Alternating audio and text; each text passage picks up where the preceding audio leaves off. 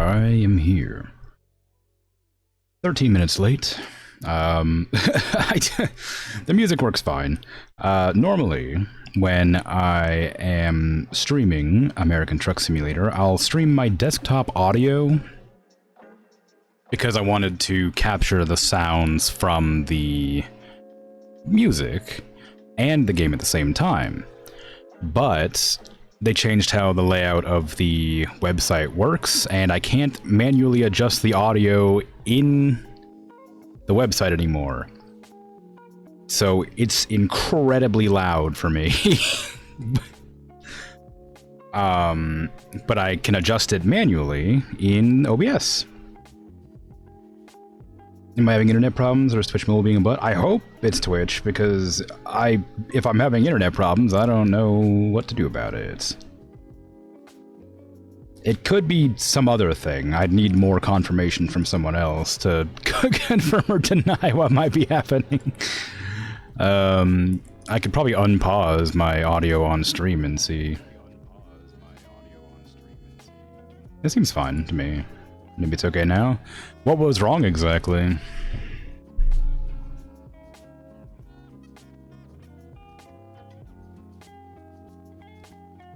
Let me volume mix my audio down so I can actually hear what I'm doing here. Like, my brain's gonna explode. You're just skipping. Oh, okay. Is it still doing that, or is it fine now?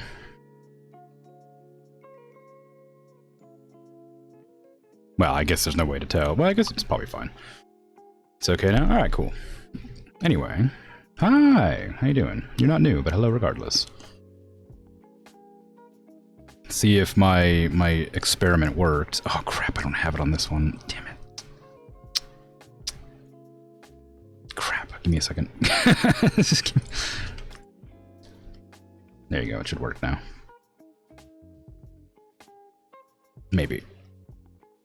I'm like capturing like 3 different audio sources now, and I just realized I tapped off the music, so it's kind of wild. Okay, is that gonna be all right? Maybe. We'll see. When the audio plays, we'll find out if it works. Game change detected. Yeah, it's fine. I don't care where I go. Where was I near? I was near Seattle. Go there.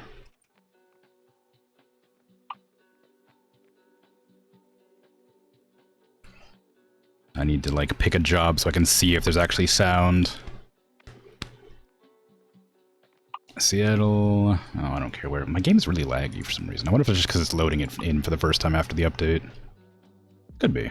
Take that one. Please have audio. I don't want to troubleshoot anymore.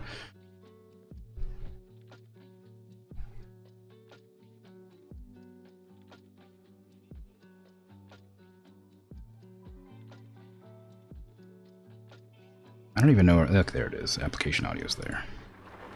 Oh, thank goodness. Okay. I have sound.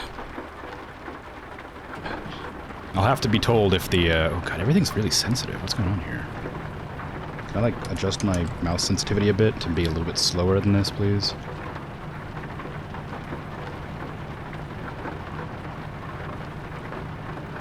Not really. What? What's going on? Oh, whatever. Alright. Go in here and change from here. A bunch of my games, after I updated some stuff on my computer, like a bunch of my games just decided to be kind of a pain in the butt for no reason. And like everything kind of just like stopped cooperating properly. And I have no idea why.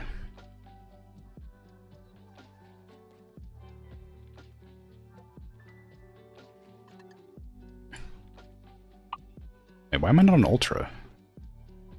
You tell me I'm not on Ultra? Oh, no, okay, it's just the mirror. Alright. You can go to high, it'll be fine. Whatever, that's not what I wanted. But yeah, sure, that's fine. Controls, can I make my mouse sensitivity less? Please?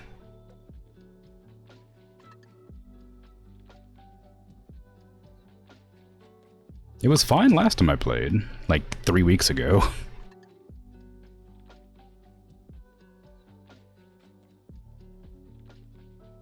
Oh god. I can't be bothered. I can't be bothered. Anyway, whatever.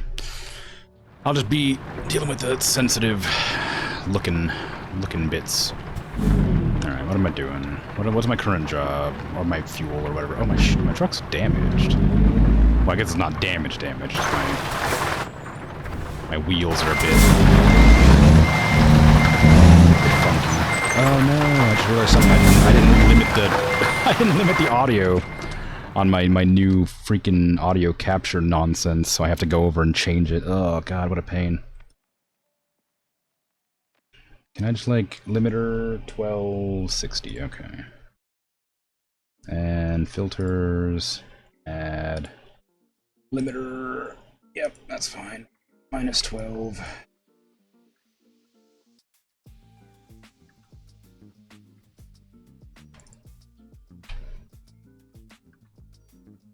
There, now it shouldn't go above, like,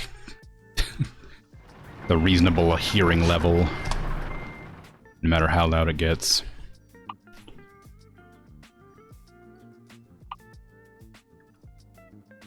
What happened to my truck? Did I crash?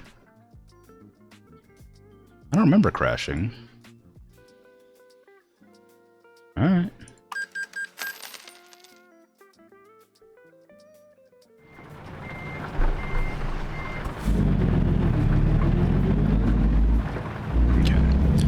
Yeah, it's been a while since I played, so I'm gonna be a little bit rusty. What's the button for wipers? That's the one. Okay, cool.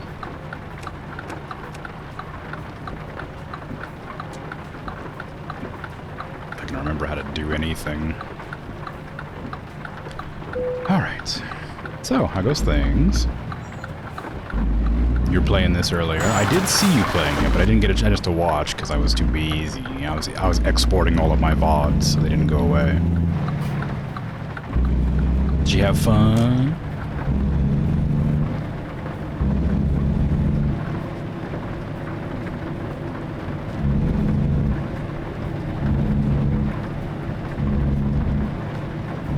The one mod that I do have, which is the one that lets me put stuff in my cabin, seems to be running fine, even though the game had an update, so that's nice.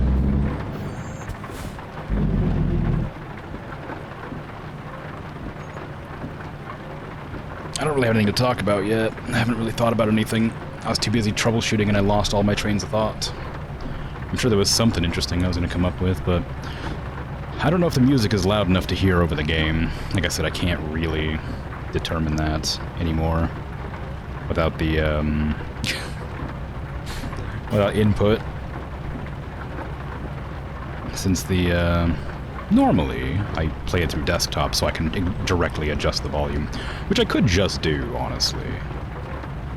That way I can have it the exact same for everybody, including myself. I might as well just do that now, actually. Yeah, just turn off all the random application nonsense I did, and then just put it on desktop so it actually, like, has the correct amount of volume for stream. That'll probably help to some degree. Maybe not, who knows. We'll see. We'll see how it goes. Because it should be the same audio level for me as it is for you now. Which might mean that it's fighting over dominance, but there's no way to be sure, is there? I know that my audio is much louder, at least, but yeah. I should probably also close Discord. That's gonna make noise. Get out of here.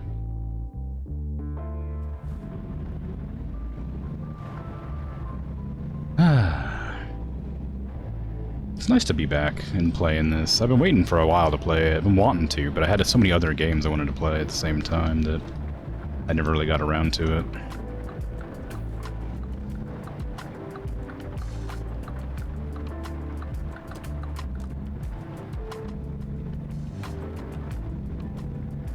So I look forward to having a good time.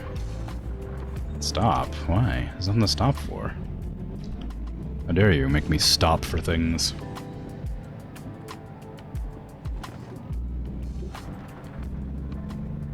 What a weird pickup. I don't think I've ever picked up from this place before.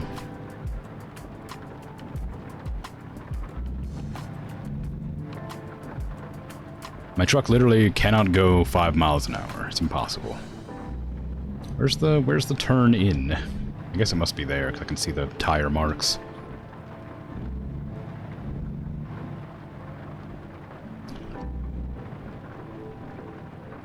Stop on a railroad track. Who do you think I am? Some kind of person who's gonna get hit by a railroad train, whatever? That railroad doesn't even go anywhere. It's outrageous. Okay, what am I doing? Freight market. I don't think there's any external things going on right now, so I'm probably not gonna bother with those. 11 hours, jeez.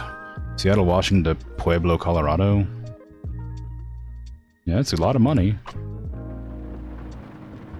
Did I take out a loan? Was I gonna buy, like, a new... Oh, I did buy a new place, didn't I? Garage manager. Did I buy a new place, or was I just thinking about it? I did buy a new place. I just bought it at the end of last stream, I guess, so it hasn't made any profit yet. I bought it in Seattle. Okay, well, there you go. Okay.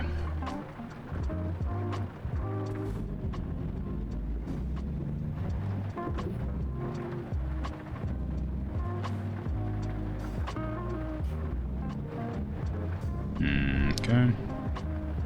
I think is this an articulated trailer? I wasn't paying attention.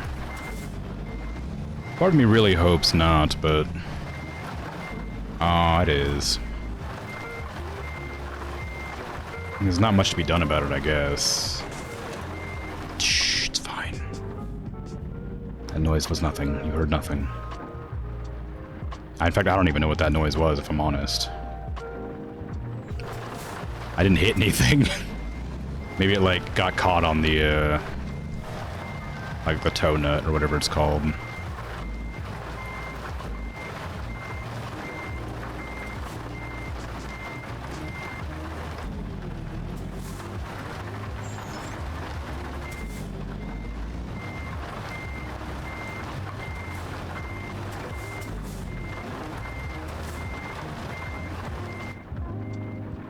The reason that's not letting me pick it up? Oh, I turned on advanced trailer hitching. I don't know how to do that. I don't know how to do that and I want to do that. Get out of here. Turn that off. I can't be bothered to learn how that works. Not right now. Later, maybe. I turned it on and then like immediately did a bunch of jobs that did not require me to do it.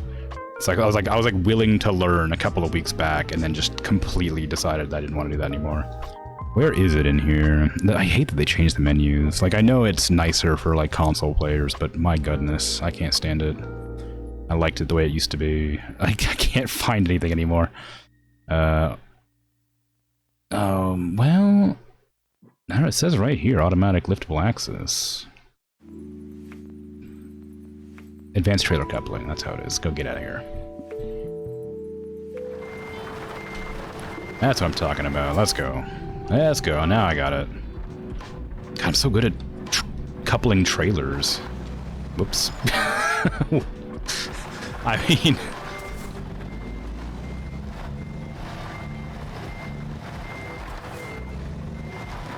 I was wondering why it was so easy to drive with such a big haul. There you go. There, now I have the weight. I've always had a hard time driving with articulated trailers, so... I don't know, I can't explain why, but something about them just really rough on me. Like, I'm sure there's a pretty legitimate, like, easy way to tell why there's an issue, but... I can't explain it. Is this not the right direction out of here? I guess it's not. Oh well, too bad.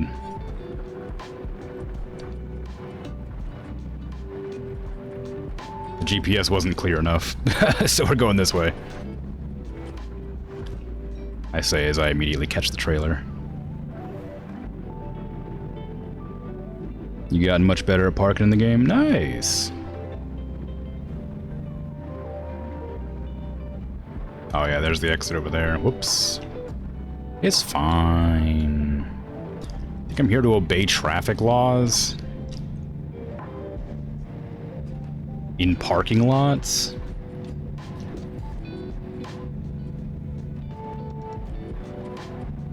1%'s nothing. Normally I'm pretty good about it, but like I just didn't know where to leave there. I didn't have like a very clear direction to go in. Have you raised your long driving skill? The one that makes you take longer jobs? It's good. It's fun. I like the long jobs. A little? Yeah. What's the longest job you think you've done, if you can remember? I probably shouldn't drive over this. I don't think I have enough room.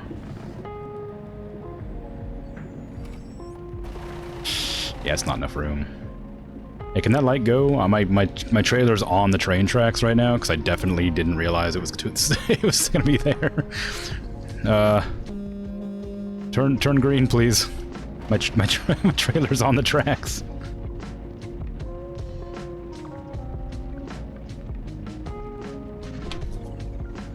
Ah, it's fine. It's fine. There's no such thing as trains. You have to now just like 7 hours? Just go on red. I mean, I can, technically. Well, actually, I don't know about this state. A lot of states have the you can turn right on red thing, but I don't know if it applies to freight trucks.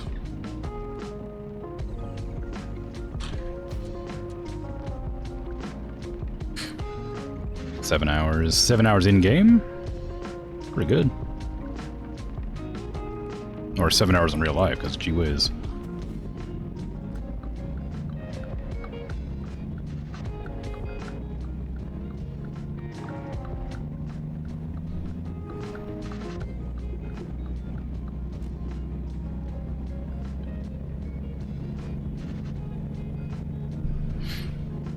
Yeah, anyone can turn right on red as long as there isn't a sign that says no turn on red. Is that true? I thought some states didn't allow that.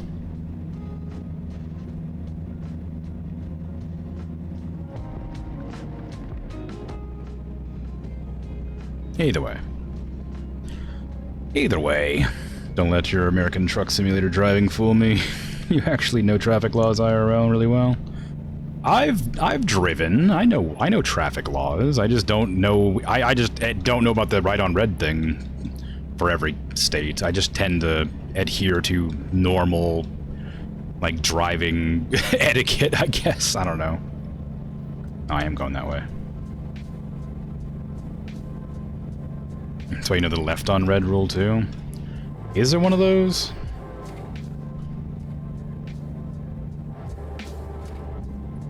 I might know that one, but I'm not positive. I feel like there isn't very many circumstances where you can go left on red. Left onto a one-way street is legal in certain states. Well, oh yeah, for like a one-way street, sure.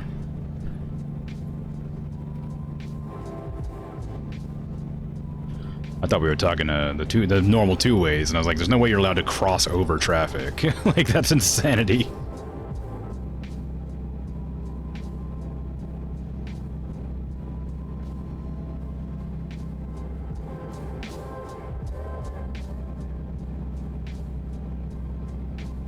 Can't cross traffic. Yeah, well, yeah, yeah, that's why I was confused. Because, like, you know, obviously not, but I don't know. Maybe I thought maybe you had a rule that you were allowed to that you knew that I didn't, and I was expecting there to be like some cool thing from some other state, and I was like, oh, in you know, Nevada, you can go right into oncoming traffic and nobody cares. It's great. And it's like, oh, okay, great, cool.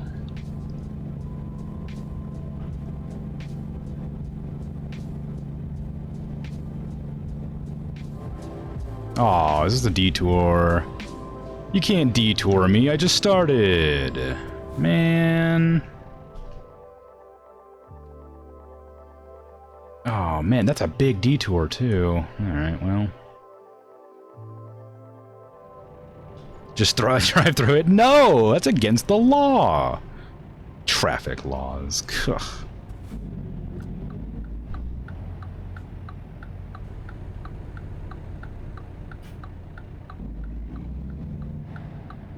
Beep beep, don't get in my way.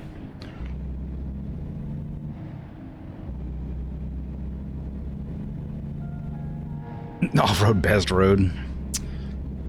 Bzz.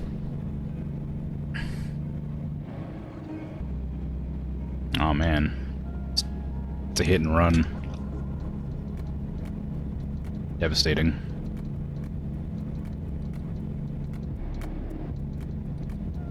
There's plenty of room on that shoulder. Well, yeah, there is plenty of room on that shoulder, but I still probably shouldn't break the law and drive there. I do make an effort, for the most part, to follow laws. I'm not gonna gun it down the road at like 150 miles an hour and like jackknife into space. Like a certain potato that I know.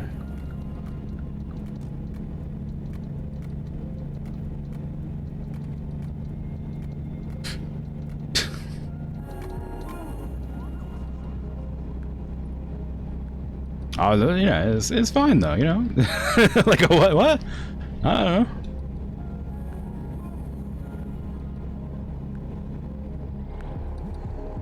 But I'm glad you're having fun with the game. It's really nice to hear. Like, it's legitimately great. I hate when shadows do this. Do I have anti-aliasing on?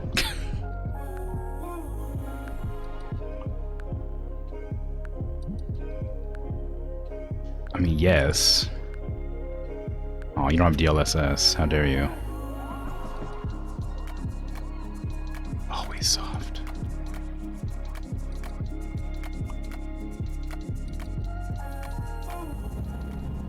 How dare you? How dare you not be the setting that I need? Where's my shadow quality? It's already on ultra. No! Why? Fix that. Fix the jagged shadow, please. I hate it.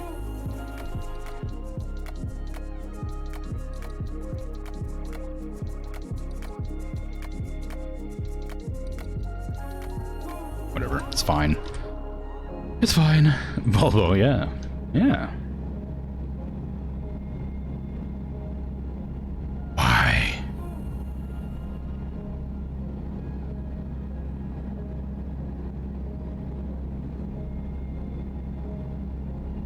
Oh, it's a good-looking game, huh?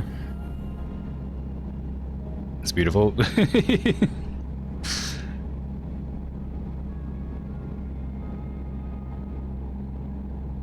Oh, the shadow fixed itself. Lovely. Portland or Seattle? What a detour. Did we go through Vancouver? Where are we? We just went through, Washington place that started with an S. Saskatchewan? I don't know. What's the... what is it called? The place that I just went through?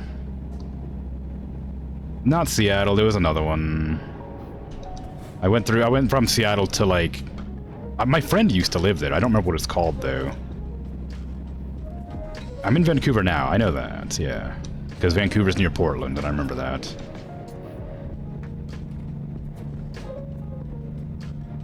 What the heck is the name of the...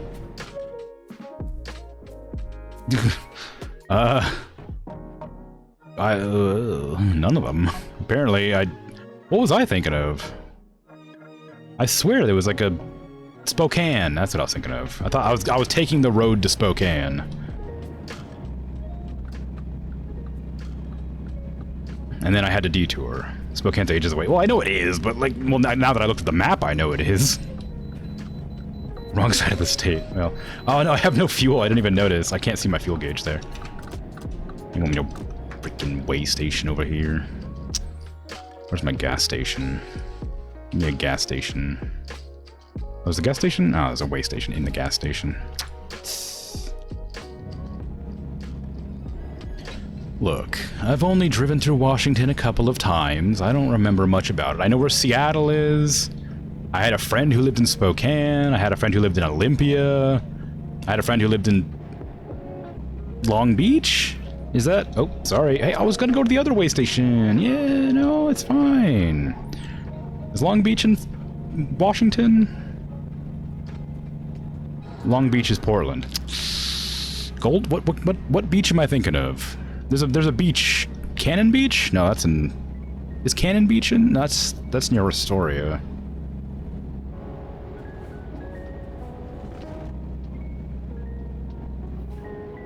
I'm pretty sure Long Beach is in Washington.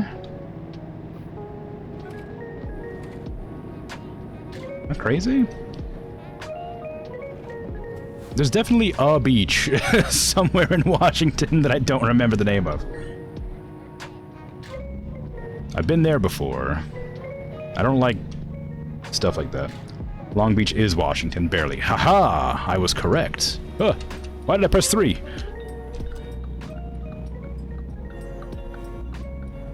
It's literally on the border.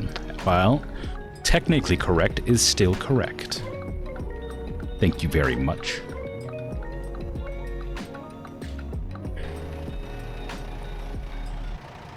Can you imagine driving like this for any amount of time?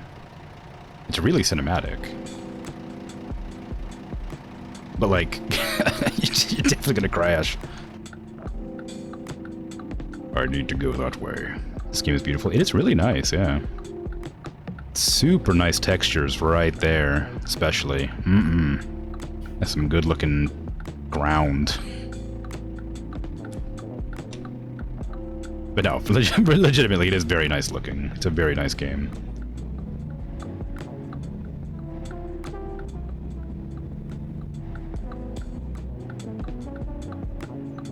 Okay, how am I gonna get over there?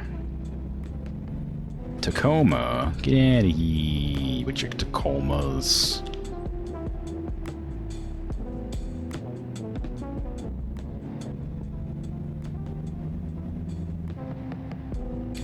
There we go. Refuel me. I need it. I forgot to do it earlier. Spend a little bit of time today putting details in your truck today. Hung a donut from the ceiling, put ATS game box on the passenger seat, the bag in the floorboard. Nice. I've got a CB radio, a kitty cat, a map, a little duffel bag, some pizza, a crowbar, some water. I got some stuff. Then promptly garage the truck so you didn't break it. Indeed.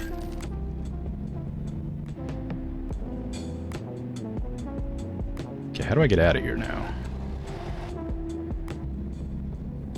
Probably not that way. Well, actually, maybe that way. Can't believe I missed the weigh station. My brain told me there was a weigh station next to the gas station, so I would just weigh my truck there, and I just completely drove past the weigh station without thinking.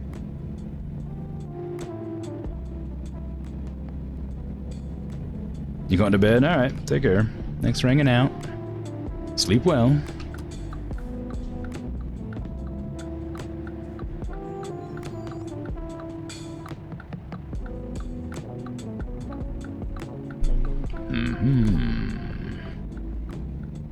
Whoa, hey! Yield to traffic that's pulling out over here. Come on. What, you got a green light or something? Get out of here. Freaking green lighters over here thinking they own the place. Hey, what are you doing? I'm trying to pull out here. Okay, you're staying. Freaking ridiculous over here. Nobody's got any manners, you know? All I'm trying to do is drive in peace out here on the open highway. And these freaking mooks just pulling out, getting run over. Is that a word? I feel like I've heard that word before. Jups, all-night talk show. What branding? I wonder if, like, American Truck Sim actually, like, has real advertisements that they're, like, willing to put in the game. I feel like they probably shouldn't do that, but I'm curious to know if you could, like, buy advertising space in American Truck Simulator. I think it'd be very annoying, but I think it is a, you know, a possibility that could make them a lot of money.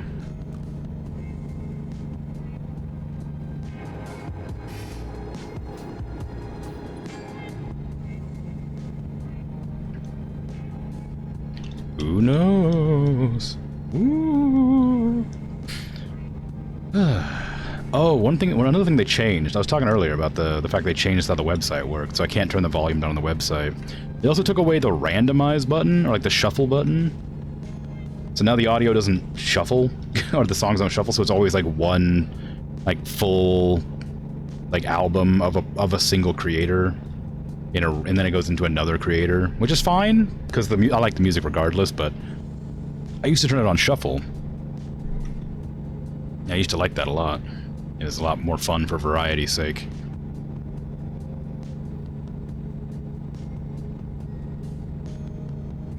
I should probably check the link's not broken. Sorry, I know I'm streaming here, but let me tab out and check this real quick. Music's gonna stop for a second, sorry. Yeah, it's fine. Okay, cool. We're good. Oh god, my mouse's sensitivity is turned down now and I hate it. It's because it's too high right now. I don't know why it's so high. Like, I don't know what changed about the game that made my sensitivity super high. But it's way too sensitive right now, and I couldn't figure out how to lower that. I'm gonna look again. It's really annoying me. It's way too high. Is it keys and buttons? I doubt it. It doesn't seem right. It's not a key or a button. I'd think it would be in controls, but when I went into controls, it was just steering speed, which I don't really want to... That's not my looking stuff.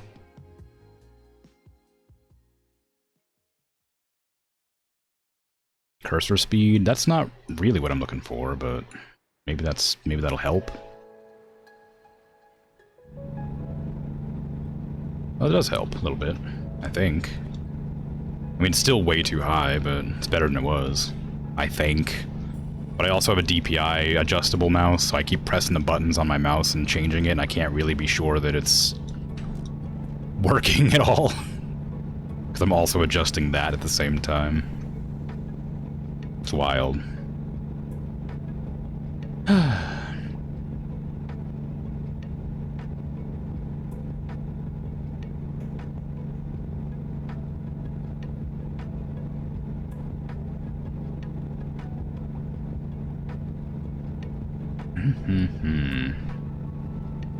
Yeah, I don't usually get, like, the opportunity to do really long drives like this. I try to take the longer ones whenever I get the chance, but the last few times I've really played the game, it's been, during, like, an event where I had to do external contracts, and those aren't usually, like, super long, or if the ones that are long are, like, not as long as the ones you can just grab in the game normally. And I think you can also, like, adjust the likelihood of getting one of the long jobs. I kind of don't want them all the time, but I don't mind them every once in a while, because it's just kind of nice just kind of zoning out and going a single direction, and just not worrying about arrival times and stuff like that. The long jobs always take a really long time, so you never have to worry about being late, really.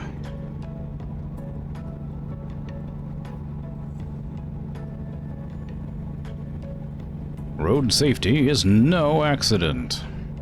Wow. That car I scared real bad, apparently. They decided they wanted to head on off the side of the road. I do hope that my audio is, like, okay. Like, because to me, I can clearly hear the truck over the music, but I have no way of troubleshooting this to be positive. I could turn back the way it was just to be positive of it, like, because I can see the levels separately, but I worry then the music would be so quiet you wouldn't be able to hear it at all. But the music is just there to take away from the monotony of the engine, so I don't have to fall asleep, kind of.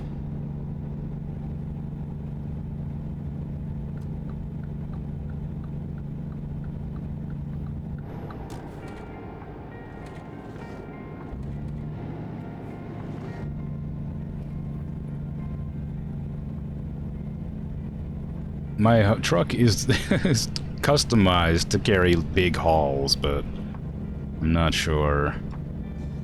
I wish I had, like, this isn't like a big deal or anything, it's just something I think about when I play this game. I wish I had a, like, my own truck in-game, not just generally. I want to buy, like, a fresh new truck, that way I can keep track of the mileage on it to, like, actually have a reasonable amount of time in the truck so I can, like, sort of feel like it belongs to me rather than a random truck I've just bought out of nowhere. Because this truck, although I like it a lot, is a truck I just bought used because it was pretty cheap, but it was really good. And so I grabbed that, but I would love to get a truck fresh and then just drive that around as my own truck. But honestly, how much I like this truck, I feel like I'd probably end up just having the same exact truck. just instead of this one, it would be a newer one. I also sort of wish I knew the difference between the trucks, because while I can vaguely understand stats, the little, the things they give you to look at, the, what do you call it? The bars, like the charts. Like, I can understand those as well as, you know, any chart, really, but it doesn't give me, like, numbers to determine, like, actually how good or bad something is as compared to everything else. Like, it says, my current one is, like, really good at hauling heavy cargo, but, like, is it better at hauling heavy cargo than another one, or when the bar maxes out, is that as good as it's gonna get? Like, if there's two trucks that are really good at hauling cargo, but they're both the exact same stats, like on that bar, are they legitimately the exact same truck, or are they different? You know, there must be some sort of variation there that isn't explained in the simplified stats of the trucks in the game, and I'd like to know them better so that I can actually make a determination of whether or not I want to have a certain truck over another one, rather than just going on appearance. Because I don't know anything about trucks in real life either, so I have no opinions one way or the other which one I grab, other than just how they look and if they have a lot of horsepower or not, basically. Like, I tend to kind of understand how the gears work, like, but do I want to always haul heavy cargo, or do I want to go for other stuff? I don't know. Speaking of, I haven't even done any of my, like, I have, like, every type of job unlocked, but I haven't come across any, like, explosives or liquids or flammables or anything like that, or acids or whatever. Corrosives, whatever it is, in a while. I need to merge here. Would you mind stopping? I didn't realize I had to merge. Sorry. But I haven't done any of those jobs in a long time. I almost always just do, like, high value or, like, urgent jobs. Very rarely do I go for the specialty jobs. But I remember them being, like, really good money early on. Like, whenever I didn't have the long hauls. I'm guessing, though, those jobs are just, like, shorter trips, but, like, better for early game. I don't know. Would you want to haul them, like, across country? I kind of doubt it, but I have no idea for sure. I imagine they would need them as much as anywhere.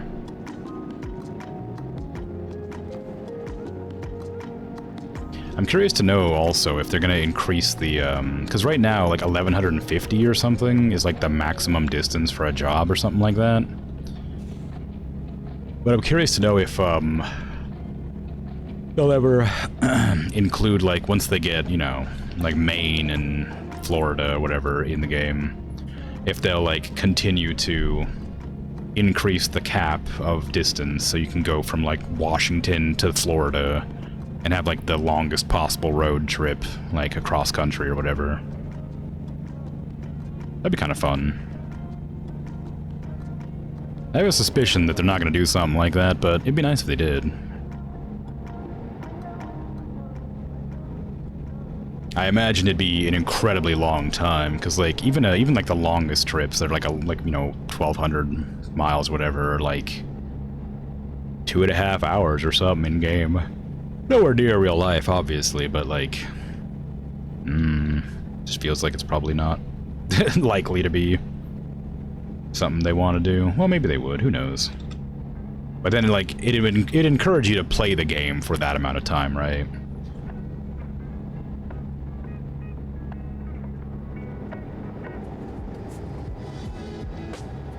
And as tiring as it gets to hear, it's really not healthy to be sat down in a chair at a computer for any amount of time. Oh, look, I can bypass the way station. How nice.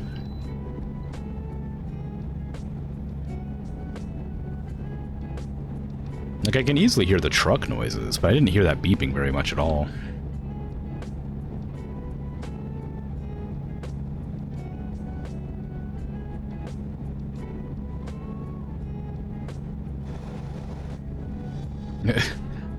I wish I had like my... Do I have my beacon on? Whoops, that's... I pressed F4. What game is F4? Oh, whoops, that's F1. I don't want to press the F buttons. I don't have a beacon. Do I? I think I do. Yeah, I do have beacons on top. Oh, there they go. Anyway. Oh, F4 is Star Citizen. I was like, why the heck did I press F4 to go into third person? That's why. Because that's how you look at your ship. In Star Citizen, you press F4. Or your person if you're walking around. But I look forward to the other... I don't really like DLC in games most of the time, but for some reason in this game I really don't mind it. It's really just really nice to have a bunch of extra places to go. I mean, grand total, the DLCs are quite expensive, but individually they're not that bad. They're like $10, $15. They go on sale for like $5 sometimes. I imagine that'll get lower as they get older. But the game is pretty old on its own, all things considered. Like, it's from 2016 or something like that. I don't know exactly. Something like that, around there, 2018, I'm not sure. But I think the base game is pretty cheap, and I don't remember what states it comes with. I think California, maybe Oregon, Washington, and like Idaho and Nevada, maybe? I don't know. It's not very many, but it's a pretty decent amount if you just want to drive around for a bit. Like, Euro Truck Simulator doesn't have a huge amount of space to drive around, but I think the scale is slightly different than the American one, because America is enormous versus, like, Europe and, like, UK and Scotland and all that. Or Ireland and... Well, the areas over there are quite a bit closer together, so... You know, you're unlikely to have as many, I don't know. Whatever I'm trying to say. I'm tired. I can't think right now. I'm sure I had some sort of coherent thought available in there.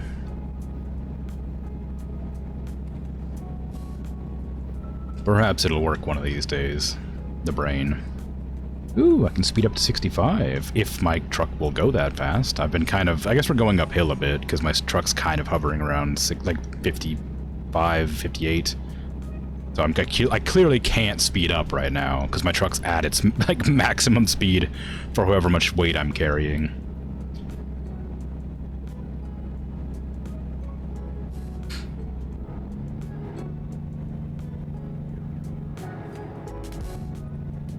It's taking this turn at 60. Oh, I guess that's for regular traffic. I was gonna say, I'm like not even able to go 60, so it doesn't really affect me, but... That information is not for me. That is for someone else. Yeah, everything interesting to talk about, oddly. Like, normally I have at least something planned to speak about, but... After the technical difficulties I had earlier in stream, I just literally have no idea what to talk about. I still do want to check my audio, just to make sure it sounds alright. I'm monitoring my audio, but because I have the monitor set pretty low, I can't actually hear it. I'd have to turn the desktop audio to, like, 0. Right now it's at -10. So it's lowering the volume I'm hearing by about 10 for the stream or whatever. That way my voice is louder than the audio of the game. So realistically it should be fine, but the amount of effort I'd have to go through to pause the game, pause the music, unmute the stream, because there's no delay on the stream right now, which I could adjust, but I'm not going to because I can't be bothered. Because there's no delay, there's no way for me to check without, like, being really fast about, like, tabbing out and pressing the unmute button, but that's a nightmare. And most of the time, when I very first started streaming, which I didn't know how to set my settings, I'm going way too fast. I didn't know how to set my settings. I know now, but I always worry anyway. Excuse me. I used to have like a 5 or 10 second point at the very start of the video, or start of the stream, where I would unmute myself, or unmute my Twitch audio, and then listen to myself talk, and check the volume levels that way. But that wasn't a good idea, because all of my old VODs are incredibly quiet. And I assume it's because of the way that I have my audio, my personal audio set up. Because I'm really sensitive to noise, so I have all of my stuff really quiet. I have my default volume level is about 20% of my maximum volume. And I go up to 30 if there's like a quiet video. And that's as high as I'll go. If it goes any louder than that, I am like having a bad time. It is too loud. So I'm guessing that the reason that my old VODs, I'm just like turning between lanes here. My old VODs are probably quiet because of that. But I have no way to be sure. Because I've not tested it in a while. But overall, my audio seems to be fine now. I think it's still on the quiet side, but that's probably just because of how I have everything set. But it's still like loud enough. Like I said, if I turn my volume up on my computer to 30%, then it's fine. And I know that a lot of people, when they watch videos on YouTube or on Twitch or whatever, they'll have their computer set to 100% and adjust the volume slider on the video instead. That's how a lot of my friends tend to watch videos, and that's fine too, but I just choose to not do that. I don't want to, like, press play one day and have, like, a video at max volume blast out my headphones. I'd rather just have it fairly quiet and then turn it up if need be. I also have a volume control on my headset, which I have talked about before. Up on the headset is down volume, down on the headset is up volume. I don't know why. It's really annoying, but if I do need to increase the volume or decrease the volume on a quick, I can just press those buttons. Not press, hold. I think pressing them like pauses the audio or whatever. Let me check. I don't know, it didn't do anything. I'm pretty sure that if I have like a window in focus, it'll pause the video. It doesn't do anything on this game apparently. And that's fine. It's whatever.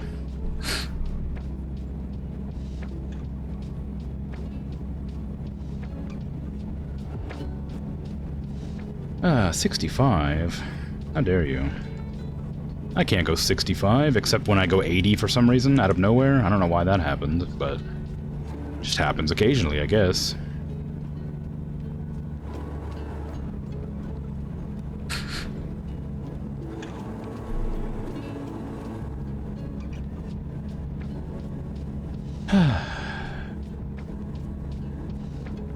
Yeah, I still gotta make an effort to finish up my, my screen for next month. Because I change my starting soon screens every, month. For fun, I guess. My current starting soon screen is melting away, because I wanted to change it to, like, look wildly different, but I don't know how much effort I want to put into it, and I'm trying to still use my left hand to draw it like I did with this last one. But, like, the longer... Like, my left-handed drawings are messier, but I can get them to, like, the same skill level as my right-handed drawings if I just take a long time on them. So, it depends on how much time and effort I want to dedicate to making the image. Because I like the low-effort look of the last screen. It's like, well, not this. This month I'm actually, like, kind of ashamed of because it's really low effort. Because I didn't really want to, like, figure out how to make everything melt properly, so I just, like, blurred it all out and made the sun really big and bright. Instead of, like, actually, like, you know, wibbling or wobbling or melting all the different stuff into whatever. And I felt like it was in bad taste to light things on fire. So I didn't. So I'm not really proud of this month's starting soon screen, but it's fine because next month I'm gonna probably change the theme entirely, but I haven't really decided on a theme yet. I think maybe I'll try like a neon, like lights sort of thing, like a neon city, or maybe I'll just do like a spacey thing. But space seems a little bit boring, like for a chill stream. I worry it would like give like a wrong message. I don't know if that's true, but. Like, I worry that it wouldn't, like, get across, like, the general atmosphere of the stream. I don't want it to be, like, focused entirely on, like, a sci-fi aspect, but just, like, As far as Crimson Moon goes, I suppose that would make some sense, because, of course, the moon's there, but... space, like low-effort space, is kind of, like, difficult to do, because when you do, like, sci-fi or spacey stuff, it's always going to be, like... a bit more, like, more panels, more wires, more buttons, you know, stuff like that. If you just do a space background, it looks just like you've done nothing kind of stuff, like... And, I don't know, I just kind of I gotta figure out what to do with that to make it look actually, like, properly good and nice. But I have no idea where to go for it, honestly. I'll figure something out. I'm not terribly creative, so it's kind of rough, but... I'm sure I'll manage. It's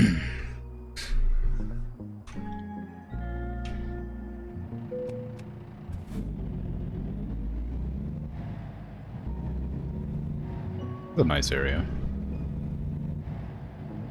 It's a shame you have to go into photo mode to walk around. It's another problem I have. Well, I say problem, it's not a problem at all. It's a minor inconvenience I would... which was part of the reason I stopped playing the game Elite Dangerous.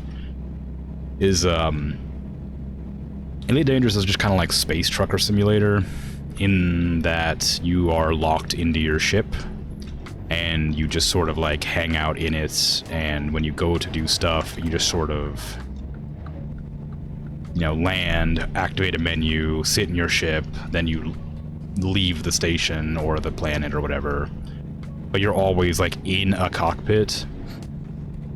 Much like this game, you're always in your seat, which is fine. Like, it's not like a huge deal. It's just like, I wish that I could make it, I wish I could walk around. Just, it's like, not a big deal, like I said. You can walk around in this menu, I think. There's like a way to like, actually like look at your truck on the ground or whatever. I don't remember how to do it, but I remember there being a way to do it. But like in Elite Dangerous, it's like one of the most requested features for the entire time that game's been around, which is like a long time, was that they wanted people to, or they wanted to be able to walk around their ships. Like, you spend a long time making the money to buy a ship, you get a new ship, it's really cool, it looks great, it flies interestingly, the cockpits are all different, you know, it has like sound effects are different, weapons are different, stuff like that. Very cool. You could look at it in third person, you know, like this or whatever. You could turn it around, look around like that, whatever. But like, you can't get up and walk around. You can't look at the different floors, the different decks, the crew quarters, the canteen. You can't look at the, you know, stuff like that. So it's kind of a it's not disappointing so much as it's just like very specifically a way, but everybody always wanted them to add the ability to walk around your ship, and then they added the ability to walk with ground missions in the Odyssey update, I think it was, where you had like ground combat. You could get out of your ship and do ground combat, but they didn't allow you to walk around your ship still. For whatever reason, they just didn't. And like, one of the most requested features for the entire time that game's been around, like 10 years, 15 years, however long it's been, was to walk around on your ships. And it feels like a real slap to the face of the community to just make you able to like walk around on the planets and in bases and stuff to do combat, but not your own like home where you live, your ship. And so that's part of the reason I didn't want to keep playing Elite Dangerous anymore, despite loving the game. There was like that minor inconvenience that just never addressed really bothered me. And I remember that like the community was in this like big, like, I want to say uproar, but that's not the word. Uproar is like a negative connotation. They're really excited when, I think it was the Crate Mark II, which is a type of ship in the game, had a really well-detailed coffee machine back behind the pilot's seat, because everybody assumed that was the developer's way of like teasing that they were going to add the ability to walk around your ship, because that coffee machine was so well-detailed, and they had like a whole like cabin behind the seat you could kind of see. And they're like, oh man, obviously, like that means they're gonna add the ability to walk around your ship, because they rendered a cabin back there and they gave you like a thing to look at and like a thing to interact with, but like, no, they just didn't. It was really sad, and everybody was like mad about it, and I'm like, I fully get it. Like, So I started playing Star Citizen, and my goodness, it's just Elite Dangerous, but like kinda just scratches all the itches that Elite Dangerous refused to address. So I don't know.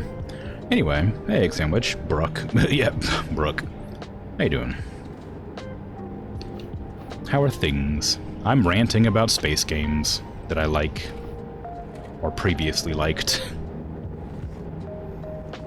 I don't even know if the ad break... I don't know if you can hear me through the ad break, but either way, hi. I'll greet you again shortly if you didn't hear me. But I'm going to continue my rant very... Well, not briefly. I'm going to just keep ranting about it because I can. It's my stream. It's maybe it's a bit, like, dense or untenable. Like, maybe it's hard to understand. Because, like, you have to sort of play those games to get it, but... Elite Dangerous was like a game I played for like such a long time. I absolutely adored it. I started with the Sidewinder, like everybody, made my way up to like a Viper or whatever. I think it was a Viper. Bought myself an Asp Explorer, then flew around making money doing like scanning and stuff like that. Bought myself a like a Vulture or something. Was it Python or Vulture that I got first? I don't remember. One of them's more like a higher version of the other one. Like I bought like a combat ship. It started doing like bounties, and made a ton of money doing bounties for a long time.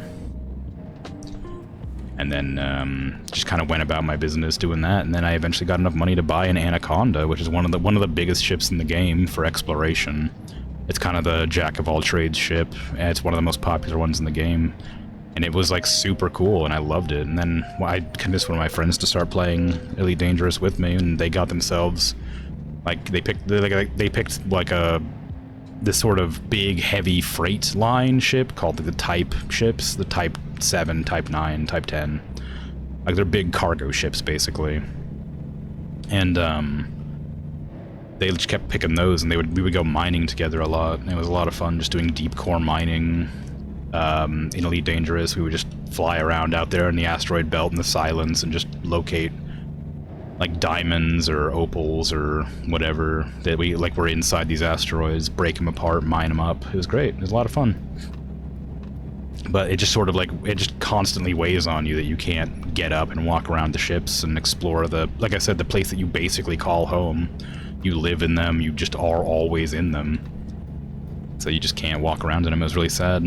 But then a friend of mine finally convinced me to play Star Citizen, and I'd heard all these horrible things about it, Scam Citizen and all that. Ads have stopped, so hey, Egg Sandwich, I don't know if you heard me because ads are playing, but how you doing?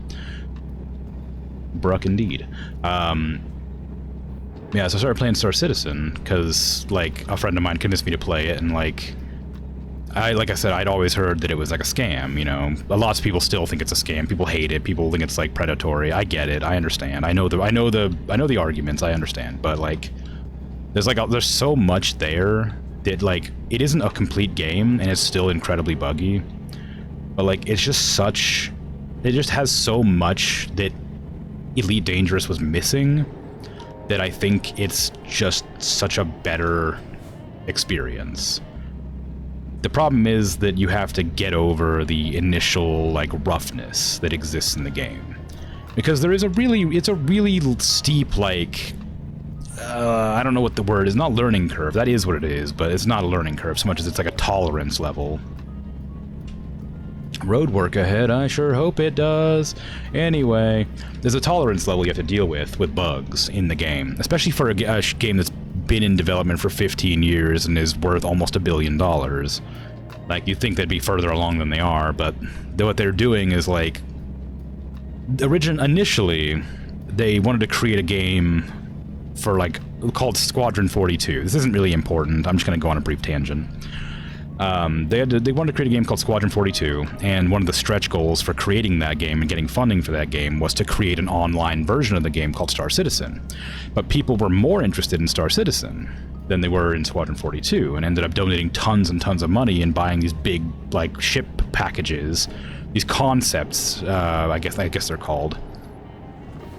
And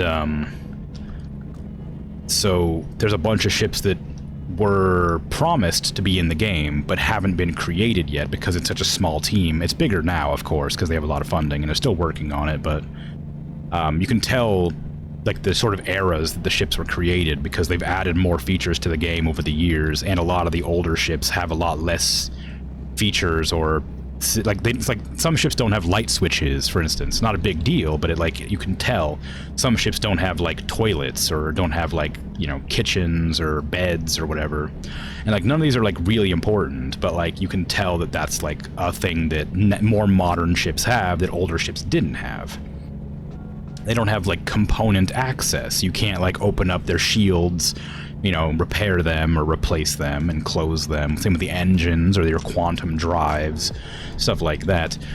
So some ships just don't have access to those. And you can tell that that's obviously because those ships are older, or because they just haven't like given the, I think it's called the gold standard pass now or something like that. It's irrelevant anyway, but the game was initially meant to be a single-player game, but people really were interested in the online version of it. And they promised, like, a lot of features, that there's, like, a real unlikely... like, it's like, when you hear somebody saying, like, oh, that's too good to be true. It's like that. They promise so many things, and you're like, oh, that'd be great, but that doesn't seem possible. And it wasn't 15 years ago, and it's barely possible now. But they keep on adding to it, and it's gotten a lot more complete. It's legitimately a very good game with lots of stuff to play and do. And I would recommend it, but you have to have a tolerance. You can get it pretty cheap. $45, I think, is the cheapest ship you can buy, so it's just another game that you can buy for $45. Or you can wait for a free fly event that they do pretty regularly. I think there's one going on right now for the weekend, but it's almost over, so I wouldn't recommend it. But anyway... a free fly event is when they let you download and try the game for free. You have to sign up with an account, obviously, but they'll let you play with some ships they just give you, so you could try out the different play styles or whatever. You don't get to keep them, obviously, and you only get to play for like a week during the free fly event. But if you have any interest in space games or trucking, like relaxing simulator games, it's like a space trucking simulator. It's very much that. And I would recommend giving it a try during a free fly if you haven't even a vague interest in that sort of thing. But to digress a bit, the game's very expensive, and there are ships that starter ships. The cheapest ship is called an Aurora, I'm pretty sure. Or maybe it's the Pisces. Either way, the Pisces is is just a shuttle. It doesn't really do anything. It's not very useful. It has like no guns, or maybe it has like one gun. I don't know. It's not worth it. The Aurora is okay. It's like the second cheapest ship for $45. It's for $47, $49, something like that. That was my starter ship. It served a purpose. It was an okay fighter. It could do bounties. You could sleep in it. It had a bed.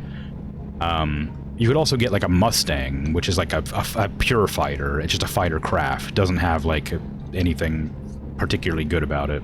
Nothing bad about it either, really. I wouldn't recommend it. But there's a humongous jump in price to like the next starter ship. Well, actually, there's 2 starter ships now. But we're not going to talk about the Shuyen, because that's not a starter ship. They just say it is. The Nomad, which looks a lot like the Asp Explorer from Elite Dangerous, which I absolutely adore. It's like a pickup truck ship. And it's beautiful, but it's like $110. It goes from $45 to $110 or something like that. Or maybe it's $90. It was expensive. I think they might have reduced the price. Point is, you could buy some junk ships for starting the game just to fly around in for a reasonable price. But if you actually want to play the game, you need to join other players on their ships to make money by like having them give you some money for helping them do bounties or something.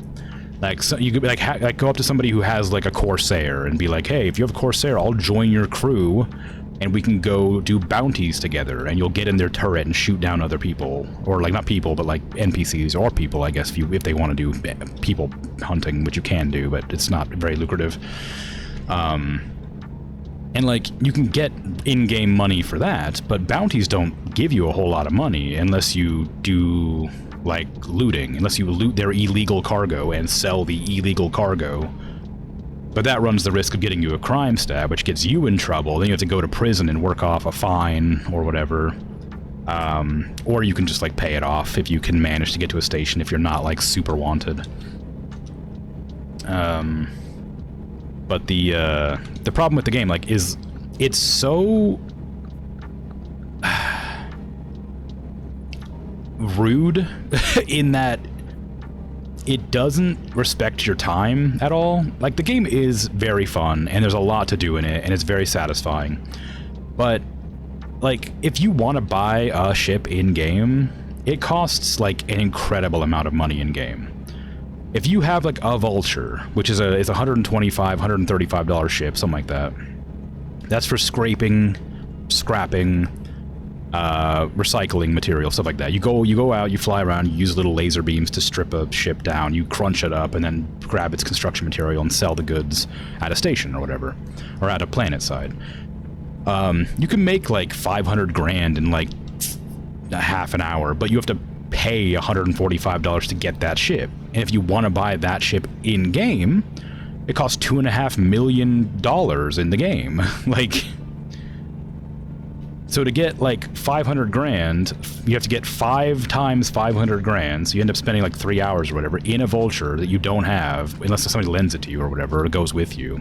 But then if you go with somebody, they're very unlikely to let you take the full price, so they'll give you like some of it. You're like, okay, you can take the boxes out of the hopper, and I'll you know, scrape the ships. I'm going too fast.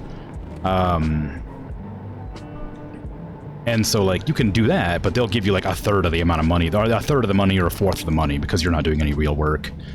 And it's very rare for people to, like, take Vultures along. They'll usually take a Reclaimer, but those are, like, I don't even know how much expensive I don't know how expensive a Reclaimer is. I'm gonna guess a Reclaimer's around $450, based on the price ranges of other ships.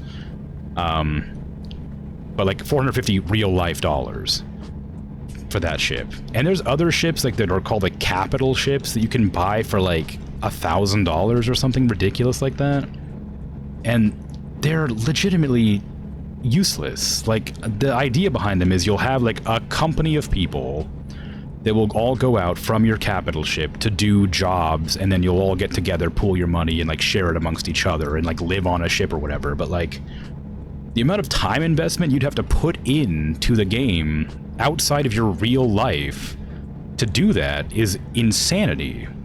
Like, you'd have no free time for anything other than Star Citizen. And it's meant to be a simulator game, but there's a point where simulation becomes a bit too real, in that, like, it takes too long, or it's just, like, too real.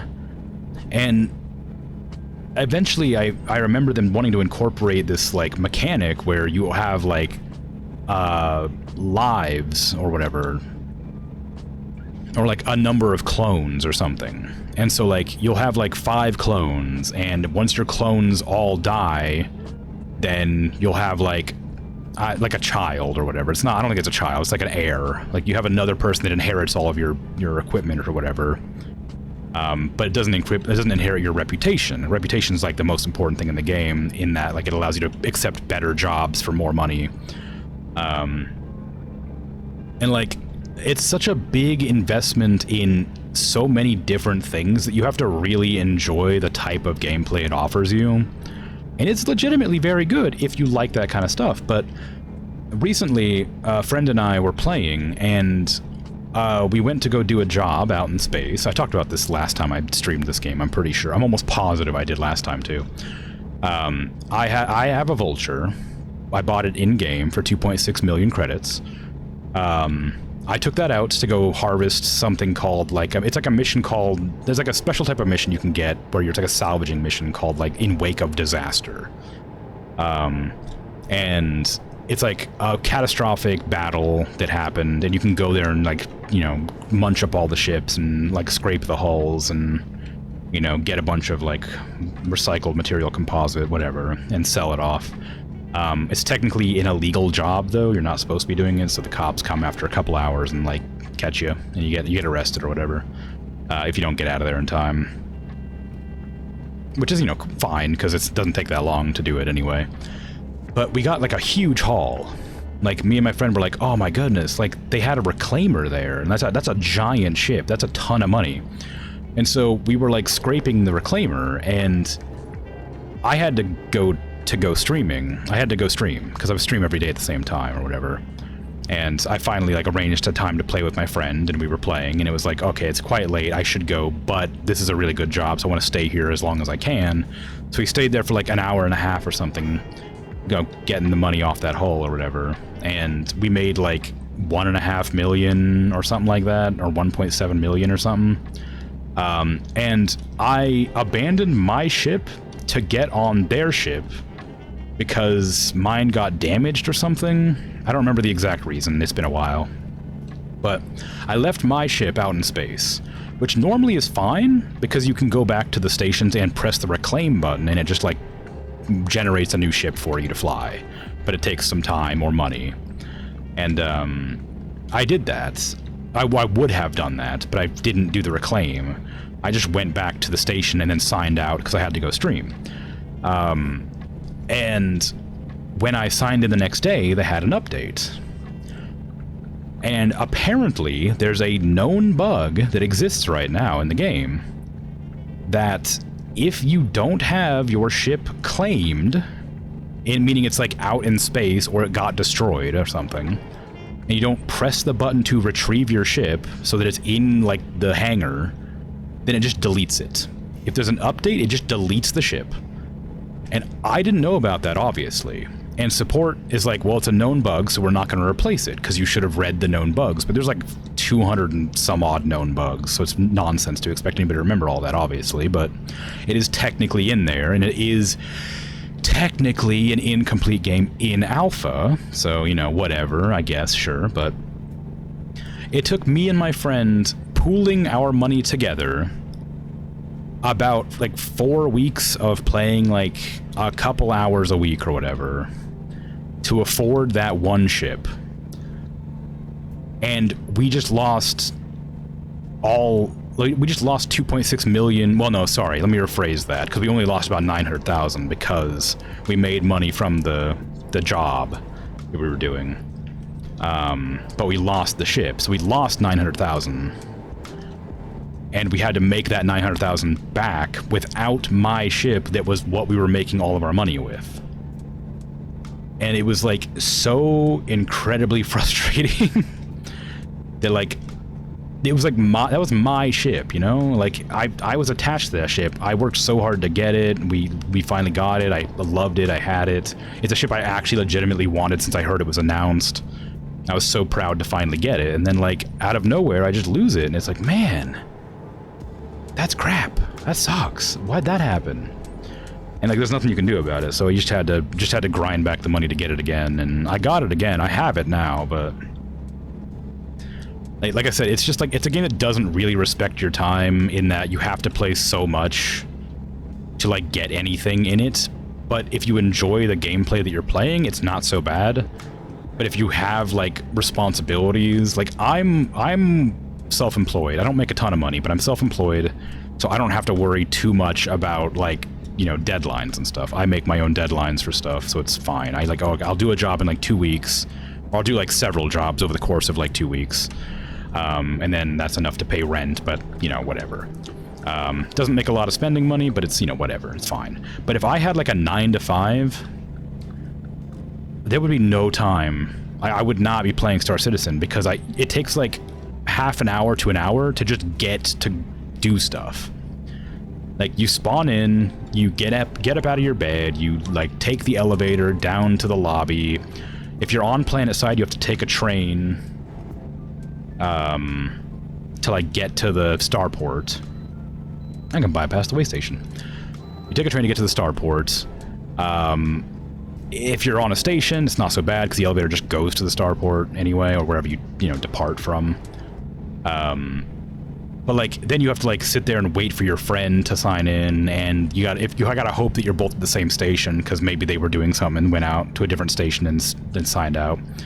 God forbid they're at like a Reason and you're like, not a Reason, sorry. They're at like Crusader, which is a gas giant, and you're at like ArcCorp, which is a regular planet, tech planet. Doesn't matter. Don't worry about it. Anyway, like that's. Yeah, like, luckily my friend has a size 2 quantum drive, which means nothing to anybody who doesn't know what I'm talking about.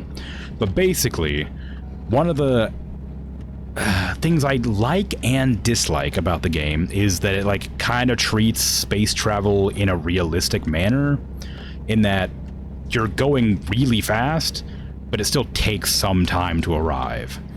So you're like, all right, I'll fly from this side of the solar system to that side of the solar system. And it's like, okay, yeah, okay, it's 50 gigameters, and I'm like, all right, sweet. And so you set it down, you set the button, you click it, and then it just starts traveling, and you're like, okay, cool. And you're just like in like a warp state. You're flying through in quantum drive. You're just going and going. You can get up out of your seat. Walk around your ship, do whatever you want, tab out, watch a video, and it takes about 7 to 10 minutes to get where you're going. And then you arrive and it's fine. The quantum drive size 2 that my friend has is like, that trip is like 3 to 5 minutes. It's incredibly fast compared to my quantum drive, which is a size 1. And ships have their special sizes of stuff. You can't like put a size 2 into a size 1 port. It doesn't work, obviously. So I can't travel to them usually. They have to travel to me, but we also like need to like gather together. So no matter what, one of us will either have to travel to each other, or we might luckily be in the same location, but that's pretty rare. So it takes about 10, 15, 20 minutes to like get together with somebody to begin like planning to do a task. And then you're like, okay, what do we want to do? Do you want to go salvaging? Do you want to go mining? Do you want to go do some bounties? And that'll like determine kind of what ships you want to use, where you want to go. And you'll be like, okay, let's do this. So we go salvaging, for instance, and I'll be like, okay, let me take a salvage job, or let us go scan some plates. The plates are the most profitable thing you can do in the game right now, but it's not very fun. I like to break the ships down. I think that's more fun, and it makes more sense in the salvaging aspect, but they nerfed the amount of money you can make doing that, because they used to sell... used to be that you sold construction materials, which is like the framework of the ship, like the chassis, and that would sell for a ton of money. But what people would do is they would exploit this mechanic, and they would just fly up to a ship, crunch it, it's called fracturing, but everybody calls it crunching. Well, I call it crunching. Anyway, you'd crunch the ship, it would break the ship apart, and then you'd like dissolve it into its construction material, and then you just go and sell it. And that would make an incredible amount of money. So they nerfed that because it was way too profitable. So that only RMC, which is the stuff you kind of like laser beam off the ship's hull, was the only way to make money doing that. And then the RMC was the only way to make money. So they didn't balance it at all. So there's no reason to ever break apart ships now, because they're just not profitable, unless you just want to do it for role-playing purposes, which I was doing for a little while, but one SCU of RMC sells for 15,000 or 14,000 or whatever, and one SCU, sorry, that's standard containment or unit or whatever, standard size. It's a box of stuff. It's just like a standard measurement. So one box of this stuff is 14 grand versus one box of the construction material, which used to be really profitable, is now like 500 credits or some incredibly low number like that. So like nobody does actual ship salvaging anymore, even though it's really fun. You could basically just go out, fly out to a ship that's like been like decommissioned or whatever, and you start like taking apart the hull. You go inside. Sometimes they left like boxes in there of like tradable materials, like Quantanium or something. You sell them. I don't know why I'm ranting about Star Citizen during my American Truck Simulator stream. I've been going at this for like 45 minutes or something. I've literally been like just ranting about Star Citizen and Elite Dangerous for 45 minutes. I'm gonna keep doing it. So, you know, tune in or tune out, whatever. The point is, but like I've been like doing that, and like you go down, you get the ship, you go, there's like a bunch of different types of ships you can take apart.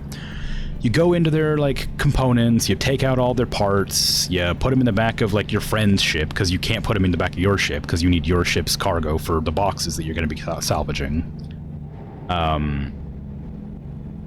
And they take like the guns off, they take all the components out, then I, dissolve the ship, and then like once it's fully like stripped of its like hull, I crunch it so that it doesn't show up as a ship anymore, and it'll like get deleted by the game eventually. So it doesn't show up as like a thing that exists. You can't scan for it anymore. And then I go and sell the bits and bobs, and you know, make a fair shake of cash. But it's a lot slower to do it that way. It's way faster to just go in and do it on plates, which isn't worth talking about really. But yeah, but like that's like you go in for about 20-30 minutes, then you have to fly to a location, which takes another like 5, 10, 20 minutes, whatever. 5, 10 minutes. It doesn't take that long. It takes like 5 to 10 minutes, depending on where you chose to take a job from. And then you fly out there, you zoom around. Very occasionally, there's a bug that occurs that just does not let you harvest the ship.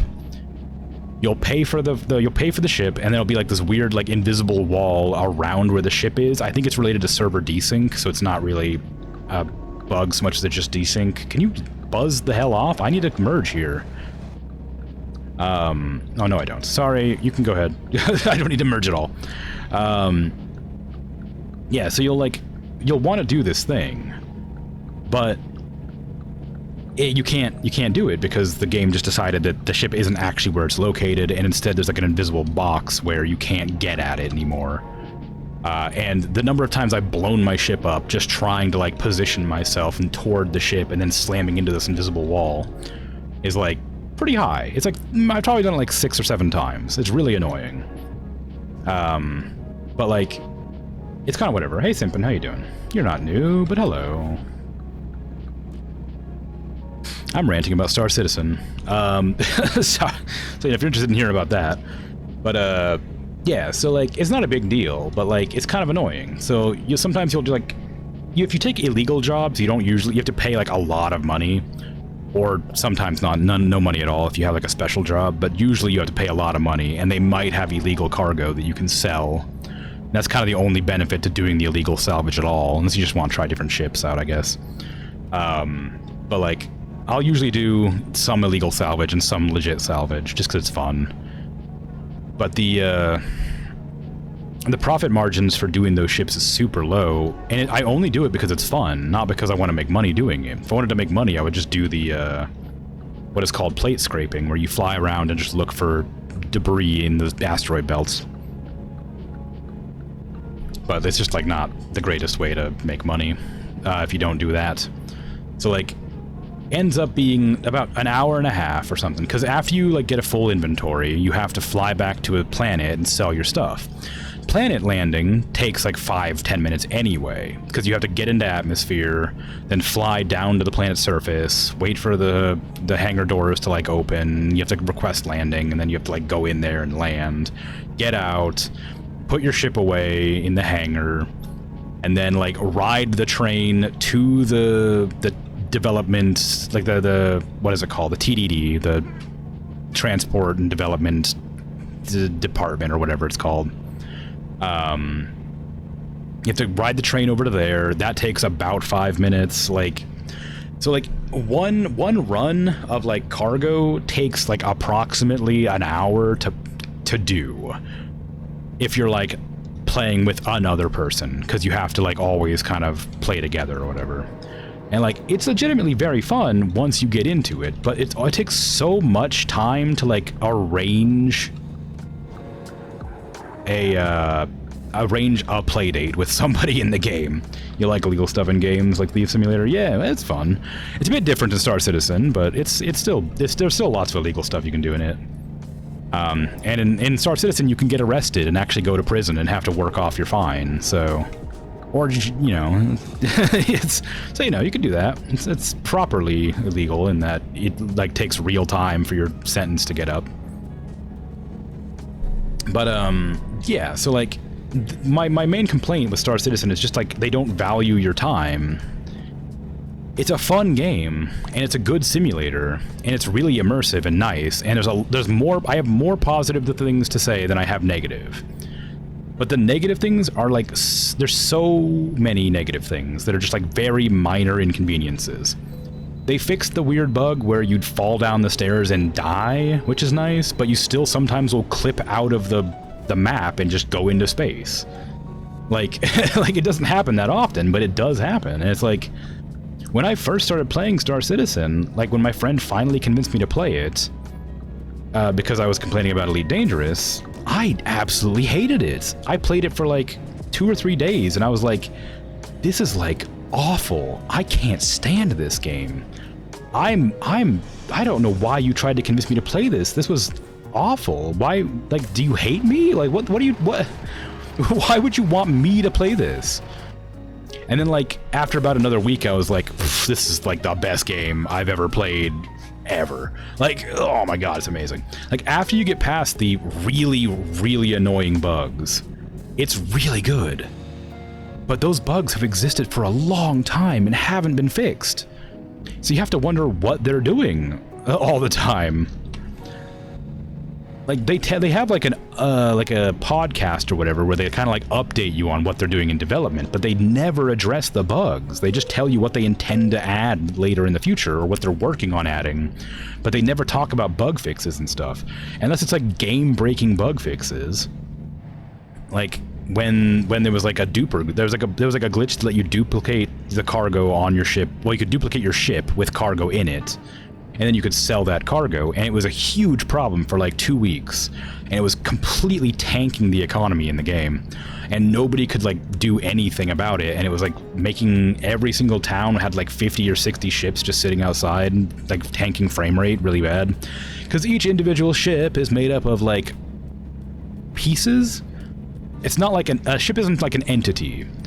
Each individual ship is like a series of pieces on top of a skeleton. It like gently moves as you like move the ship around, so it has a lot of like extra processing behind it. And so like you have like dozens of entities per ship rendered in like 60, 70 times in one location, and it tanks your frame rate to like 5 FPS, and like it was awful. Like it was the worst, and they nipped that in the bud right away. Like they after 2 weeks they're like, okay, we found the problem, we know how to fix it, it's done, it's gone. And it's like everybody's like, great, perfect, we love it. But they're working on something called server meshing right now, which is incredibly impressive tech if it works. But the idea is basically that you want to like go to a location, it will determine the best area. Like there's like, you know, a number of different locations, like servers or whatever, and in the servers there's like shards, I think they're called, where like individual like bits of the server that have processing of certain areas, and they want it to be like persistent meshing, so that if you like are at this location and you go to that location, you will see other people at that location from other servers, and it'll have all the like debris and equipment and ships that were on that location rendered into this one spot, and it'll like readjust where all of its processing power is based on where all the servers merge together and stuff like that. It's not, that's a bit oversimplified. It's a lot more complex than that. It's very interesting tech, and I'd recommend looking into it because it's pretty cool, but it's super rough right now, and they're not doing server meshing yet, but they're kind of trying it out in like various states, and it just isn't really working yet. And the game's performance is already incredibly bad. So I don't know what they're doing or what they're gonna try to do. Like, they always have free fly events. Like, I'm gonna digress and tangent a lot here because I have nothing else to talk about. And you know, feel free to interrupt me anytime if you want to chat about something else, but I'm gonna keep tangenting here. So, the free fly events, which I talked about briefly about 20 minutes ago, is when they allow people who don't own the game to play the game with rented ships for about a week. So you could check it out during like an event. So there'd be like the big baddies are attacking, so they want you to get all your fighters together and go attack them. Get your haulers together and carry materials to the big ship to fight them back, that sort of thing. It's cool, it's a community event. But like the problem is, the servers can't handle the incredible number of people that play during free flies. And like, every time a free fly event happens, the servers absolutely die. And it makes such a bad impression on anybody who's trying the game out for free, because they haven't figured out how to make the servers like balanced and like good. Like, it's fine when they're not doing a free fly event most of the time, but when they are, it's crazy laggy. Like, you'll press a button to open the elevator doors and you'll stand there for like 30 seconds to like 5 minutes waiting for that to respond. And like, it's ridiculous. Like, when the free flies aren't happening, you have to wait maybe maximum 10 seconds because the server's lagged a little bit. But like, then you're in like dogfighting. You're dogfighting in space with a bunch of other fighters, and there's like 15 of you players zooming around this giant group of 4 ships. They're like really big ships, and you're like all helping each other like blast this ship together. But you're all flying around each other, and the server's lagging, so the enemy ship is like pinging around, like just teleporting around the place, like flying forward, then like rubber banding backwards, and flying forward, then rubber banding backwards, and then teleporting way over there because it like realized that it was supposed to be going forward the whole time. And like, then like you just like accidentally slam your ship into somebody else's ship because the server thought they were going this direction, but actually they decided to turn really suddenly, so the server had to catch up. And you're just like sitting in space, and then suddenly their ship slams into you because they're not going the direction that the server thought they were going. Because the server has to like compensate for the lag by kind of keeping you going the direction you generally were going in. Like, it predicts where you meant to go, and then it catches you back up after a while. But that causes people to crash into things and each other all the time. It's really annoying. So like, the free fly events, while are a great way to get into the game, always make the server absolutely dog water. And like, nobody's gonna play the game. Like, if I played the game for the first time during a free fly event, I would be like, this is unplayable and I will never try this game ever again. It would be such a bad first impression. Like, it's a terrible idea. I don't know what they think about that. Like, why would you, like, the free fly events just need a little bit of like server tuning, like make it a little bit smoother. I don't know how to fix it. I don't work with that kind of business. I don't know how it works, but I just feel like if you're gonna have like a couple thousand or a couple tens of thousands new people playing your game to see if they want to buy something or like it, I feel like that's going to be your biggest income. Like, maybe figure out how to make it not awful, you know?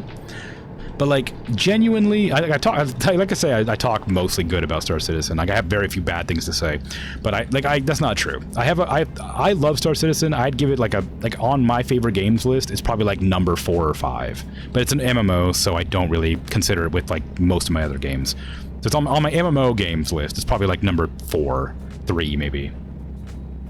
Just after Final Fantasy and Mabinogi, and maybe like Maple Story for nostalgia's sake. I don't know. No, probably World of Warcraft. I played a lot of World of Warcraft. Anyway, point is, like, on MMO's scales, it's probably like number 4. On my like favorite games of all times, it's pretty up there. It's like it's probably more like 8 or 9. I haven't done an actual proper list of my favorite games in a long time, so it's probably up there, but not like super high. Well, it's probably quite high. Anyway, point is, it's a good game. I would recommend it if you have the tolerance to play it, but it takes a lot of tolerance. And I think I'm going to end my rant there, finally, after almost a full hour of just chatting about it, because I could keep going, but I have nothing else really worth saying that I haven't just...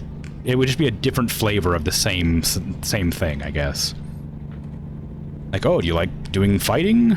You can do bounties, and you can level up your ships to get good bounties. There's a cool ship called, like, the Hurricane. The Hurricane's real cool. It's fun. You might like it. It's a heavy fighter. Ooh, you know, or, oh, you could... Oh, no, I will complain about one more thing. So, recently they introduced something called Master Modes, which is where you where you change between combat mode and quantum mode, basically. It's a little bit more complicated than that, but it's not really that big. It's not really that much more complicated. So quantum is like fast traveling, whatever, lets you go between like stars, or lets you go between planets. And combat mode's combat mode. So in quantum mode, you can speed your ship up to its maximum speed, which is like 1100, it's like a kilometer per second or something. And you can like quantum out of there, but you have to drop your shields and you can't use weapons. So it's dangerous. It's like, if you're in combat and you want to escape, you have to take a few hits and hope your ship can survive while you escape. In combat mode, you slow down to like, whatever your ship's tuned to. There's like 4 or 5 different speeds, I think, based on the type of ship you're flying. Like, fighters are usually like interceptor speed, and like haulers are usually like hauler speed or whatever. Like, the classes of ships have different like speeds or whatever. So big ships are generally slower, but small ships are generally faster. But there was a bug. There's a ship I really, really wanted called the Argo SRV, I think it is.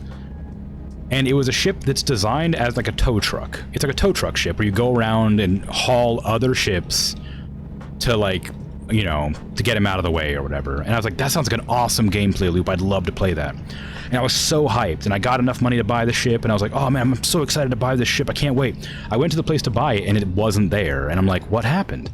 Apparently, master modes, when they introduced them in like the latest patch or whatever, fundamentally changed how stuff worked in the game. And the way that you have to use the tow truck, like, grapple thingy, whatever you want to call it, like the tractor beam, I guess, is that you had to turn on gun mode to activate your tractor beam, which is a gun. And then to take it somewhere, you had to go to quantum mode to fly in quantum. But that would put your tractor beam away, which would mean that it's no longer attached to the ship you're trying to tow. So instead of fixing this problem and making an exception or something for this one ship, because, you know, whatever, because I imagine players would exploit it and, like, change out the tractor beam for, like, a gun and then fly around it like a kilometer per second, like, dancing around other ships and just blasting them, because players like to, you know, exploit things. I imagine that's probably what would happen. But anyway, instead of fixing the problem by adding an exception for this one specific ship, they just took the ship off the game altogether. The ship's just not in the game anymore unless you bought it and own it. But even if you own it, like, for real money, you still can't use it because it just doesn't serve its purpose anymore. And I was so excited to get that ship, but master modes just ruined how it works, and you can't use it anymore, and I'm so sad about that because I was really excited about that. So that's the last complaint I think I have today. My character's getting really tired, and I want to get to the next place to sleep, but I'm worried that I'm going to have a hard time with this current trailer getting to where I want to be. Because I don't think I'm going to be able to make the turn I need to make to get off the highway to get there. Ooh, somebody's engine got fried. Need to get that coolant in there, you know?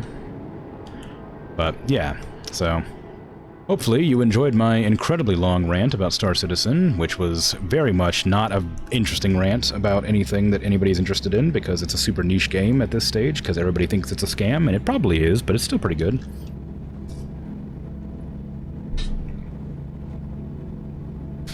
I don't know what to talk about now. I don't even know why I started that. I was talking about Elite Dangerous for some reason, but I don't remember why. Oh, because the way that the ships work with the truck. Like, you're stuck in your truck, you're stuck in your ship, that's why. But yeah, Elite Dangerous, you can't walk around your ship. Star Citizen, you can walk around your ship, which is why Elite, like, Star Citizen, like, called to me so much. That was kind of why I started that rant. So, you know, I'm gonna play Star Citizen on stream at some point, I just don't know when. I don't know why you stopped at the stop sign like that.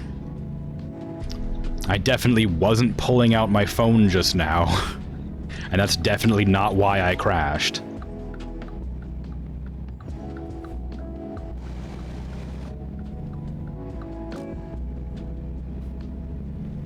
Okay, maybe I won't pull out my phone legitimately next time. It's like, I actually can't believe the second I started to text and drive, I slammed into somebody. Freaking karma over here. What's up?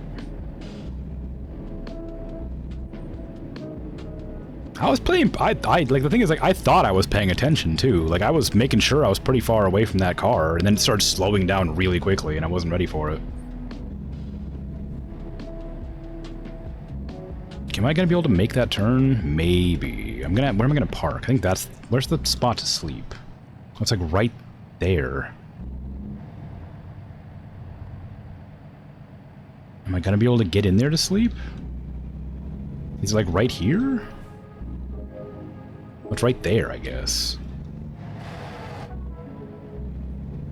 I'm gonna sleep first, if I can figure out where it's at.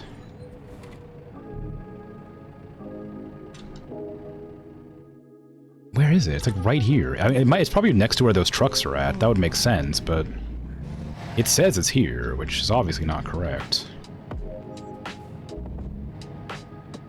By the way, I'm getting like so many wholly irrelevant freaking posts on Twitter recently. It's really annoying.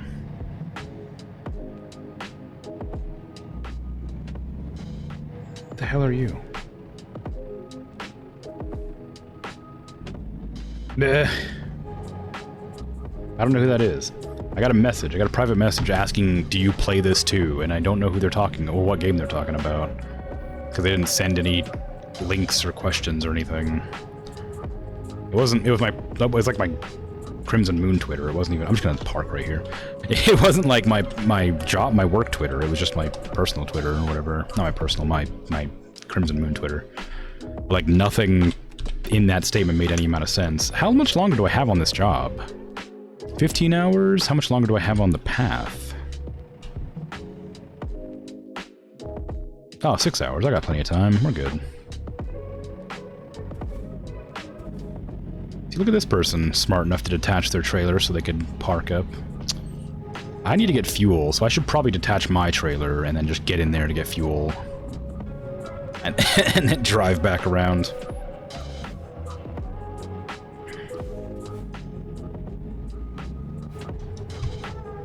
It's probably not, like, the best way to handle it, but I don't want to get the trailer stuck in here because I'm really bad with backing up articulated trailers. But I'm nearly out of fuel, so I really needed to get more.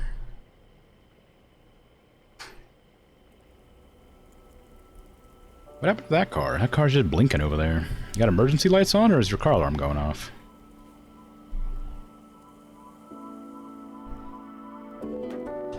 There you go. It's hard to say. Yeah, I'm pretty excited to start playing, I'm playing Undermine. I should probably say that. I haven't actually talked about it. I was trying to decide what game I wanted to play in my Tuesday, Friday time slots. And I remembered that I really wanted to play Undermine, and it was on sale recently, so I got it. And I don't know if I'm going to continue that as a series, or I'm just going to play it one-off, or twice, or whatever, just for fun, but I look forward to playing that, because I've wanted to play it for a long time. I don't know how good it is. I've heard it's pretty good. I've seen some people play it, and it looked interesting, so I'm going to give it a shot and see how I like it. I'm excited about that. And I'm going to be starting Hollow Knight next week?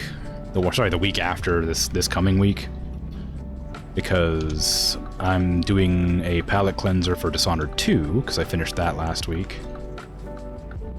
There on Thursday or whatever. So I'm going to be doing Freshly Frosted, and then on Thursday I'm playing Another Crab's Treasure again, I think. I haven't played that in a while. I really wanted to play it again because it was fun. I'm kind of nervous about that one because I was doing voice acting for it because it has a lot of unvoiced dialogue. But like one of the characters in the game really, it's the main character in the game, has like a very boyish voice, like a very like I don't know, Ash Ketchum voice. I don't know how to explain it, but like it's really high pitched, and like I can't do high pitched very well, and it's like strained high pitched, like it was basically what I did, but like, you know, higher pitched and more natural sounding. But like it's like that, and that was like rough to do the entire stream, and I could easily just not, but I feel like there's some amount of expectation at this stage from the 3 or 4 regulars I have who would watch that stream. You know, I gotta adhere to my adoring audience, right? But for real though, and like without any jokes, I do want to just continue it because I felt like I started doing it, so I kind of want to finish it by doing that. Like, I don't know if I'll beat the game or not. I don't know how long the game is. I imagine it's not terribly long, because it's... I think it's probably... Is it indie? I think it's probably indie. An indie Souls game about being a crab. This might be fun. It might be long. I have no idea. I haven't actually looked into it, but... I wasn't going to dedicate, like, a full, like, time slot to it. I was going to play it, like, on and off. Because it doesn't feel... Like, it doesn't seem like a game I would need to play regularly to know how to play it.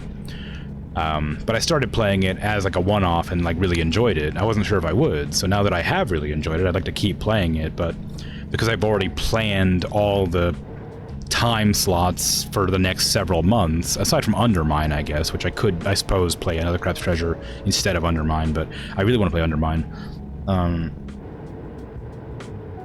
And of course, if I beat Undermine, or if I decide I'm done playing it, or if I play it for like a week or two and I'm like, all right, I think I've seen all I need to see. That kind of thing.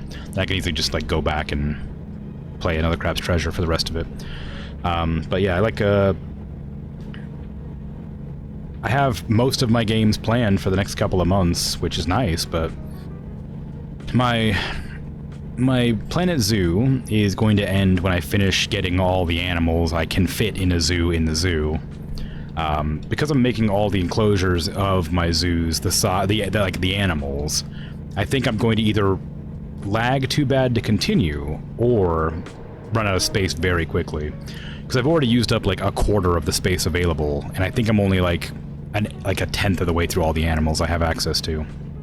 So, unless there's a bunch of animals with really tiny enclosures, that's not going to last much longer. I mean, like, it's going to last like... It's 2 animals per stream usually, sometimes 3, maybe 4 if I can fit it in. If I do a 4-hour stream, I could probably do 4, but I usually end that one early because I have to do shopping or have to go on errands or whatever. But like that stream's gonna last a while yet. So when I finish that game, I have no idea what I'm playing after that. But I can probably just fill that time slot with whatever wants to go there. Like any game I feel like putting there, I don't think it matters. It wasn't even meant to be Planet Zoo. I played Planet Zoo as a one-off and had fun with it, and people really seemed to like it, so I kept playing it. It wasn't really meant to be a regular game when I first started playing it. I was like, okay, I'll play it, and it's like, oh, cool, it was actually pretty fun. And then I played it a second time, and I'm like, oh, actually, no, I like this. And then, like, people just kept coming in and being like, oh, this is good. Are you going to play it again next week? And I'm like, yeah, sure, I'll play it again. Why not? And now it's like a staple of my channel as such, where I'm just playing it every week because it's a game I enjoyed and I play it every week. So it's like a scheduled thing now. But that's going to end eventually, and fairly soon at this stage. Like, comparatively. Not, like, actually soon, but, you know, soon-ish.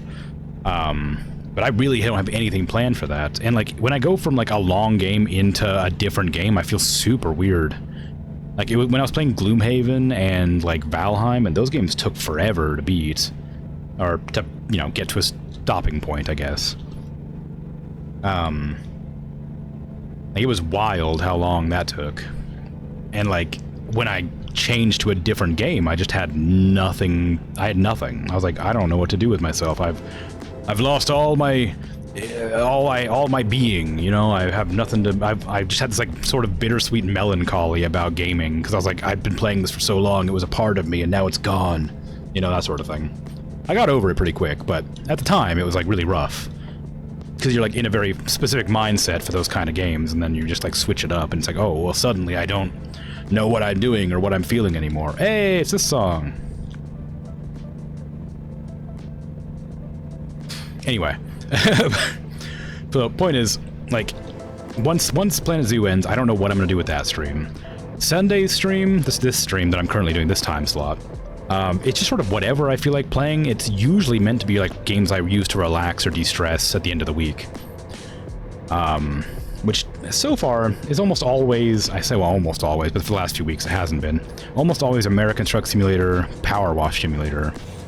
Like, those are like my go-to relaxing games, so odds are I'll probably play Power Wash next week, or whatever, and those are like, and Power Wash I think does have an ending, like it is a story game based around like cleaning that has an actual story that develops. I don't know how long it's going to take me to beat it, but I don't see it ending anytime soon. Oh man, that sucks. Yeah, stop. Yeah, I'm not about. I needed to go this way. I don't know why you rammed me like that. How rude. How rude was that? You know. Can you imagine? Can you imagine that guy? Freaking think he's the. Oh my god! Look at you! Look at you! God dang! Everybody ramming me over here. God, what pieces of crap? You know. What did I do to deserve that? I'm just sitting here driving on the road perfectly legally. I knew exactly the turn I wanted to make. I made it very, very much legally and in time. I didn't miss the turn at all. I didn't drive over the barrier into the oncoming traffic or anything like that. It was perfectly legal. It made a lot of sense. I didn't get caught up in my weird rant or tangent or whatever I was going for here. But I do need to repair my car now. This doesn't happen that often. I don't usually get into... I guess I get into like 1 or 2 crashes every stream, but like usually I'm pretty good about it. That was like pretty early. Like that was at the 2-hour mark. Like like usually I don't get into a crash until like, you know, hour 3 when I start to get tired and grumpy. We're most of the way there though, all things. So like, anyway, that's unfortunate. I always do feel kind of bad about crashing, because like I legitimately am trying to drive fairly safely, but then I make a mistake and then I have like this problem where I have I have like this, I don't know how to explain it. There's like this difficulty in making decisions, and I'm like, I kind of like get sort of locked into I get stun locked into like making a decision, and so before I have to think about it, I try to make a move to like not get stun locked into that decision making process, which almost always ends in me crashing. I almost always crash into another car when I have to like panic. I don't know. It's wild. But point is, to digress, this stream is for relaxing games when I don't crash. So I'll usually just play a random chill game. Speaking of random chill games, I'm intending to play Satisfactory at some point soon. I don't know exactly when, but that's another game I intend to have on this time slot at some point. Don't know when. But back to Power Wash, that has a story and it will end eventually, and then I'll have to replace that with something else, unless I just want to do the same jobs over and over again or whatever, which I probably don't want to do, because I think there's like a novelty to cleaning a new thing that I think doesn't stick around once you've finished it. Going back to it and cleaning it better, I don't think would be that satisfying for me. Or cleaning it faster wouldn't mean anything to me. I'm not really a fan of like being super efficient, which, you know, probably sounds like a bad idea considering I just talked about a factory game that I intend to play, but I'm not interested in min-maxing or whatever, so speedrunning, min-maxing, whatever. I don't really interested in that, so I don't really like that kind of thing, so I don't play that way. There's lots of games that I kind of feel more compelled to treat with, like, the respect of efficiency. Like, but I try to actually be good at it, you know. But most games I just sort of laze around and play it as I come across it. I don't actively search out new ways to play it, that sort of thing. I'll play it as my first experience and then be done with it. Which is, it's just fun. It's like I'm having a good time. Like, I'm really enjoying streaming, and that's sort of how I've been streaming. Sometimes I'll feel kind of bad if I don't give a game its proper, like, due, and I, like, try to, like, mess around in it or something. It doesn't happen that often, but, like, Dishonored's one of those ones I feel like I didn't really take seriously enough. Like, I did have a lot of fun with it. Dishonored 2, sorry. But, like, there's a lot of situations where I just didn't know how to handle it, and I got really impatient and then gave up trying to, like, solve the situation or whatever. Like, anytime I came across fighting witches is a good one. Like, in that game, anytime I came across witches, I would just do whatever I could to get rid of them immediately without having to actually engage them. I hated fighting those witches. It wasn't fun for me, so I didn't really, like, respect the game and didn't, like, give it the like, didn't make an effort to find a way to handle them. Like, in, like, the realm of the game's general playstyle or intended mechanic or whatever. But, like, the game was really good, and I had a great time playing it, but, like, every once in a while there would be something that really annoyed me. Like, the bird things, the bird enemies. The bird enemies I hated, witches I hated. Like, I couldn't stand fighting them, it annoyed me. So I have a very low tolerance for things that kind of gently annoy me, and, like, that makes it, like, difficult for me to engage in some aspects of some games. And making, like, efficiency in factory games Which is part of the reason I don't want to play Factorio, specifically. Because Factorio requires efficiency to some degree, and I don't think Satisfactory has that same requirement. Like, it exists, and it's possible, but it doesn't require it. I think that I wouldn't have the tolerance or patience to put up with the game not working properly if I just messed up a little bit. So I chose not to... I'm just not going to interact with Factorio at all.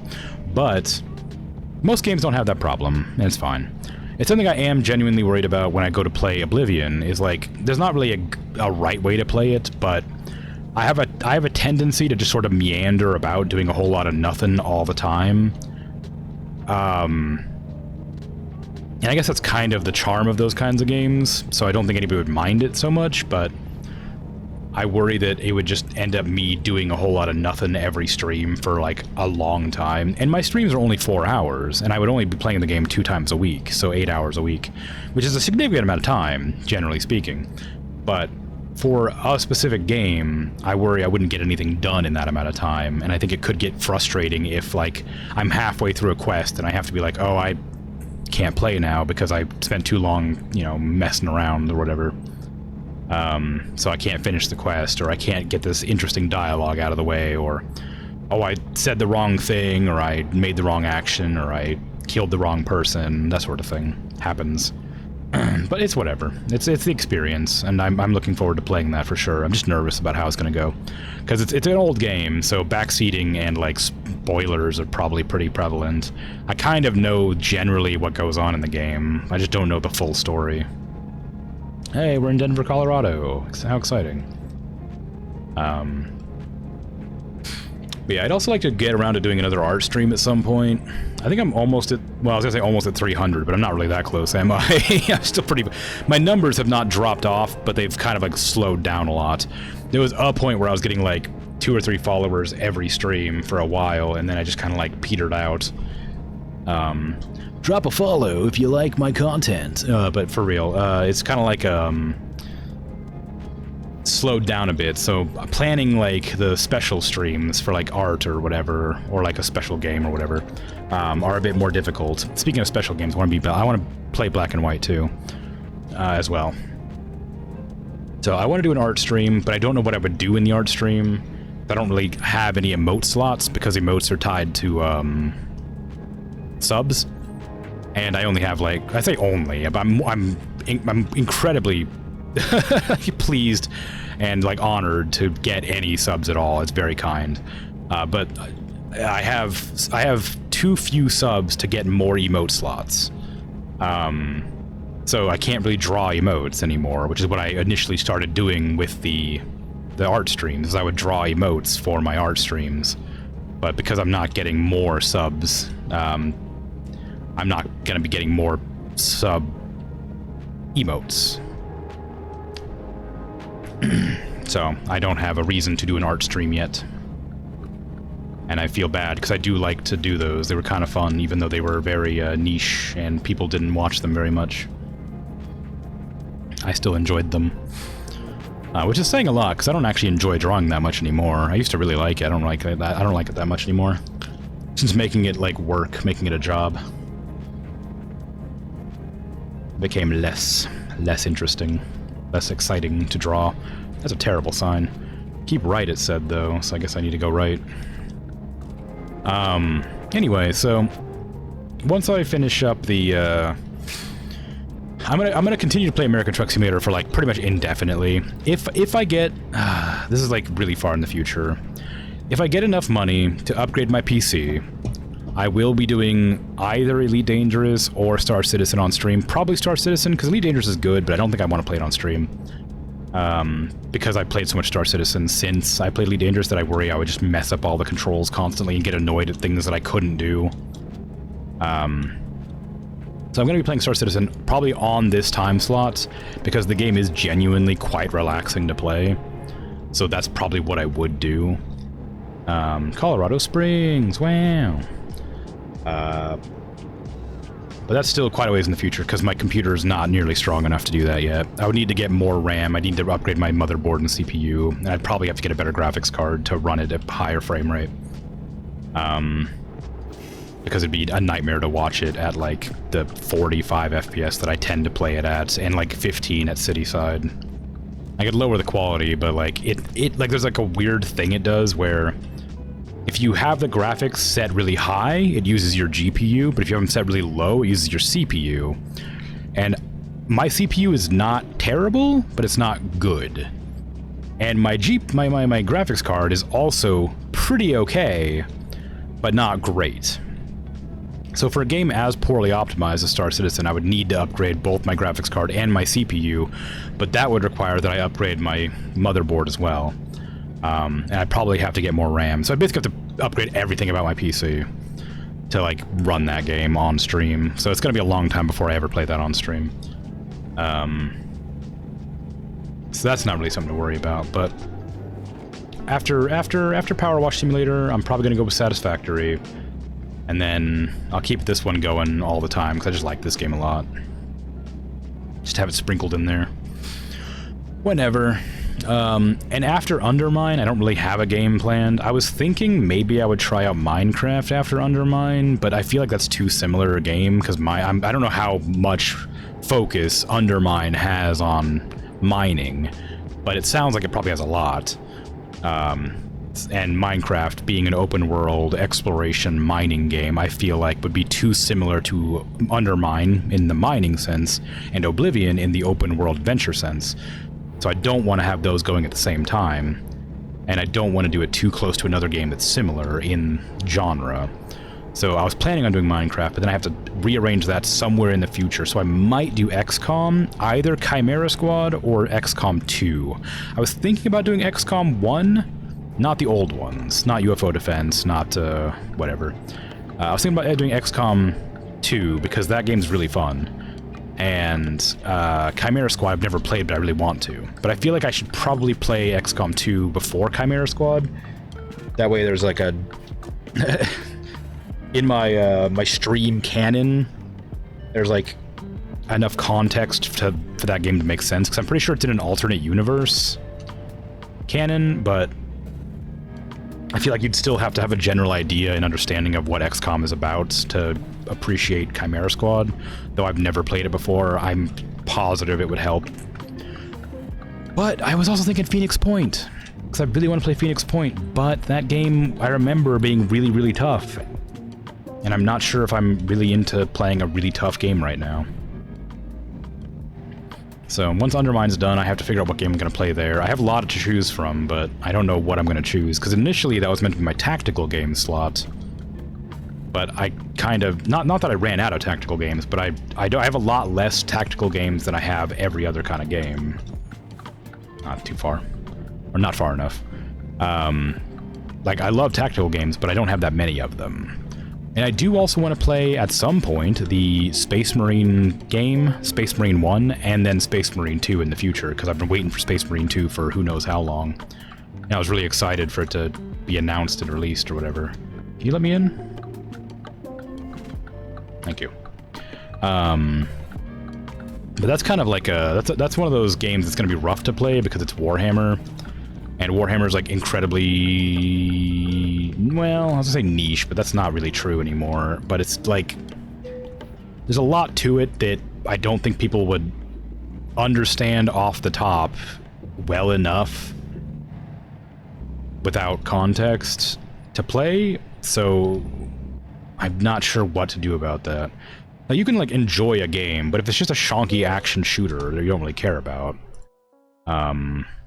then like you're not gonna appreciate it at all, obviously. Like, I like Warhammer quite a bit, but I fully understand the hesitation of getting into the game or hobby or whatever. I just want to play that game, but I don't want to engage in like the community as such, because some of the community is just not pleasant to engage with. There's a lot of gatekeeping in Warhammer, unfortunately. And the best way to deal with gatekeepers is to continue to introduce people to the hobby against the wishes of the gatekeepers, clearly. But it's not so simple as that. was like the Space Marine game had a pretty poor receiving. Well, I guess it's like it's a very middle grounds game, but it had like not a great receipt because it was similar to Gears of War in some senses, but it's very different, so I'm not exactly sure. But it had a lot of Gears of War clone thing when it first came out.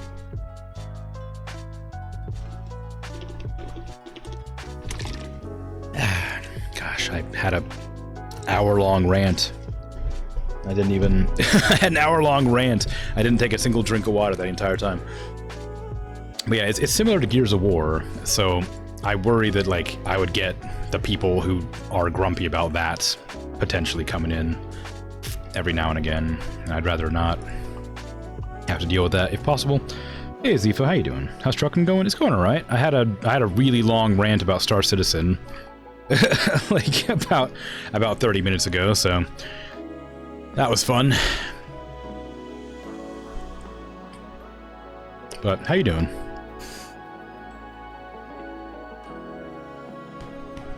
Ooh, how much money did I make on that? It was 110 grand, I think, wasn't it? I wasn't paying attention. That was a two hours drive, something like that? That drive took 2 hours, and that was almost max distance, I think.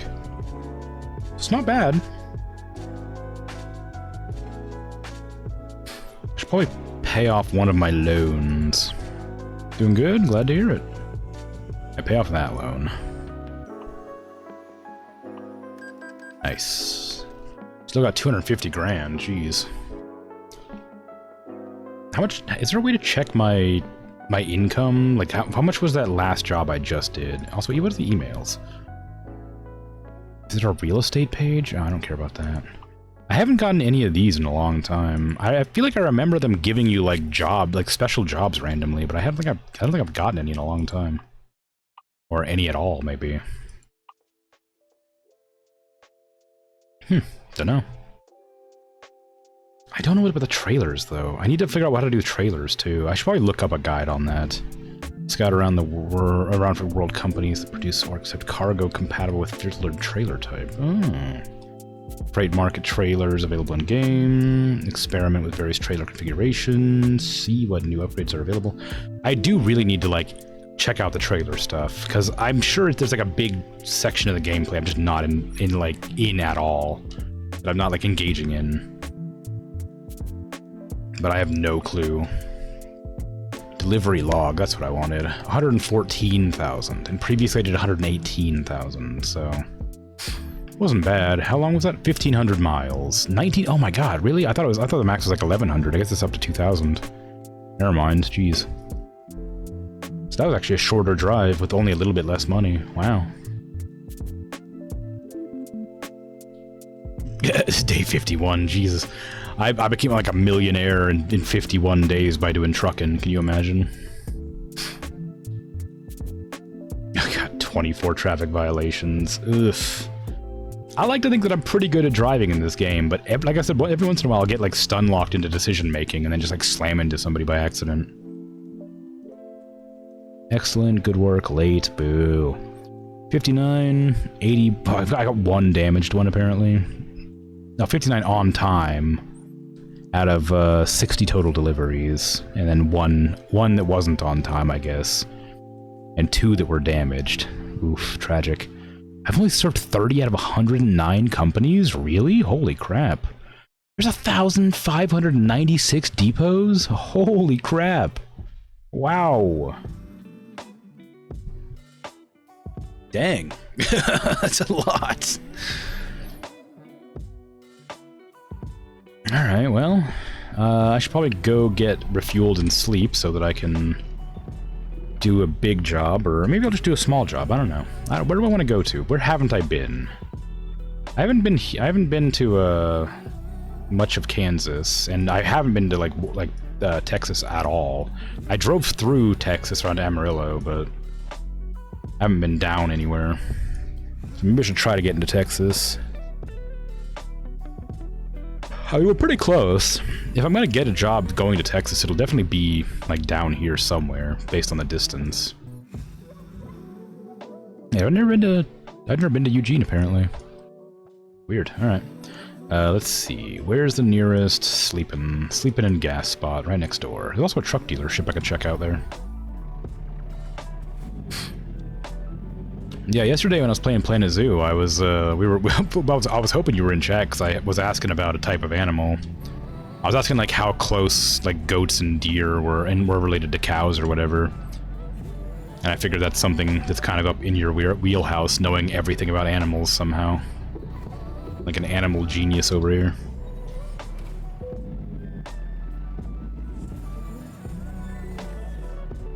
Everything's bigger in Texas. Meanwhile, Alaska, yeah. Right. I mean, Alaska, despite being American territory, isn't in the USA, really. Like, it's a state, but it's not connected to the USA at all. Neither's Hawaii, technically, I guess. But like, or Puerto Rico, but that's not really a state, is it? Is Puerto Rico American? I think it is. I think is that right? It's like a territory? I don't remember. Anyway, it doesn't matter. It's not irrelevant right now. But yeah, the Alaska is connected to Canada, so it's not really in America at all. So it's not. It doesn't quite count, you know. Doesn't really line up with the everything's bigger in Texas sort of situation.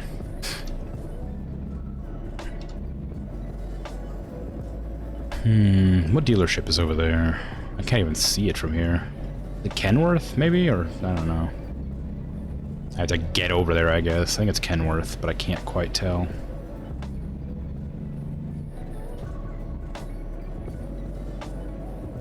I think Kenworth is red.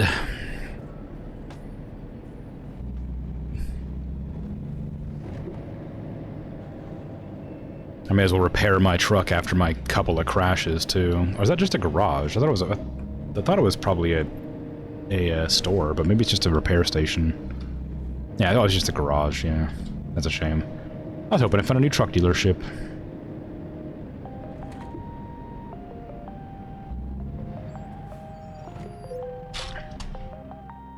Oof, alright, repair my truck, please. Yikes. Okay, I went from 12% damage to 13% damage, so it seems like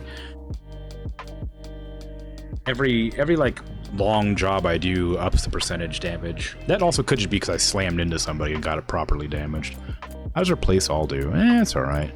I don't want to keep this truck. I talked about that before. I'd like a new truck, but I don't know what truck to get. Go ahead and just repair. 250? I could afford to repair the truck. I got some bad wear on my wheels.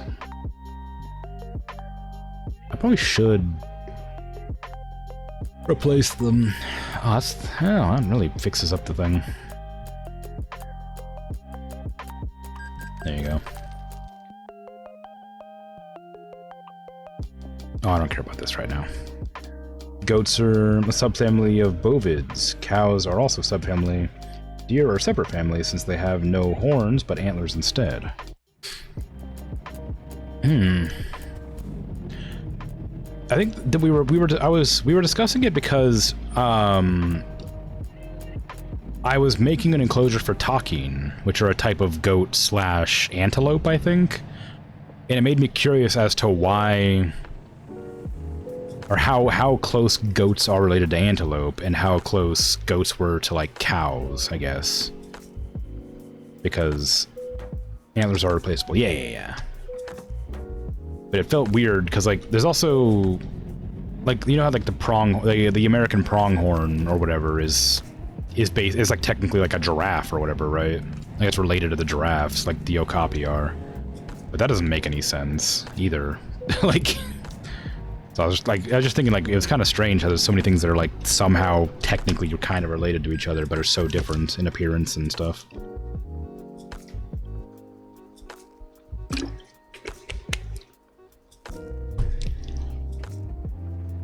Okay. Let's grab a job. What kind of job do I want? From Colorado. Pueblo, Colorado. Colorado. Ooh, there's not very many good jobs from Pueblo. It's mostly just the big ones. I don't know if I want to do big ones. They're kind of a pain. They pay a lot of money, though, considering they're not super long distance.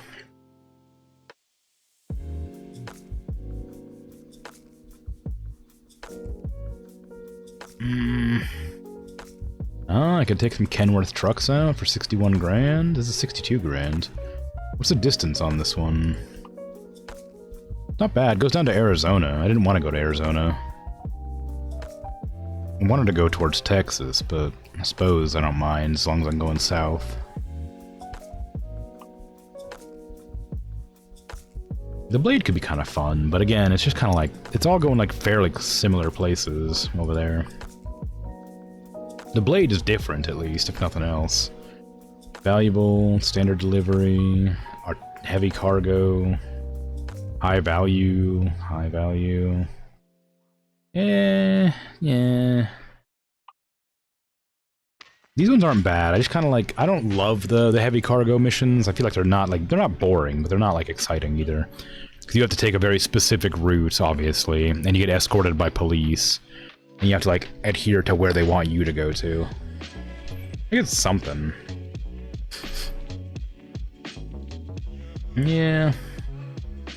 Alright, I'll take the wind blade, just because it's kind of more interesting than the giant square. I don't know how I'm gonna manage, but it's cool.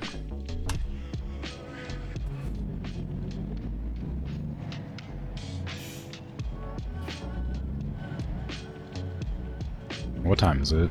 I can't see my clock.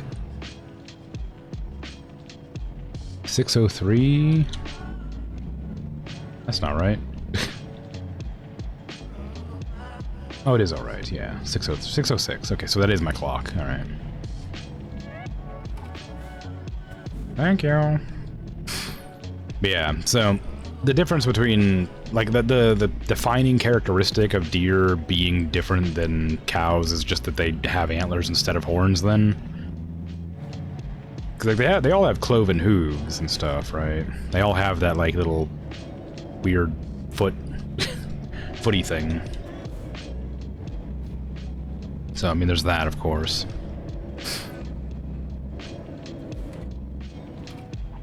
But I don't really know enough about animals to know the difference between everything. I know, like, I can clearly tell the difference between a cow and a deer, but aside from the antlers, which I did know were replaceable.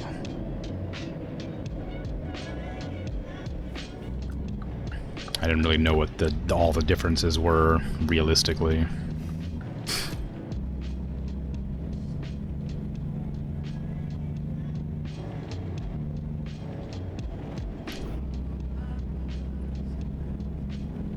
Speed limit 65, boo! It was 70 a second ago. Talking is closest to American mountain goat, which is strange because of distance. Really? That is strange. I thought they were referred to as a type of antelope. Are antelope a type of goat?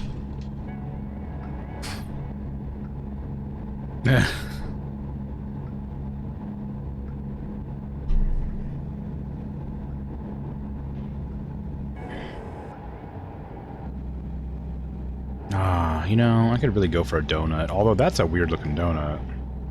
The green, like, guacamole donut over there.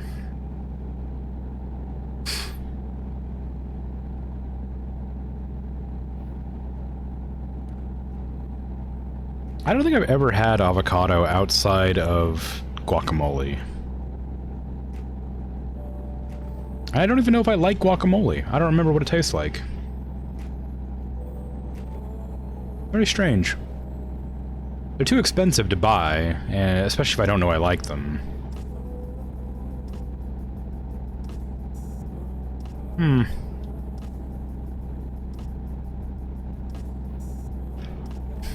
There's a few foods like that, like, I'd like to try, but I don't know if they're any good. Like currants, I'd love to try a currant, but I don't want to buy them, because if I dislike them, then I don't really want to pay for them, you know? I haven't seen any grocery stores doing, like, free samples in years. I don't even know if free samples still exist at this stage. Probably since COVID, I would imagine.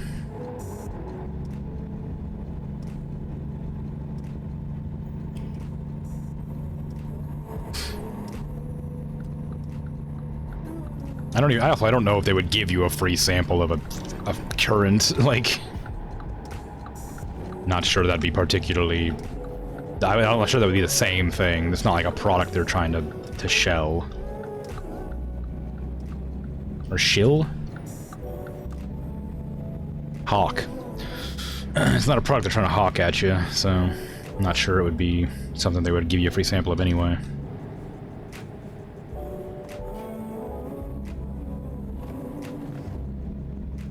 Muskox is closest to a Goral and a Sero, which are from Asia? Oh. I mean, like, is that... Like, how... Like, wait, okay, so... This is like an actual question that I'm, like, ignorant of, and I'm kind of embarrassed about asking. When did the continents split apart, and would it be possible that that's how they got separated? Or is it a matter of, like, importing animals from really far away recently? Like, I say recently, but, like, you know, hundreds of years ago. Like, when did Pangea split, and were mammals and stuff alive then? I know, like, again, I'm very ignorant of that, and I'm embarrassed to ask about it, but I just can't remember. Like, that information, because it was never really relevant to anything that I studied.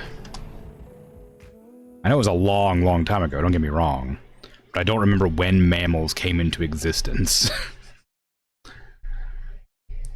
In relation to it.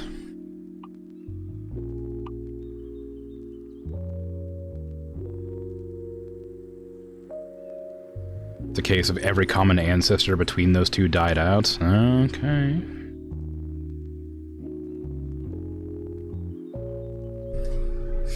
Only 700 miles. That's pretty good for 50 grand. Or 60 grand, I guess. Truck's tanks were refilled and driving hours restored. I wonder if they're taking photographs because they're trying to make sure there's no damage on it, or if they're taking photographs because it's like a big event.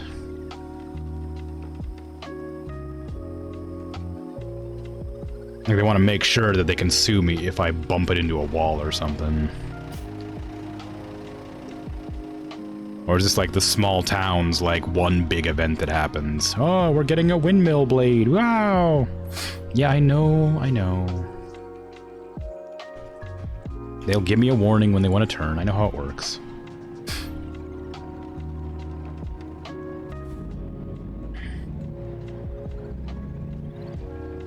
This thing's massive, too. Like, this is gonna be a hard thing to turn. I'm definitely gonna bump it accidentally, because there's, like, such big turns you have to make with it, because it's such a long truck. Look at such a long trailer. Whoops. Maybe look at this thing. Like, it's bigger than anything, like, I've ever hauled, basically. And it's one straight thing. Versus, like, usually I have a trailer that's, like, articulated, so it, like, will turn if it's this big. Whoa, what are you doing closing that in front of me? I'm literally following this guy. What the hell?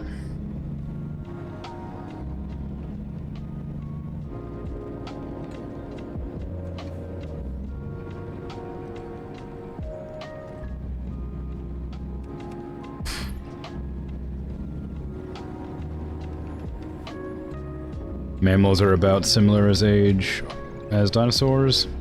The largest at the time of dinosaurs were cat-sized. Yeah, I remember that.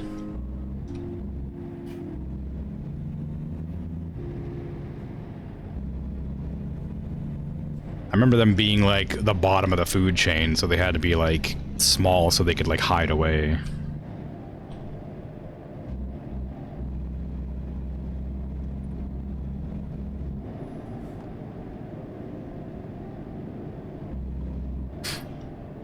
But, okay. Okay, I gotta take a big, wide turn here. Hopefully that's wide enough. Looks like it, barely.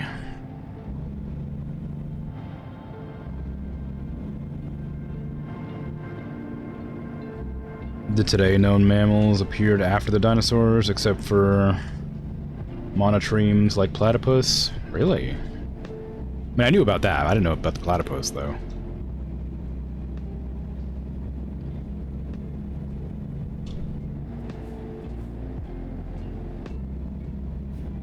Only going 40 miles an hour is rough.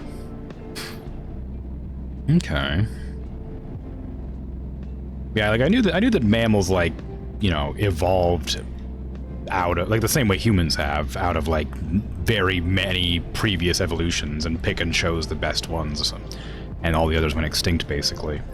But I was just kind of curious about specifically like when mammals, like if it was possible that the mammals just split up apart around the country, or around of like all around Pangea before it split apart, and then their common ancestors exist because of that, or if it was like a matter of like humans bringing over animals across the ocean, or like migrating over the ice bridge, like during the ice ages or something.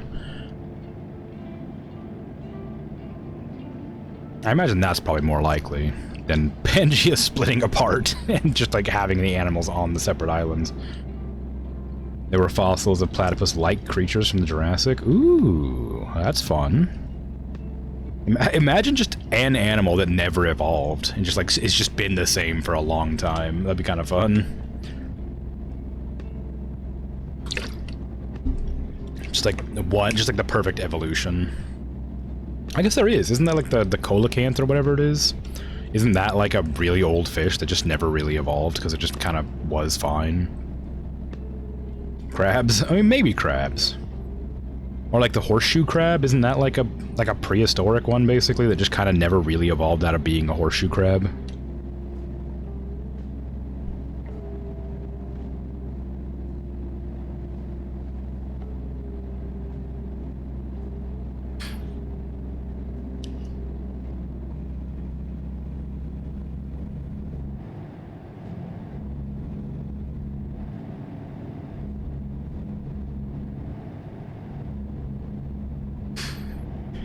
I wish I could go a bit faster. Like, I fully understand the reasoning behind not being able to go faster for this job, but I do wish I could go faster than 40.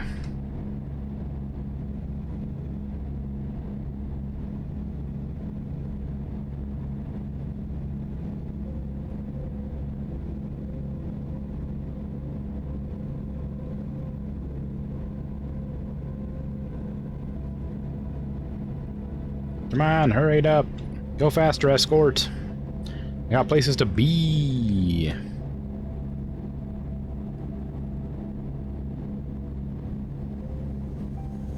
Not really, though. Where I gotta be is like directly behind you, actually. I mean, you are paying me like 70 grand to drive 40 miles an hour for 700 miles. It's kind of whatever. Turns out it's probably fine. Actually.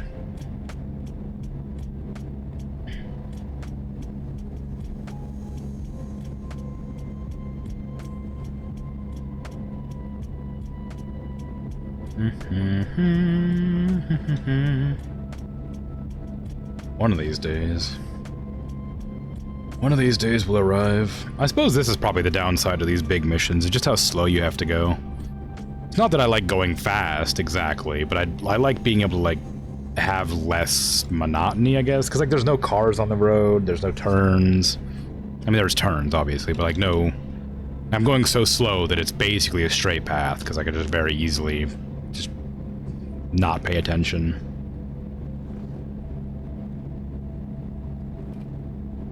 Yeah, it's whatever.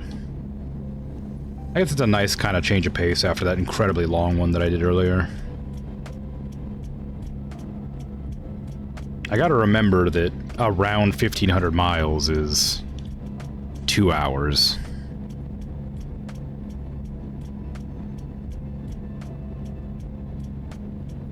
I'm not gonna remember that, but I really should.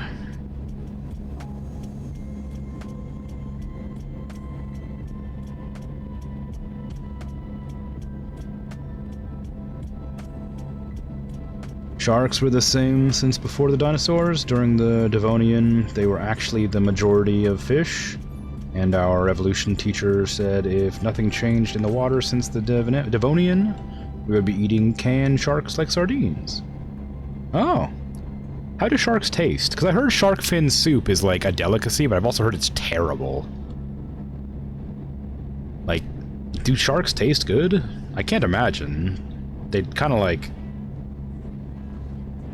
seem like, I know their skin's real tough. I imagine they probably are edible, like anything, but I gotta wonder why they will, or why, what, like, I gotta wonder, like, if there was no other choice, if we would develop a taste for sharks. Because I've heard that they're just terrible tasting. But I guess if you have nothing else to eat, then surely you'd have them. Although I've never had sardines before, and I've heard a lot of people don't like them, so... Your main fish in fish and chip shops here is shark? Is that true? Are you pulling my leg? Is this some sort of Aussie joke, or is this legit? Because I've never heard of fish and chips being made of sharks. Flake? Isn't that a chocolate thing? What type of shark? Oh. Legit, every fish and chip shop has just this type of shark? That's wild. When I used to work at a deli, we used to cook, I call them JoJo's, I don't know what they're actually called, like potato wedges with like some seasoning on them. And I had a Straya person come up, and it was like, this is like I know this isn't gonna make much sense to somebody who doesn't live in America, I guess. But I just have to this came up. But like, I had an Aussie come up, and he was like, oh, just visiting or whatever, you know, and like was chatting. He was real nice. But he gave me like Australian notes, which I don't know if that I didn't care to do any sort of I wasn't paid enough to care if they were legal tender enough to be used for purchasing stuff, whatever. But he asked for some chips, and I was like, oh, I know what chips are because I have an English friend who calls them chips, so I knew what that was. And I'm like, sure. Would you like some ranch with that? Because JoJo's are commonly dipped in ranch or ketchup, and I'm like, ranch or ketchup or whatever. We want some ranch ketchup. He's like, oh no, I'd like some vinegar. And I'm like, and maybe some salt. I'm like, what the heck? What are you talking about? This is a deli. We have vinaigrette, like, for our salads. We don't have vinegar. And you certainly don't salt the, like, vinegar, salt the, what the hell are you talking about? They're not those kind of chips. They're like seasoned potato wedges. They're not, what?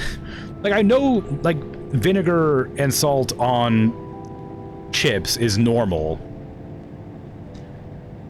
But, like, in America, I'd never heard of it before then. And I was, like, baffled. I was like, I don't think we have vinegar here. And, like he was, like I said, he was really nice. He was like, okay, I'll just take some like ketchup or whatever. And I was like, all right, cool, you know, great. But like, my God, it was so awkward because I was like so confused, and I was like, I don't know, I'll go look. Like maybe, like I don't know. But like, it was really funny because like now I'm like, oh, it's obviously that's a thing. Like whatever, sure, yeah. I don't like vinegar, and I don't like fish. I don't like vinegar and salt on my chips. Salt and vinegar chips, whatever, or potato wedges, whatever you want to call it. Whatever it's called, I don't like it. But that's fine. A lot of people like salt and vinegar potato chips, which are crisps everywhere else for some reason. I don't like those either. I don't like vinegar generally in anything. On anything, but I can understand that it's a popular dish elsewhere. Yeah, it's salt and vinegar chips sort of thing there. Yeah.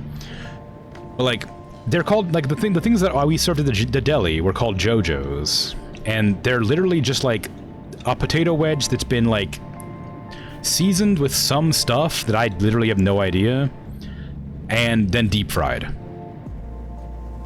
They're not meant to be eaten with anything that would like conflict the flavor. Like, they would taste terrible. They wouldn't taste anything like salt and vinegar chips. They would taste like some weird combination of salt and vinegar with like this really savory seasoning that's on them already. And like, I didn't know how to express that to the guy at first. And I wish I could have, because, like, he very much wanted these salt and vinegar chips, because he saw the chips, and he's like, oh, man, yeah. And I'm like, all right, sure, but, like, I can't, we don't have that. Sorry. And I just felt really bad about it, but, like, you know, like I said, he was super nice, so I'm sure he understood, but it's just kind of wild that he wanted something that I'd never heard of before, that is apparently incredibly common everywhere else in the world, basically.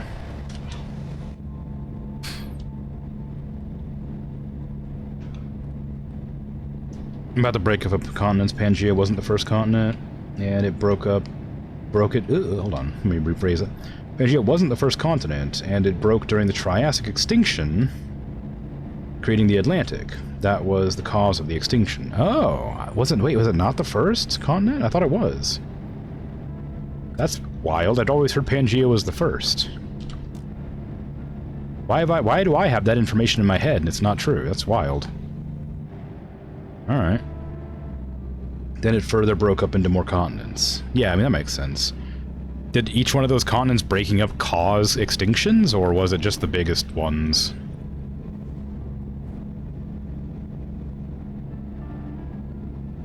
Also, why would it cause an extinction? Surely it wasn't so immediate that it would, like, cause anything crazy, right? Like, surely it was over the course of, like, hundreds of thousands or millions of years. I mean, it would surely be a great change, but, like, it wouldn't, like, they're still drifting apart now, right? Surely it wouldn't just, like, suddenly, out of nowhere, kill everything because it's breaking apart. During the Cretaceous, Europe was an archipelago. Sahara was flooded, and America had a sea through the middle, vertically. Oh. Interesting. Sup indeed. How goes? Welcome to the stream. Shoulder closed ahead, so say we all.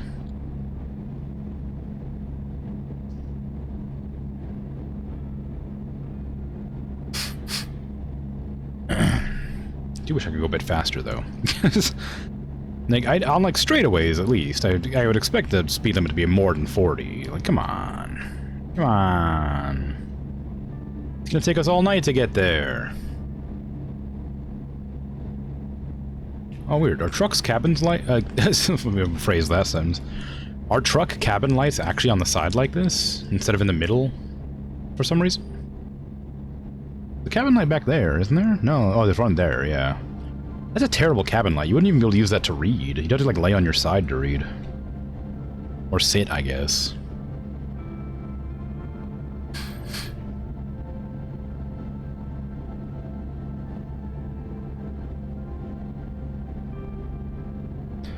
Yeah, I had no idea that the,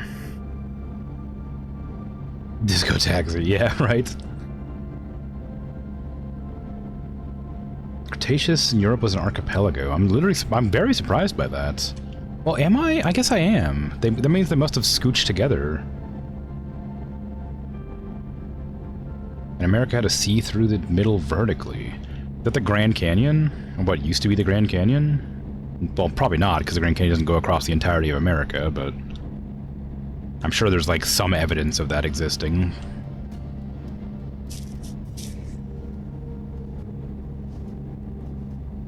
Oh, you said vertically, not horizontally, so never mind. It's wild. Yeah, I wouldn't think that, like, the continent splitting would cause an extinction. I mean, clearly it did, but, like, it's such a slow, gradual process. How did that happen? How would it, unless it, like I said, unless it, like, literally just exploded apart, like, very quickly, then I don't know. It was quite a big change since there was no South American and African plate, and it had to break the plate with volcanic activity. Oh, I guess that makes a lot more sense. Like, catastrophic volcanic activity would definitely kill some things, I guess. I suppose I hadn't thought about that as much as I was just assuming there was drift. Yeah, like, drifting made more sense to me than gigantic, earth-shattering explosions, but, you know, I suppose one of those makes a bit more sense than the other.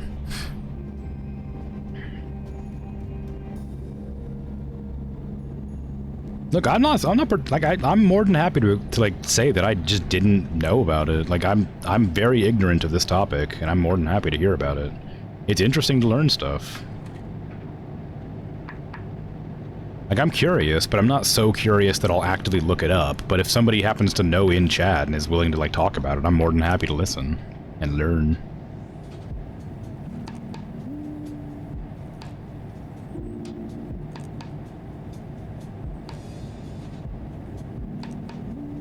It's better than going on another tangent about stuff. Another really long tangent about something.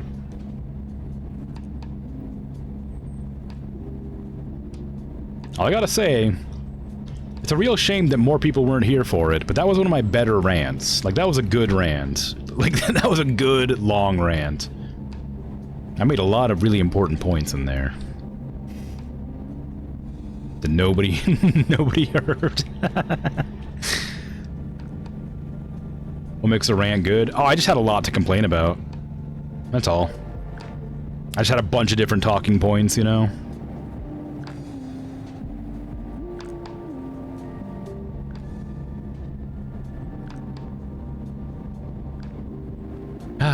It was very cathartic, too, like, you know? Just, like, just a little bit of pent-up aggression for some stuff about a very specific instance that I had to deal with. You know, it's nothing, like, interesting, really. Like, in the grand scheme of things, it's probably pretty boring, but I had a good time talking about it. I love complaining about stuff.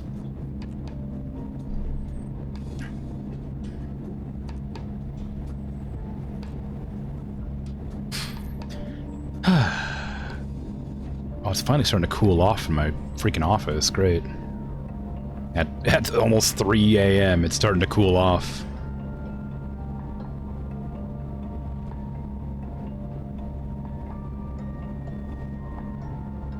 What's the temperature gonna be like tomorrow, I wonder?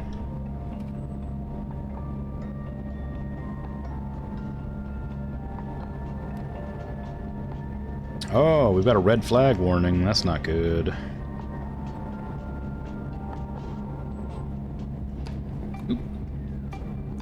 Oh god, no, please. Not real. There's really gonna be a lightning storm tomorrow? Oh no. Are you kidding me? That sucks. Oh no.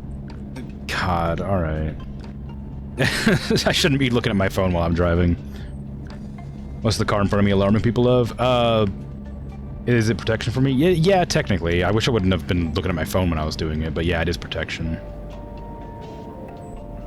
Well, it's protection for me and other drivers, I guess. If I got this on my hauling, so I need the escort.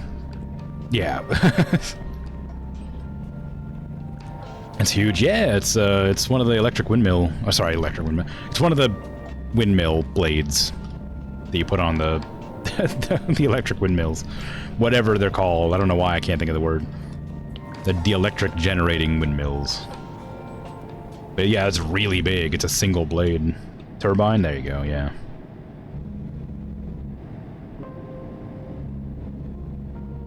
Yeah, so they have to escort me so that nobody gets in trouble. Wind turbine. Yeah, one of those things. It's not a windmill as such, is it? It doesn't mill anything. Well, it mills power.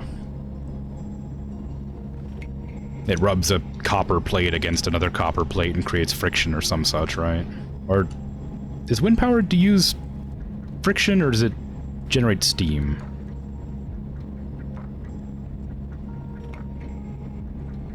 Probably not. I don't know why you'd make an effort to bring water to a windmill. Never mind. It's obviously through friction.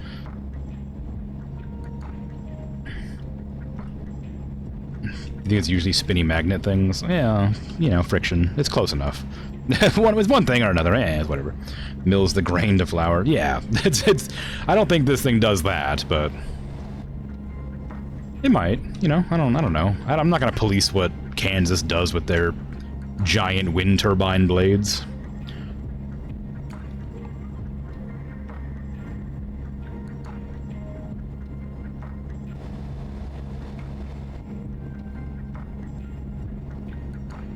Is it magnets? I swear it was like copper. I thought they just like rubbed a bunch of metals together like to make it. I thought they rubbed like bristles against copper to create static electricity or something like that. Maybe I'm just misremembering some random half-learned knowledge from like years ago.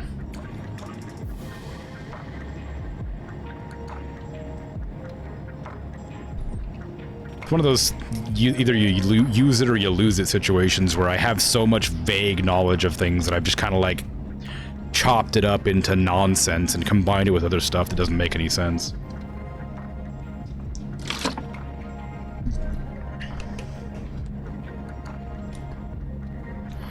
Movement of a coil in a magnetic field induces current in the wires. Yeah, I mean, that's pretty close to friction, right? There's movement involved. The greatest extinction we don't think about a lot is the Great Oxidation Event, which killed almost every living creature back then and forced the survivors to evolve oxygen breathing as a countermeasure. 2.5 billion years, and here we are. Really? Wait. What did they breathe in? Did they just like breathe nitrogen or something? What did they breathe in, like if they didn't breathe oxygen? Carbon? Carbon dioxide, I mean? Not carbon. Carbon solid. Carbon dioxide? Or was it just like something else?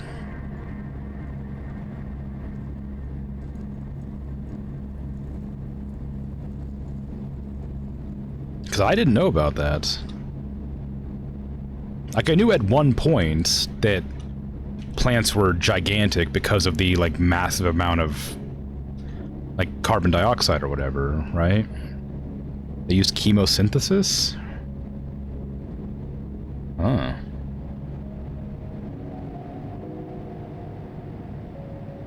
What creatures were alive that used this? Surely not creatures as... Well, I guess... What is a creature? Is a creature like plants and stuff, or is a creature like actual animals?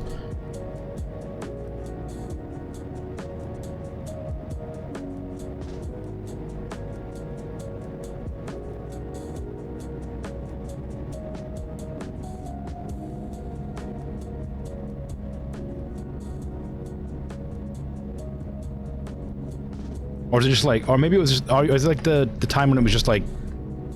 When all the creatures that existed were like microbes or whatever. And then some jerks developed photosynthesis and poisoned everything with oxygen. Yeah, that's about what I was expecting to come up here. When the plants got all big.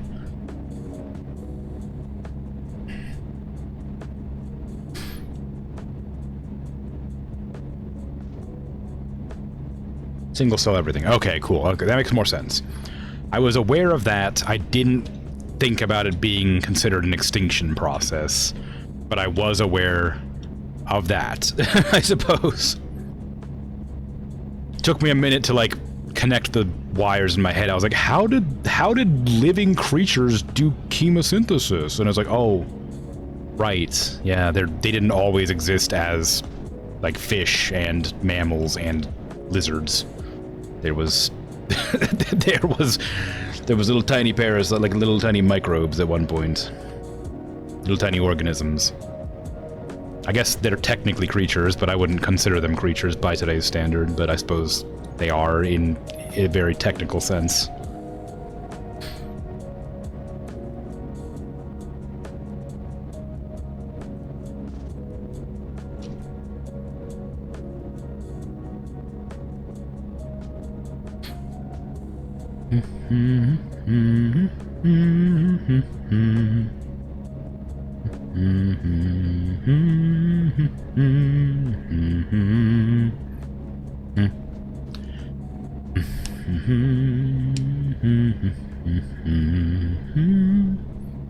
At some point I want to do...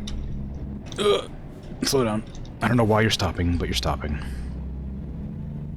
Those jerks are alive to this day to cause no swimming warnings at beaches.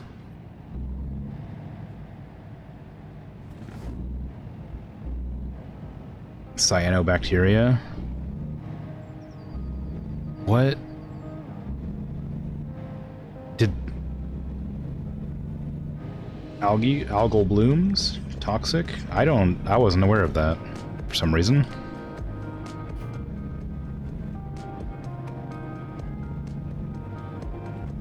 I thought algae was, like, just only good. Is it just a specific kind of algae?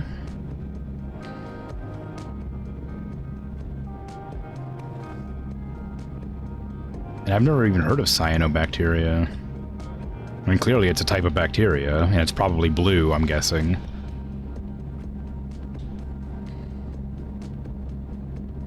Specific varieties of algae can be toxic. But to what extent, though? Like, to be in the presence of, or to be touched by, or to consume, or... Like, do they generate, like, a cloud of, like, noxious gas, or are they just, like, you know, kind of don't touch it, or it'll be kind of poison? To consume, to swim in... like, how toxic? Is it like, oh, if, you know, you're in it for, you know, like 30 minutes and then take a shower, you're fine? Or is it like, if you touch it, you need to go to the hospital to, like, get your hand melted off to not get, like, sick or something?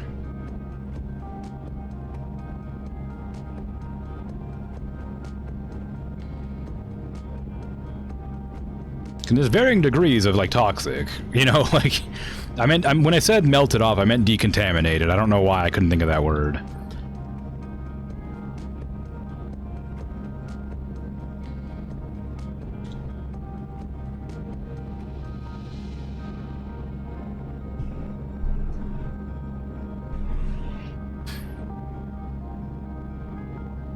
Cyanobacteria, toxic algae that coat the water in a thick mat and are toxic to touch. Is it deadly? Or does it just make you a little bit queasy for a while?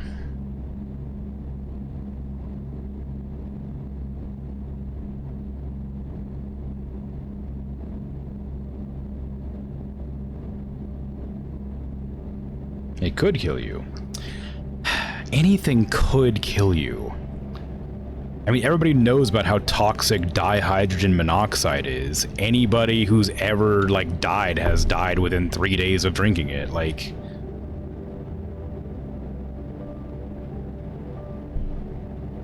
But not necessarily. Well, yeah. Can affect your airways? Oh, gross. Alright.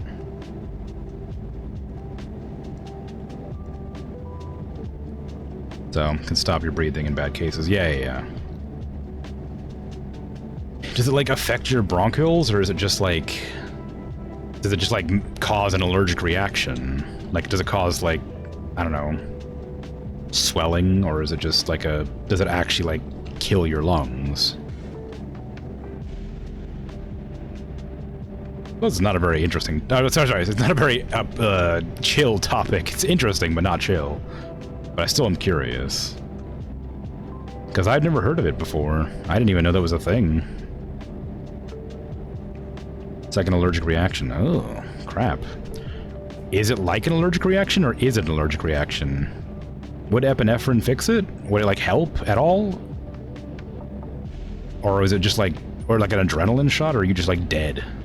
Like, are you just, like... It's just swollen closed and you're out of luck? Some of the most powerful natural poisons known are cyanotoxins. They include potent neurotoxins, hepotoxins, cytotoxins, and endotoxins. Oh, great. It's a toxin, so not an allergic reaction. It just emulates an allergic reaction, so there's no way to fight it off as such. Well, I don't know, like, a bee has toxins that cause allergic reactions. The symptoms are like an allergic reaction.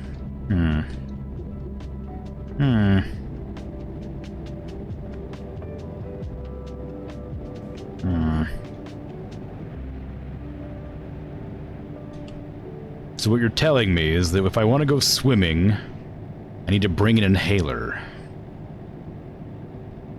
I see. Okay.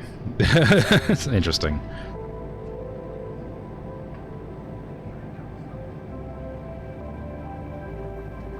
I'm assuming there's a way to quickly detect if you've been toxified by it, or if you want to swim, don't swim in algae bloom. Algae bloom. Algal bloom.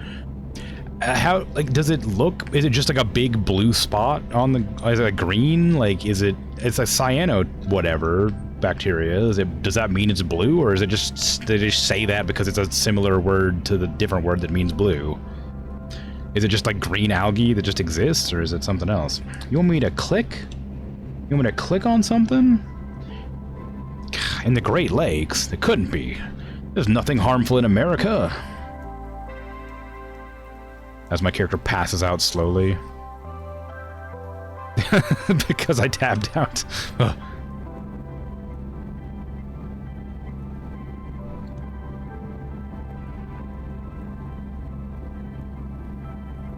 An allergic reaction is caused by your immune system overreacting. Toxins directly harm you. Yeah, I mean, I suppose, but there's definitely a difference, but like there's similarities. Like, toxins can cause allergic reactions, is all I'm saying. But I do understand what you're saying. Like, I'm not having an allergic reaction to snake venom, I'm just dying. Like, I get you. But, like, still.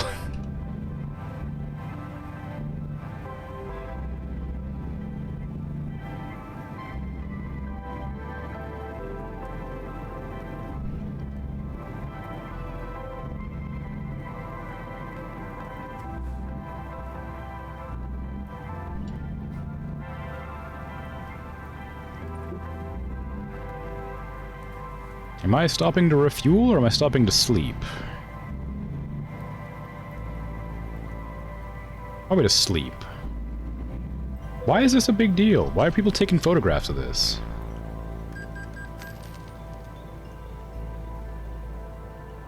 Ah, rested and refueled. Ooh, fancy. Got 2 in 1. You can be allergic to snake venom, but that means you're extra screwed. Well, yeah. What do you mean crash vehicle offense? Who?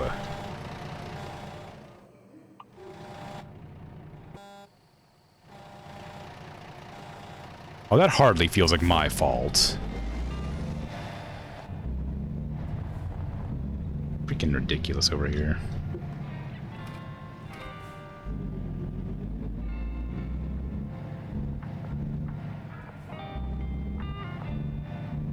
You feel like no one would take you seriously if you said you're allergic to that? Yeah, probably not. It'd be pretty obvious if you were allergic to snake venom. I mean, odds are you'd probably just be dead before anybody could treat you. Because, well, it depends on the snake, I guess. Some snake venom is not that deadly. I mean, well, some snakes are less venomous than other snakes. I mean, you might survive a bite if you weren't allergic.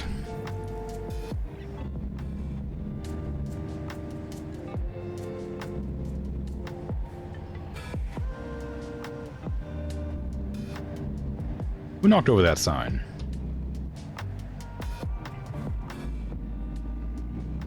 I know it was me because I didn't realize how long the back end of the blade was. Because clearly it's, yeah, see, it goes off the end of the thing. I didn't realize it went off the end of the thing, so I wasn't paying that close of attention. So I have to take the turns extra long because that's going to hit things if I don't, apparently. That's the second time that's happened, but I didn't realize the first time. Because it wasn't an issue before, now it is. Well, now it was. It's okay. I'm sure a little ding here or there is fine. I don't know how much it fined me. I was too busy panicking.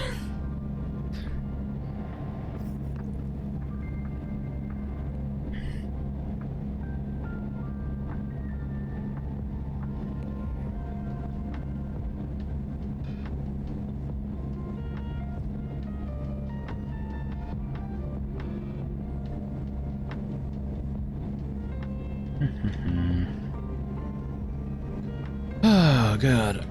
On the bright side, the heat waves that I'm having right now are going to end soon.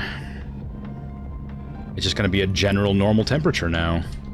Instead of being 110 or 105 or whatever, it's going to go down to 100. That's really exciting. It's not. It's just awful. I hate summer. Summer sucks.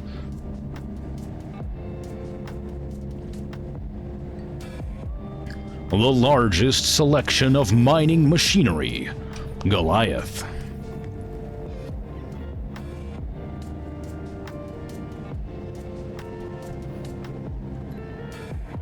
Summer does suck. Good, I'm glad somebody agrees with me. Like, I'm okay with spring and autumn. I don't like spring very much, but I hate summer.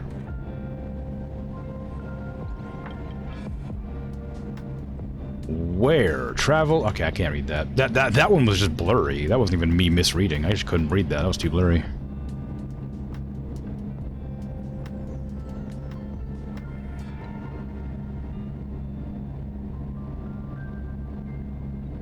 Come on. What you got? Pickets. Save money with the Picket app. I actually am wondering if these are real advertisements or not.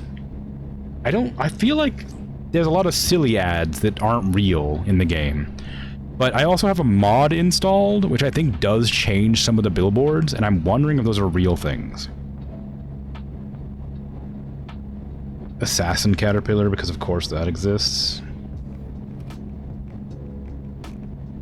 Is that related to the assassin bug? An ad-supported mod? I don't think so. I think they're like joke ads. But like, some of them do seem like real ads sometimes. Ooh.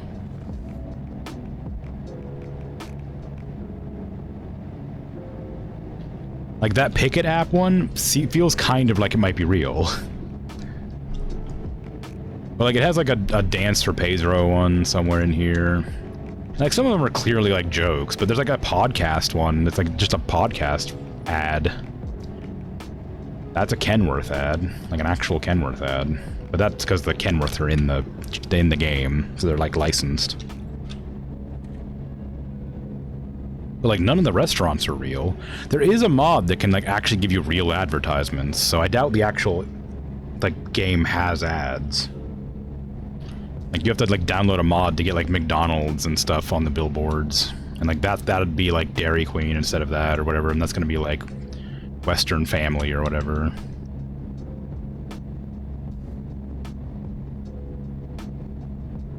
Ooh, we have like little stripy poles. Wonder why we have stripy poles.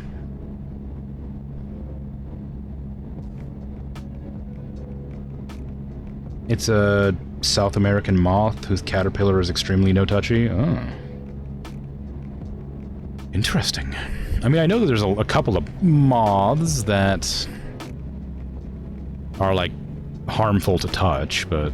I'm not moths, sorry, caterpillars. That are harmful to touch, but... I didn't really look into it that much. Isn't there a... No, is that a caterpillar? It might be like a larva. Isn't there a bug that, like, uses other bugs as, like, armor? It, like, kills them and then, like, puts them on its shell and, like, walks around.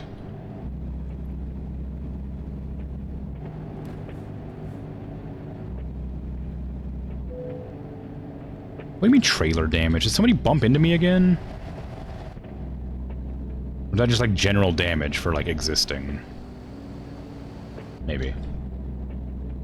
For caterpillars, it's fluffy, no touchy. That makes sense. That's an easy one to remember. I used to... like, this is probably like a global warming thing or a pesticide thing. Like, just being generally... There used to be monarch butterflies around this area a long time ago. Because I used to live here a long time ago, and then I moved away, and then I came back because I liked the area or whatever. But there used to be monarch butterflies that would, like, come here and, like, have their offspring. And you'd find, like, monarch caterpillars everywhere. And, like, I haven't seen any monarchs at all in years. I used to, like, raise the caterpillars, like, in, like a terrarium or whatever. And then let them go when they became butterflies. But they just stopped existing now. And I'm assuming it's like pesticides and stuff that have just killed off all of them.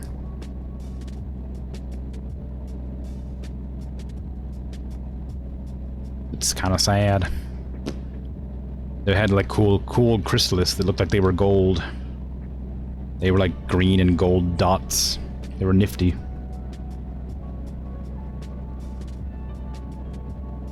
You have woolly bears, which grow into garden tigers, a really cute brown-haired with orange feetsies.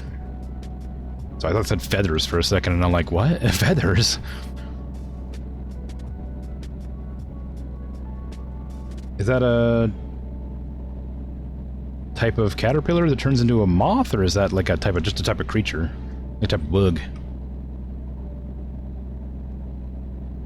Both great names. Yeah, yeah. Woolly bears and garden tigers are very silly. Moth? Oh, okay. I'm not afraid. I'm intolerant to moths, usually, because they have a bad habit of fluttering all up in my business, because they like light.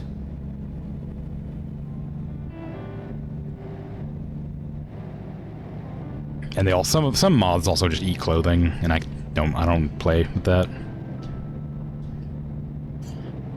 But if they were particularly cute, or one of the gigantic moths, I probably wouldn't kill them on sight.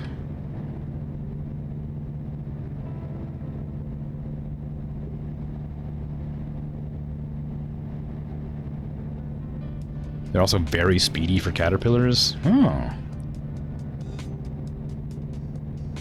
I've never seen a fast caterpillar, so I don't know what exactly that means.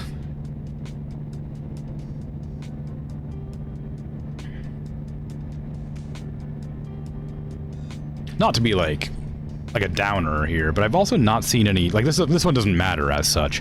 I also haven't seen any aphids, ladybugs, snails, or slugs in years. But I don't know why. Again, I think it's just a pesticide thing, but like, I don't use pesticides usually when I'm like gardening or anything, so I don't know. It's like a herd mentality pesticide thing. Like aphids are obviously a pest, and like all like slugs and snails are kind of a pest as well. But like, it just feels weird that I haven't seen them around. Like I used to remember seeing them everywhere. Like find slug trails or snail trails all over the place. Don't see them anywhere anymore. It's really kind of sad. I didn't like them that much, but it seems like, just feels like something that like was interesting to experience that doesn't exist anymore as such. I don't know if they're going extinct or if they're just not around this area anymore, but it's weird.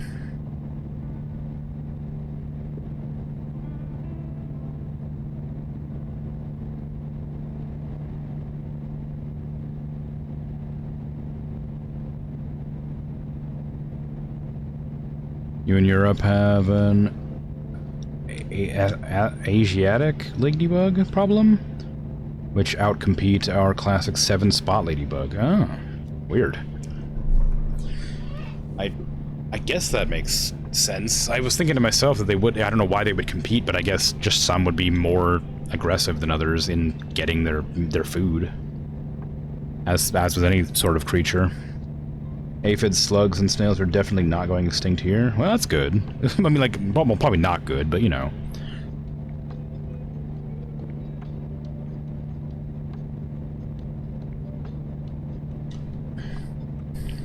Everything has a purpose, so it'd be a shame if they had done. But I just haven't seen any here for a long time.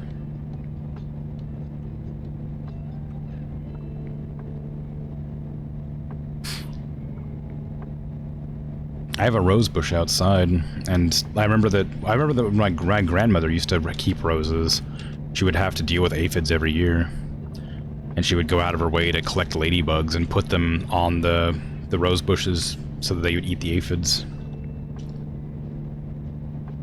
You constantly have aphids in your roses. Yeah, I don't have that problem. They just don't exist for some reason. I mean, I'm partially grateful, but I'm also just concerned about it.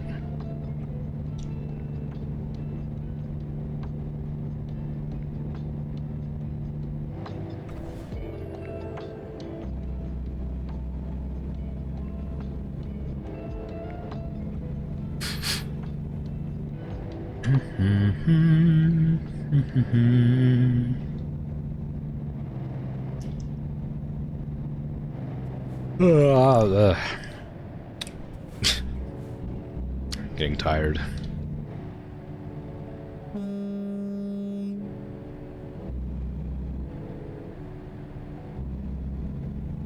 What is that? There's like a reticle on that thing.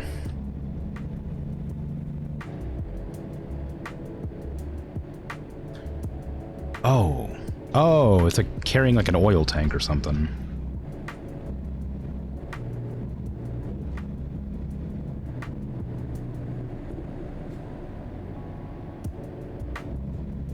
You joke that the Asian ladybug has an angry face pattern on his torso instead of a regular smiley. It's kind of true. Ah. I didn't even think I think the ladybugs that I remember seeing only had like 5 spots. Maybe they had 7, I don't know. I don't remember there being faces on them at all, though. America's finest. Super juice.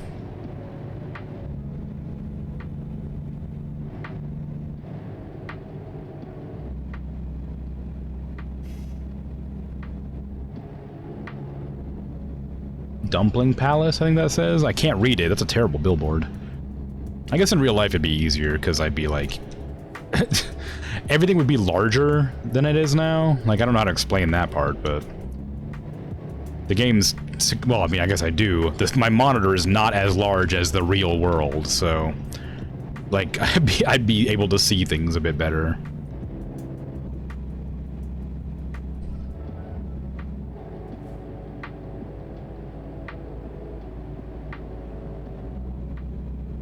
Oh, the 7th spot is the one in all the picture books?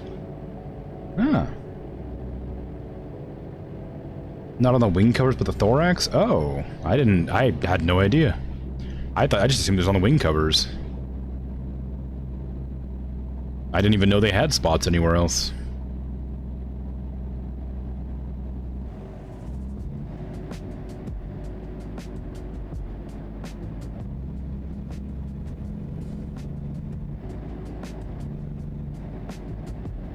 Oh, this is gonna be a terrible one, having to make this turn. I'm gonna have to take this turn so wide. Also, you didn't give me a warning about having to make a turn here, bud. I didn't see the warning come up.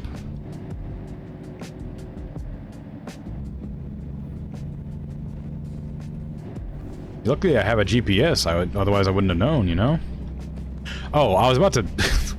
I got distracted when I hit that car a while back, but I was gonna mention that I had planned on playing I'm on observation duty at some point, but I'm not sure if I want to wait until like October to play it or not, because it's kind of like meant to be a pseudo-scary game, but it's basically just like a spot the difference, which kind of seems fun. But I don't know how many there are. There's like 7 or something like that. They're like, one of them's VR, which I definitely wouldn't be doing probably. The thorax is black with 2 white spots on it, resembling eyes. Ooh, creepy. The head is very small. I mean, the head of most bugs are quite small. Unless you're speaking relatively, of course. Find me a bug with a human-sized head and we'll talk.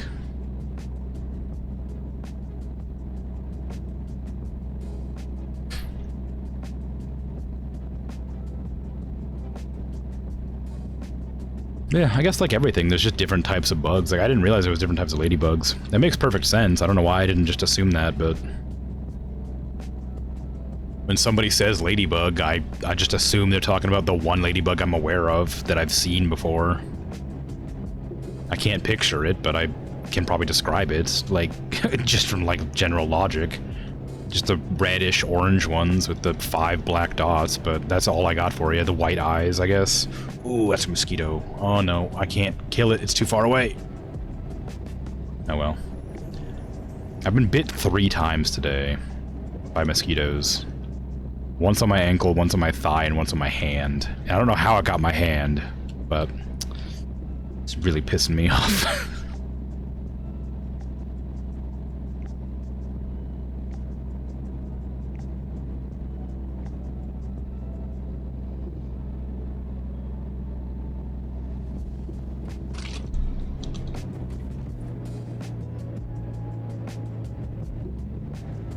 Those are white spots, actually, the ones you're talking about? The white spots on the front of his face? On its, like, eyeball? On his eyes?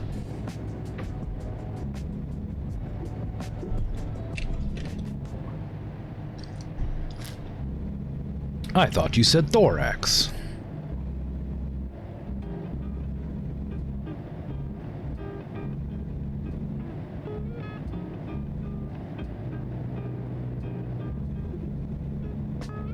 I recognize this song. The head is before those spots. Is it? Wow, it's got a really small head then, because I thought that was like mandibles. I thought the white part were like, like part of its head, and then it had like little tiny mandibles on the front. Is that actually its head?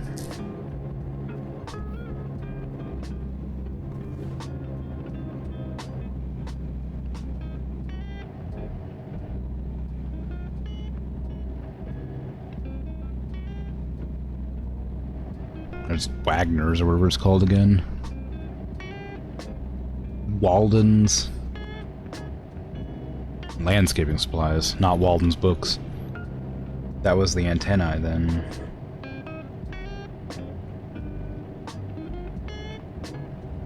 I'm also describing the only ladybug I'd seen from years ago, or that I remember seeing. So like I can't like, I don't have the ability to like remember in my head what things look like. I can just sort of describe what I vaguely think I remember them looking like. I just remember red, black spots, white head, what looked like head.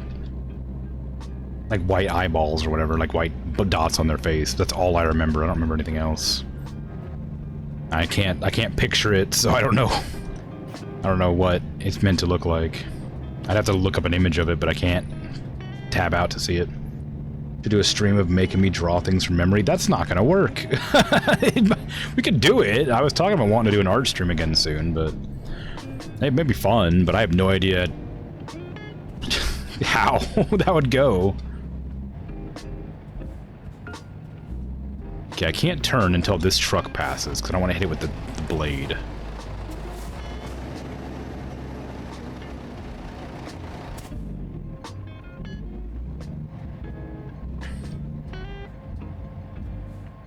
Yeah, it might be fun, but the problem is, like, there's a lot of things I just don't have knowledge of either, so, like, drawing something from memory would be difficult if I've never seen or heard of it before. Like, draw the...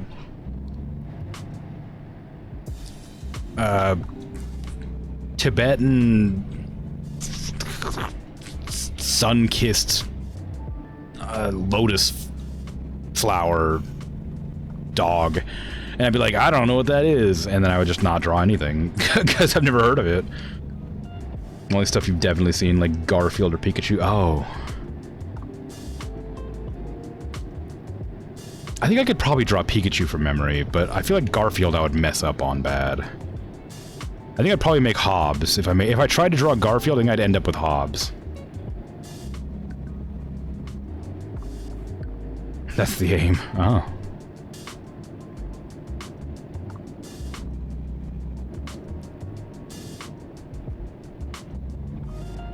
To get stuff ridiculously off model. Yeah, I suppose it could be fun.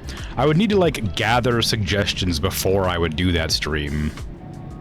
But then I'd risk cheating, so I wouldn't be able to do that. Because I'd hate to like start that stream up and be like, all right, let's get some suggestions, and then like nobody's in chat yet, and I'm like, oh, okay, I'll just sit here for a while.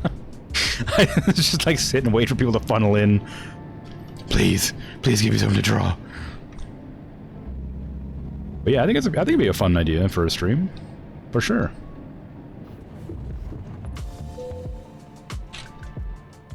Oh, that's just a different job.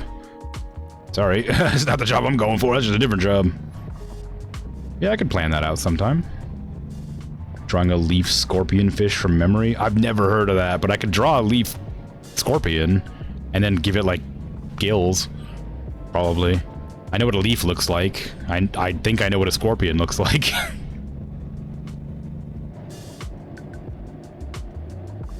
Just let us know in advance so we can be prepared to be there on time. I suppose that's true. I could just be like, hey, show up today, because I'm gonna be doing this thing.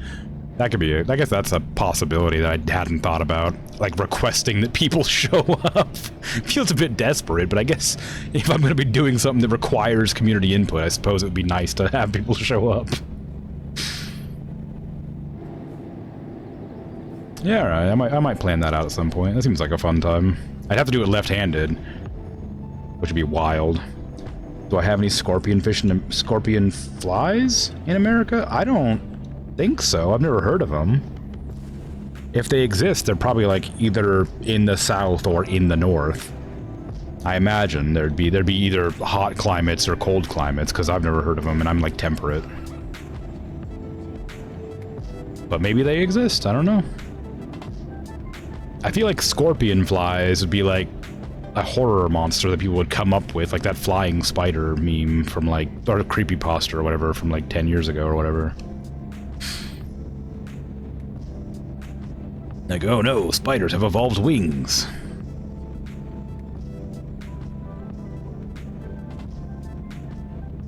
But yeah, I've never heard of a scorpion fly, so I'm not sure. We have like bloat flies and horse flies and stuff. Maybe bloatfly? Is that right? Botfly? I think botfly is what I meant. I think bloatfly is from Fallout 4. Although they probably exist too. Bloatflies are probably a thing. Most horrifying, totally harmless insect. That sounds like a crane fly. Crane flies are terrifying looking. Yeah, let me get my phone out and see if I can't see a picture of a scorpion fly. Hopefully it's not one of the suggestions we're expecting me to remember. Blowflies exist.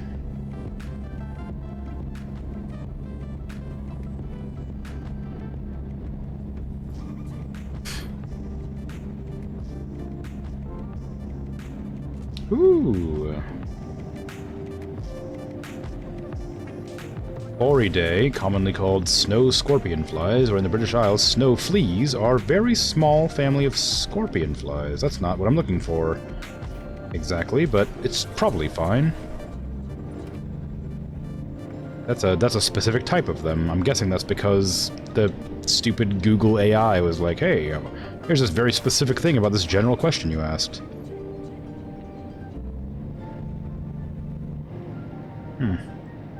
They do look strange, though. I don't know if I'd call them terrifying, but they're definitely spooky looking. Like a hornet's much scarier looking, I think. Blowflies do exist. Yeah, but that's not what I was thinking of, I don't think. There's like a special... I don't want to talk about it, actually, it's gross. There's a type of fly that does a thing that's gross. Scorpion fly is the closest to fleas, strangely. That is a very strange thing. But I guess, much like everything else we've talked about today, it doesn't make a whole lot of sense that blank is closely related to blank when it looks nothing like it. Name comes from the male reproductive organs shaped like scorpion stinger. Dang. Imagine being named after your reproductive organs.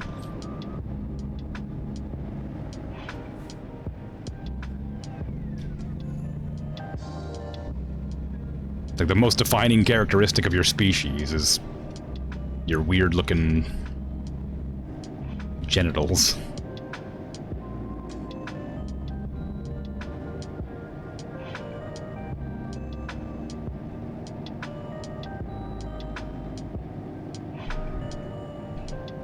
I imagine there's probably quite a few animals or insects named like that, honestly. Doesn't seem like that uncommon a possibility. How much longer is this job? Jeez. 37 hours remaining, it says. That probably means, like, a single in-game day. Where am I meant to be going? I don't remember where I'm supposed to be going from here. I think I'm pretty close. I'm going to here. Yeah, okay. We're basically done. I guess I could have known that if I would have looked at the GPS for like a second. I was like, dang, this job's taking a long time. What the hell?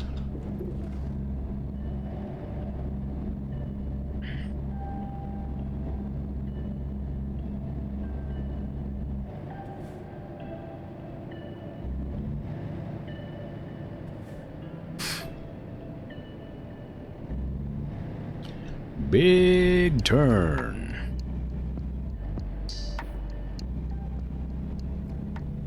Just think, one of these blades is gonna go on one of those turbines, spinning away in this field. How exciting.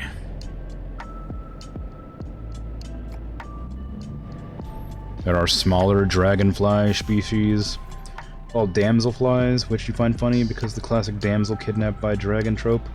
Oh, yeah, we have damselflies around where I am, I think. I remember damselflies. When I used to go fishing with my grandfather, like years and years, well, you know, as a youngin', I remember damselflies being around.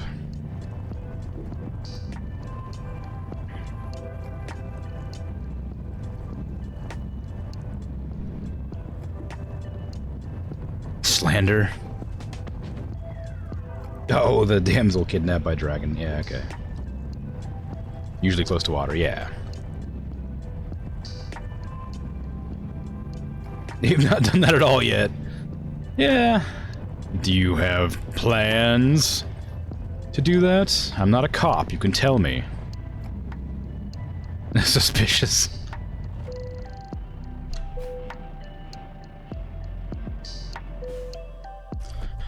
Excellent job. Base reward.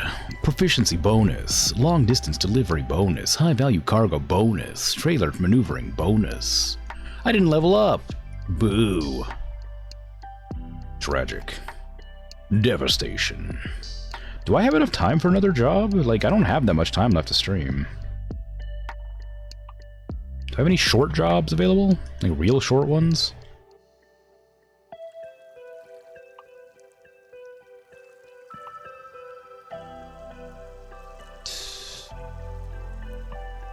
Oh, whoops, I did the wrong direction. I did descending order by accident. I want small, short jobs. No, all the jobs are pretty long distance. Like all things, like all these are pretty long. 410, 830. Like 1500 took 2 hours, so 400's gonna take a third of that. So 40 minutes? 30 minutes? It's definitely too long. I guess I could browse vehicles. Is there any nearby truck dealerships?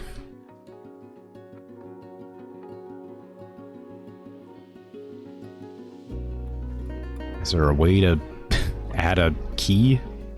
No. There's a Kenworth there. I'm not looking for Kenworth trucks, really. Although, what kind of truck am I looking for? If not Kenworth, then what?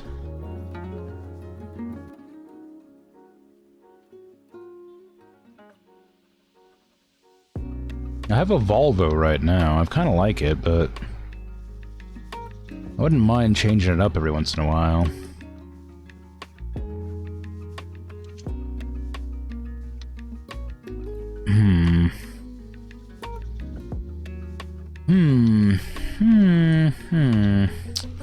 Let's see. Truck manager.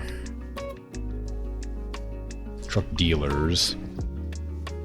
Is there a truck dealer in Marysville? It doesn't look like there's a truck dealer in Salina, which I think that's probably the Kenworth.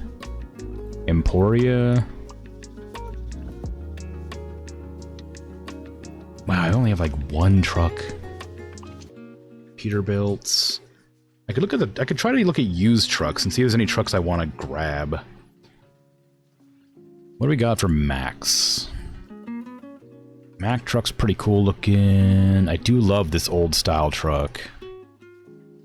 Like that kind of truck's awesome. I love the look of them. Kenworth. Ooh, look at that. Look at that. That's a good truck right there. Maybe I should go to a Kenworth. That's a handsome truck.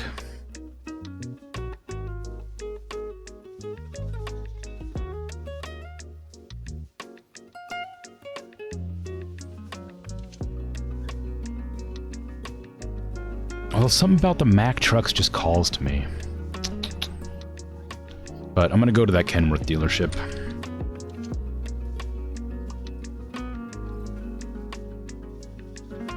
Wherever it is. It's down here somewhere. Where was it? Where was that Kenworth? I've seen it. Kenworth, where are you? Where are you, Kenworth? There you are. And it's not a terribly long drive, but it's gonna take a while. Drive. There's a deep-sea fish called the black swallower, known to swallow fish larger than itself. Oh. How does it not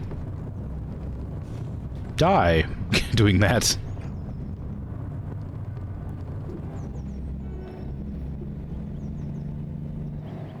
Surely the bigger fish would just thrash around a bunch and it wouldn't be able to, like, contain them. The black swallowers have been found to have swallowed fish so large that they could not be digested before decomposition set in. And the resulting release of gases forced the swallower to the ocean surface. This is, in fact, how most known specimens came to be collected. That's very silly. That's very silly. And so relatable, you know? Disgusting. Oh, yeah, that's what I meant.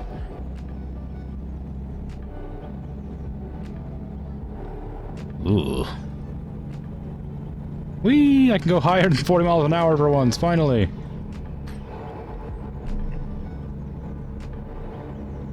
So fast.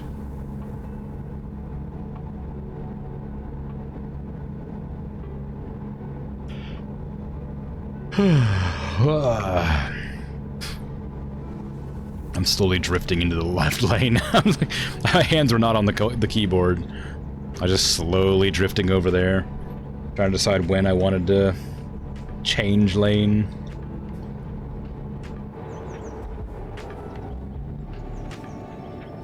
Train time! I didn't stop in time. It's fine. I thought I was slowing down enough. I didn't.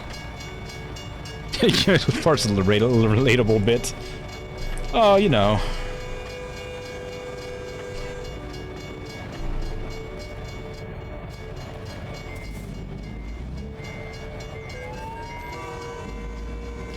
Look, I didn't really have a choice. I had to back up. The train wouldn't go if I didn't back up. I had to back up. It's not my fault the person behind me shoved me over here. Come on. $1,800 for a crash? Are you kidding me? The eating too much is relatable. Yeah, that was the bit. I thought that was pretty self-explanatory. I thought it was a funny joke, you know? I thought I was super good at making funny jokes. I'm leaving. I'm not waiting for those to go up. Not after I got an $1,800 fine for crashing into a car that I had to back up to avoid because the freaking thing wouldn't drive. God, I'm so good at making jokes.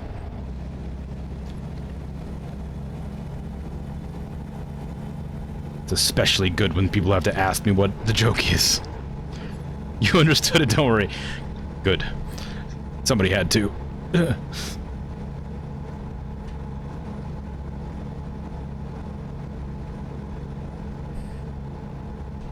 Can't even hear the music now. The game's too loud.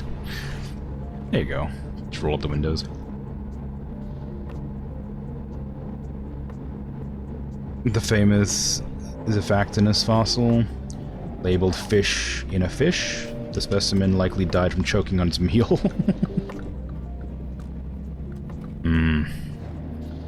Rip. Rip Ziphaxtinus fossil. Hardly knew ye.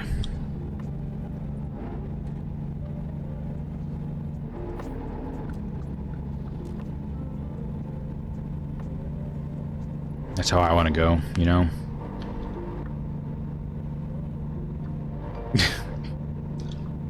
I don't. That one wasn't even a good joke. That one wasn't even a joke. I was like, I thought I had like a good like lead up to an actual joke that I was going to use, but I just didn't have anything to say after that. It didn't make any sense. The skeleton is just containing another skeleton, the same length, no less. Wow. A fossil turducken, yeah. You know, being an American, I've never had a turducken, which is just shameful. Like, that feels like, you know, quintessential, like, American food, right? Like, nowhere else would you find this nonsense.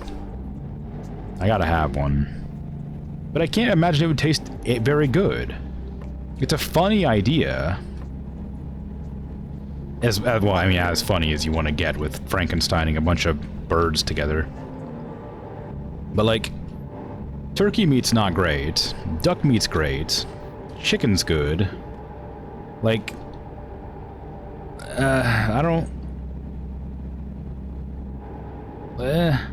like, chicken's good. Duck is good. Turkey's kind of dry, but not bad. You know, it's like, it would just be 3 separate types of meat that's fine. I don't know. Oh my god, it's this song. The infamous song.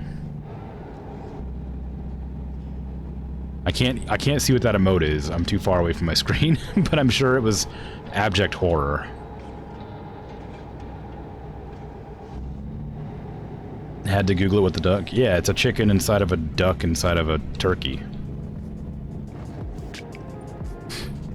It's not normal here, but it is more normal than you would expect it to be.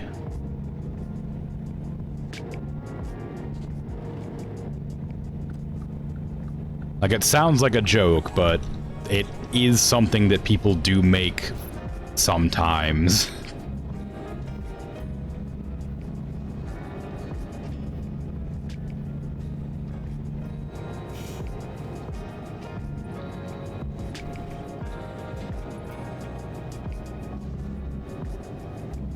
Oh, that emote is not abject horror. I thought there was like a... I thought the mouth was like wide open, like screaming, like there was like a... Like the teeth were the white part, but it's just a person lying in a bed. It's not nearly... Not anything... It's not nothing like what I thought it was. It's not abject horror. Well, I mean, yeah, it might be like, you know... It might be an amount of fear. Maybe there's a monster under the bed. Maybe there's a turducken under the bed, you know? But I'm sure it's, like, as good as anything else. Like, I don't know why it's... Like, it's a weird thing to make, but I can't imagine it's, like, particularly strange. Like, it's just sort of a series of food. It's called No Sleep, so it could be abject horror. Oh, yeah. Like, I understand, like, the confusion behind it, but it is just a... It's just food. Like, it's not that strange, is it? Transfers only. Road toll. Mary's Cotton. Premium quality cotton. Disappearing trees. Ooh, you're not merging fast enough. Holy crap.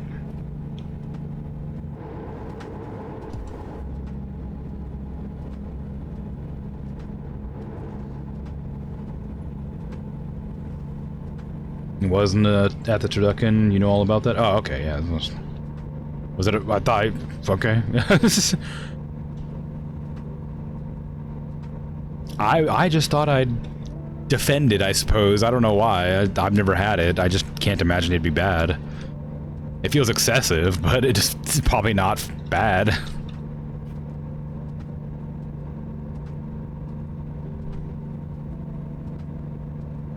Oh, I'm really, like, I don't know why, but I'm craving, like, a very specific restaurant's pig in a blanket. Like, I don't know why, but, like, there's just this very specific restaurant that I don't remember the name of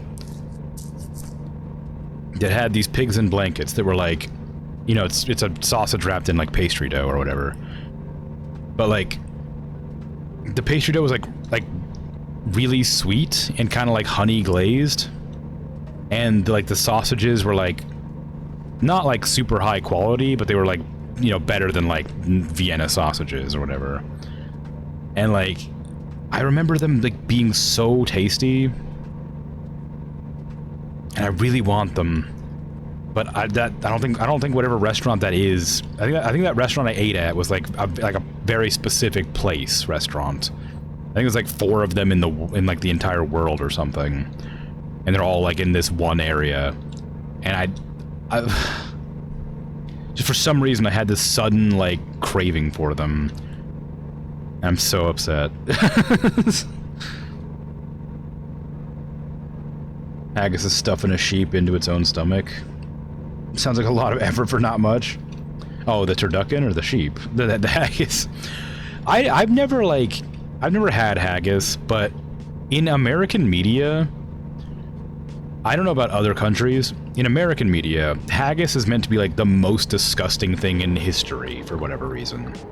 Like, I don't know what it tastes like, but they always make it seem like so disgusting on television, and I'm like, dude, it's just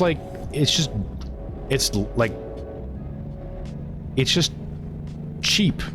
Like, what is sheep? Mutton? It's just mutton inside of a stomach, right? Yeah. Like, and then you like bury it or whatever. Is that a thing? I don't know. But like, it's not much more disgusting than shoving a bunch of a pig inside of its own intestines. Like, we eat gross things all the time, but out of context, they're not nearly as gross, you know?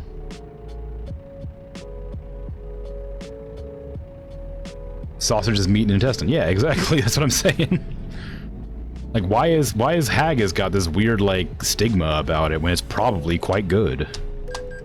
Like, I've never had it, of course, so I don't know that for sure, but it sounds like it's probably as good as anything else.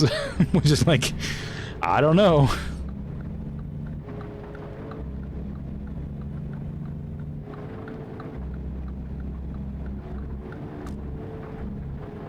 There's lots of things I'd like to try at one time. Like I talked about this earlier, but I've never had like avocado before on its own. I've only ever had it in guacamole. But I've heard avocado's like super popular and really tasty, but I've like never had it on its own and I'm just confused. I like guacamole fine, but I don't know.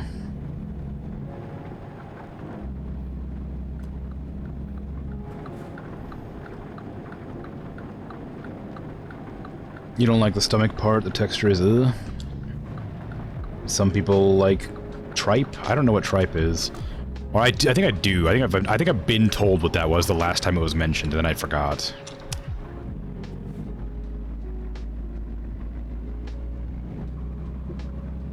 Smashed Avo? I don't know what that is either. I'm a big fan of like this, like a cow beef tongue. Like beef tongue is delicious, but like also weirdly textured.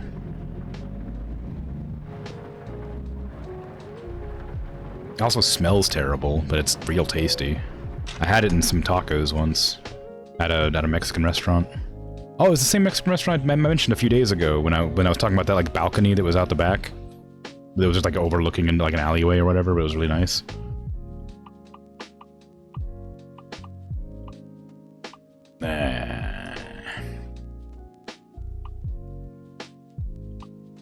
These are the same truck, but this one just looks different.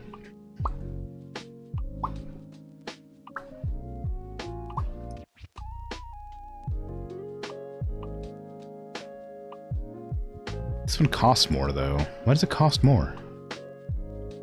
It's the chassis, I guess? This one feels like it should cost more.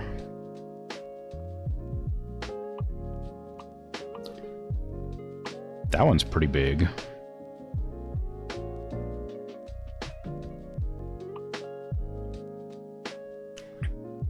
Oh, Rocky Mountain oysters, yeah. Some Americans do eat natural bull meatballs. Yeah, they're called Rocky Mountain oysters. People do eat those for some reason. I don't know why. I have no interest in it, but some people like them. So, it's kind of whatever.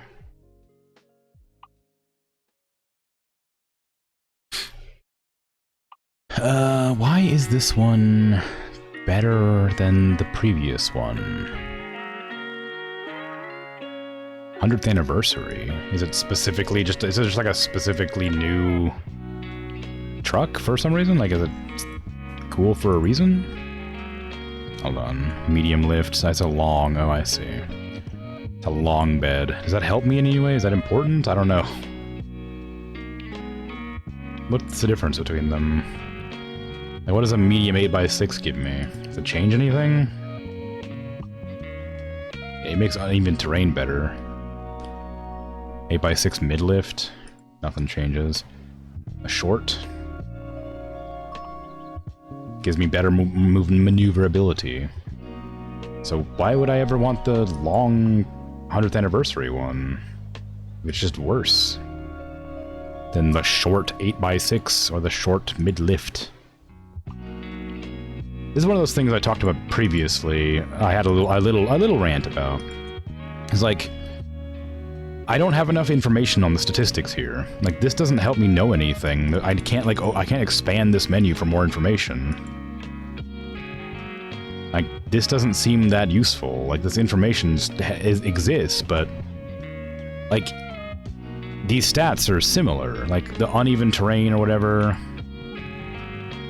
like, is maxed out. Is this better at uneven terrain than this is? Or is there, like, a cap for how good it is and it can possibly be? Like, because I can't tell. Like, this is clearly going to be worse.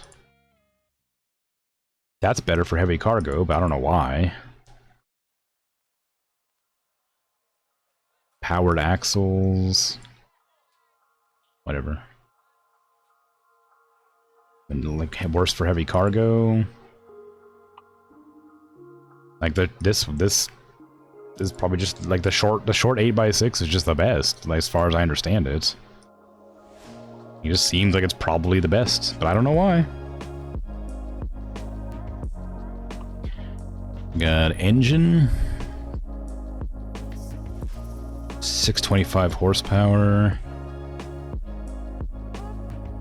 I mean, it's already maxed out at heavy cargo. Is this going to be better?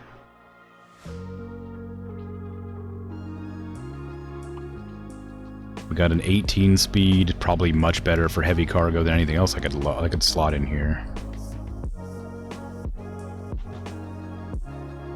Everything else is just worse. Yeah, like, these stats don't make any sense because they're all, like, you know, this engine is 100% better in every single way, but this is more expensive. Why? Why is it more expensive if it's just worse in every way? Oh, it's a little bit better for normal cargo, but, like, but why is it better? I don't understand. Give me more information. I need to know. Why is it better? And also, can I compare this to my truck to see how much better it is than my truck currently is? Like, I don't know.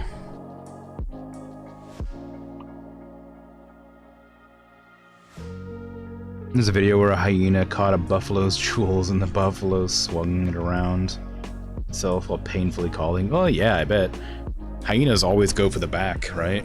Because it's just like a good spot to, like, latch onto and cause them animals to bleed out.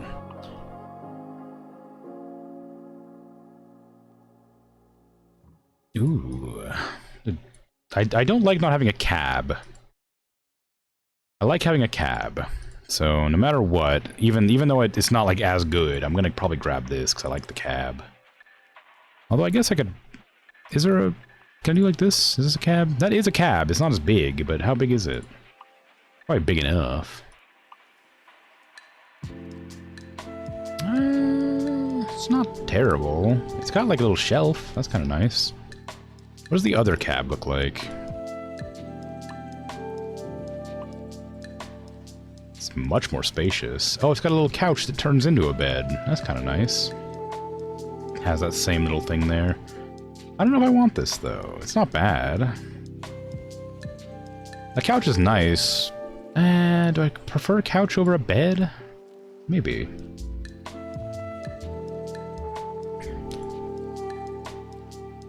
The 100th anniversary, what? I don't think I like the Kenworth 100 there. If this is just the same except it doesn't have the spray paint, I don't understand why I'd want that. Strange seatbelt positioning on the couch. Yeah. Yeah. It wouldn't really work very well, would it? That should definitely be right there. Or right there, I guess. Do I want this cab? Do I want the big cab or the littler cab? I do want a cab.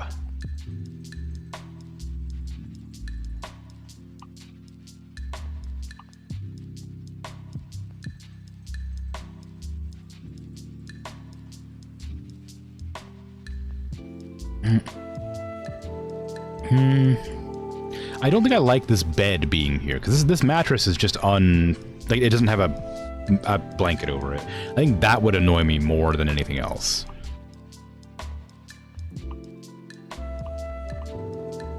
But this has, like, a texture to it, so it's not immediately obvious that it's a bed. And it doesn't look weird and awful like some just mattress you chucked in the back of your truck. I think I do prefer this. And do I want it dark or gray? I don't mind this, but I feel like it looks kind of cheap. This at least looks kind of plush, right? I don't love this angle on it, though. Because that feels very obviously fake. I want white or black. I don't think I can choose, really. Because the seats don't change color, so I think probably gray is better. I guess, yeah, because all the seats don't change color, so it makes more sense just to keep them all the same, just about, you know? Belt yourself while lying down? Yeah, I suppose. Might be for someone else sleeping while being driven, maybe? Oh, that could be, yeah. Yeah, I think I like it white more than anything. But do I prefer this? This texture goes a lot nicer with it, but I kind of just prefer the diamond pattern, especially like on this wall. Like, I much prefer this look.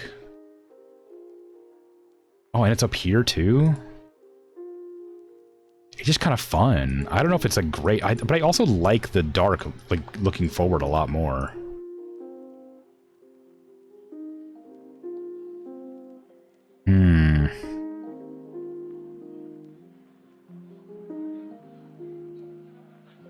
Does not feel like they have had the safety testing of the crossbody belt. Yeah. I don't know if I can even afford this. Oh, I can. I've got enough. If I trade in, maybe. Crimson red. Nice. Uncle Sam. Rattlesnake. Sunset. Kenworth anniversary. Retro power. Hot flames. Globe runner. I kind of like this like color palette here. Infinity. Moonlight Tropicana. Serenity. Rush. Horizon. Flare. Oh, that's very, like, I don't know, like 80s. Color fusion. I kind of like that one. That was nice. Union. Insight. Divided. Custom metallic color. My favorite, custom metallic. Like, I like crimson red, but I prefer it being like the pearlescent red. So I'm gonna do that. Give me that pearlescent. Give me a nice crimson red. Give me like an undercoat of like a yellow, like a very kind of maybe gold.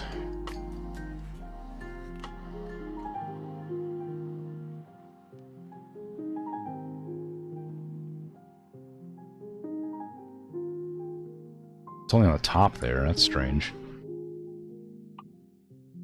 What is this going to be on?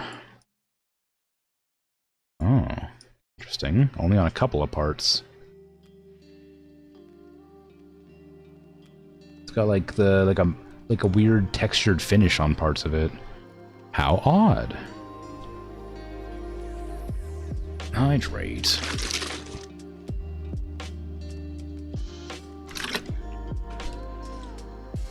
Watch me make this and then just find a better truck later.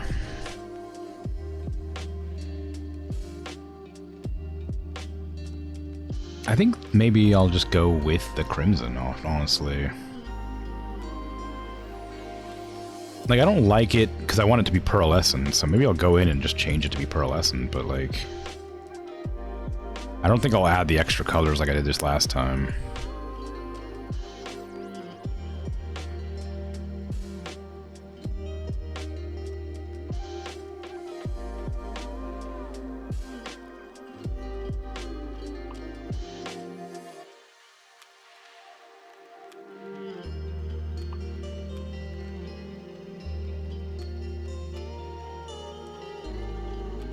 It's not even pearlescent either. There was a paint job on one of the old trucks that could be pearlescent, but I don't know, it's fine. It's not bad. A little bit lighter. It's pretty alright, honestly. It's a nice looking truck. I decided to go with the diamond black, because I like the look of this better than I like this or this. Back there it doesn't look as nice, but up front it looks a lot nicer. And I've already got the best, in quotations, transmission. It's not good for heavy cargo, which I don't love, so maybe I will have to swap out that camper, or that bus, whatever. Because I do heavy cargo all the time, so I probably should try to get it good for heavy cargo, which is going to be the short mid-lift, or short other one, which means I have to get rid of the better sleeper. Oh, wait, I can't do the sleepers at all because of that, can I? Ah, shoot. This is good. This is worse about heavy terrain, but it looks better. Or heavy cargo, rather. Maneuverability's bad, but I guess that's gonna have to be the one I go for, huh? So I can get the good cab after all. Alright, that's fine. That's fine. That's fine. It should be a paint job called Pearly White with images of teeth. Ugh. Oh my god, look at all the points that I can put on it. Do I want that? I feel like it's gonna cause me a bunch of grief when I'm driving. You got a bull bar over here. Ooh, look at that. Ooh. Part of me kind of likes that Firefly. The quarterback feels a bit excessive. I like that one though. Oversized load. Metal fender guards. I don't think I need those, do I? Well, I guess it wouldn't hurt. Kind of fun. Flags. Oh my god. Where's my American flag? Perfect. The American flag. Very patriotic, that.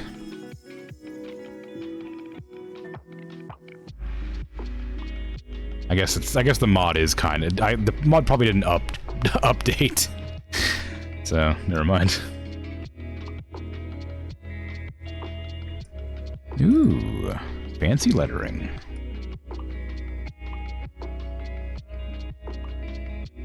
Oh, a wing mirror? I don't need that really, do I? That doesn't seem necessary.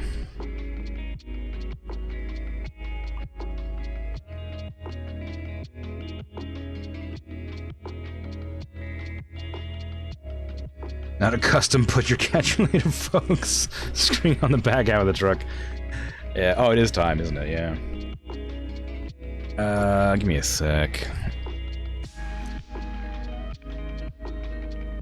Oh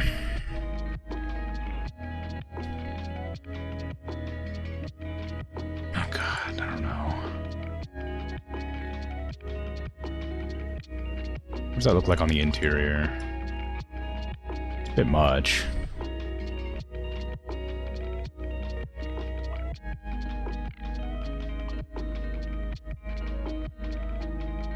No, don't do that.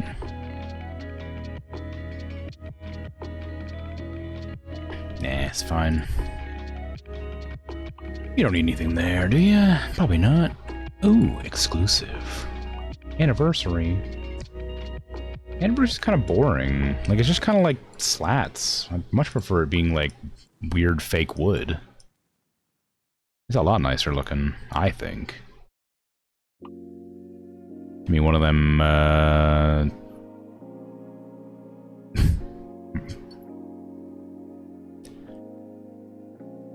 Pina colada?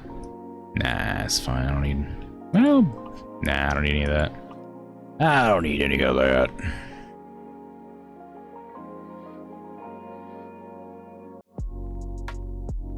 Imagine your logo on truck at night with no context. It's definitely a funny thing to imagine. Oh, you know what I just realized?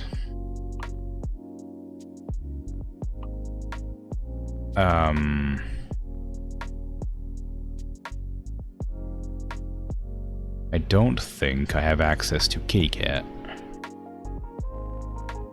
Which means this is a no-go. If I can't put my cat in this truck, I don't want it.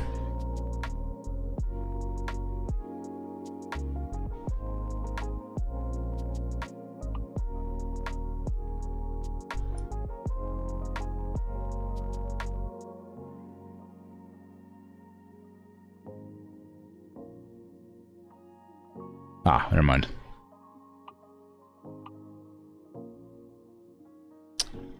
If it moved, I wouldn't mind it being like that.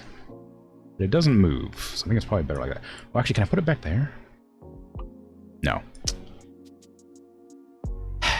Also, I can't put my pizza box back there. Where the hell's my pizza gonna go? On the floor? What am I, an animal?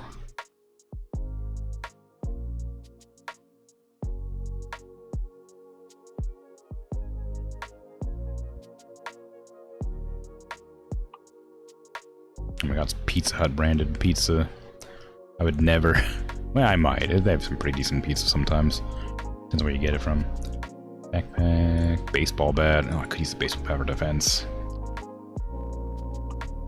Oh, I didn't know I could change the freaking color of these. That changes everything. That looks so uncomfortable. Sleeping on this, like, leather seat. Like, ugh. No way would I ever sleep on, like, a leather bench if I can help it. Like, ugh. Like, the cloth is kind of tacky, but, like, at least it'd be more comfortable than sticking to the leather seat.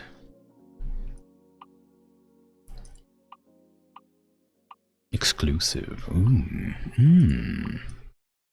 I like how I'm doing all this editing and then I'm just gonna, like, not save it and just not keep it. Cup holders. Water.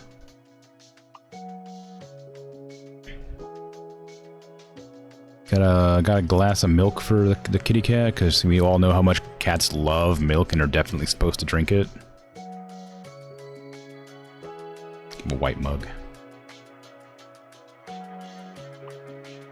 Duty. Oh, floor mat. Nice.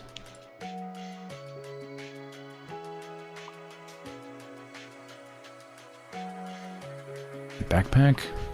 I don't like the texture of that backpack. That one's better, but it's clipping into the seat. The duffel's alright. Portable bag? That one's kind of fun. It's kind of bright, though. Doesn't really fit the aesthetic. Safety helmet, leather briefcase. Ooh, fancy. Got places to be. How important.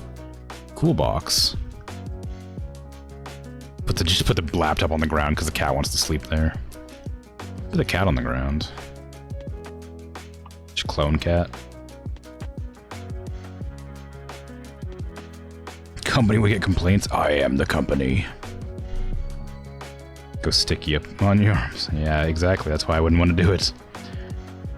They can have lactose-free milk, just like Crims. Oh yeah. Maybe I'm secretly a kitty. Maybe. The world may never know. That would explain some things. What things would I explain?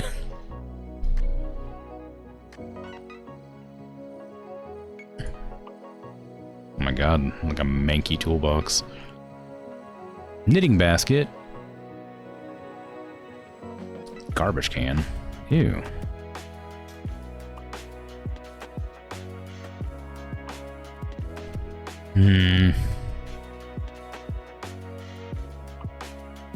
I like my crowbar. I'm gonna keep my crowbar.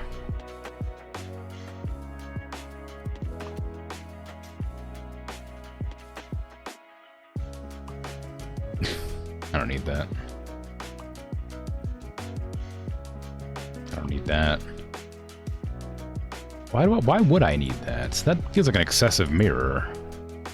Which kind of gets in the way. Duty, standard. Now, here's the real question. What kind of wheel we got? Should I go back to the guns? It gives me the option. Was it a base game wheel, the guns? I thought it was a base game wheel. It is!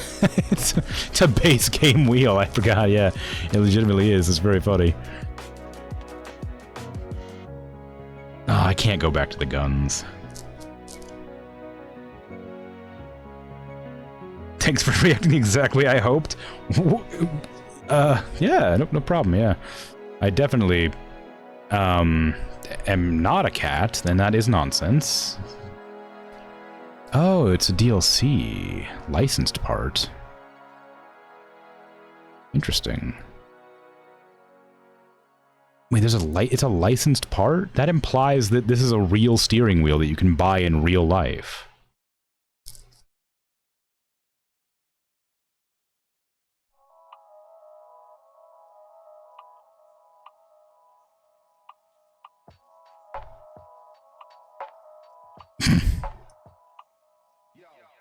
It's freaking wild. I kind of like this one. There's little grippers. Do I want any grippers? Not really. It might help me determine what direction's up, but I guess with the steering wheel shaped like this, I probably could figure that out normally anyway. Air filters. I can't even see them. Oh, those. I was like, oh, I can't see these air filters. What are you talking about? I see, I see. Window? Oh my god, I can get a skylight? You kidding me? Hell yeah. Exclusive sun shield? It doesn't even work. Oh, look at the sun shield. Wow. It's like, it'll definitely stop me being blinded. Although that really makes my vision impossible to see. There should be a mirror texture for every surface on the inside. See yourself at all times because we all know how that's comfortable. Yeah. I mean, I don't think you have a character in the game, but they don't actually like look like a character as any such. Like, there's like a random NPC, I'm pretty sure. Globe, old style. Fuzzy dice. Hey, look, it's Luna.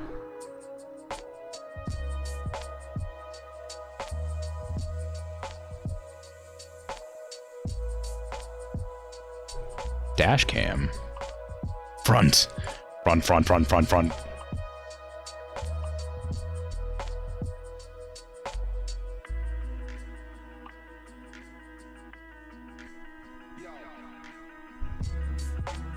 I kind of want the dash cam, but I don't really want to put it in here. Nutella? Really? Alright. I should really go. A journal.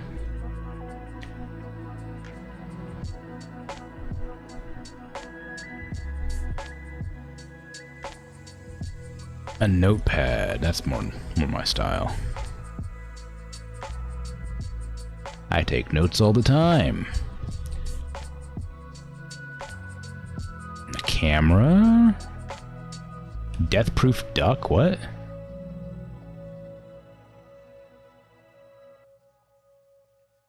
Magneto-inductive compass.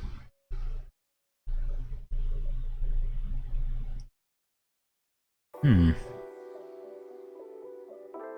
well, I mean, like, I think it's probably customized well enough, all things considered. Tom Trucker? Oh, I see. It's like a... What is that meant to be? Is it a GPS? I have a GPS right here.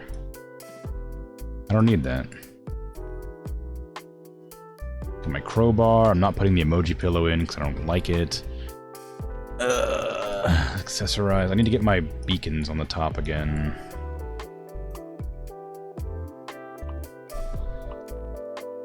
Oh my god, off to the sides. That's so dorky. I like it.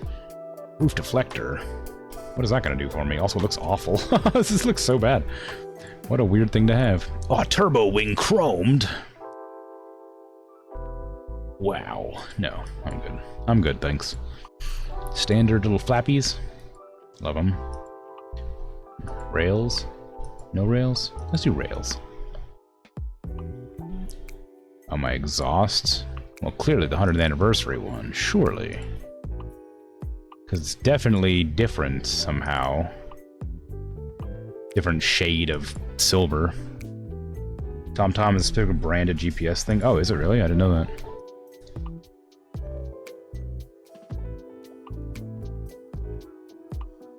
Okay.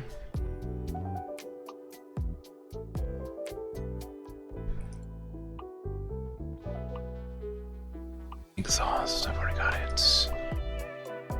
Little chrome barrel guard, whatever it's called, the good stuff. Stock flaps. Chrome modern. Yeah, it's alright.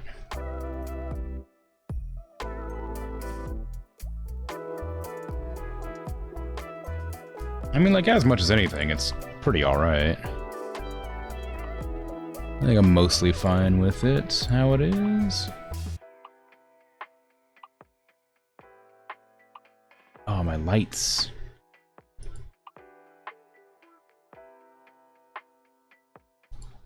Lumen Chrome. Lumen Chrome.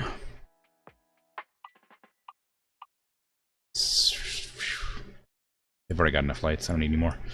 Okay, let's see, that's light adapter, put another one up there, why not? Sure. More lights, give me some of them.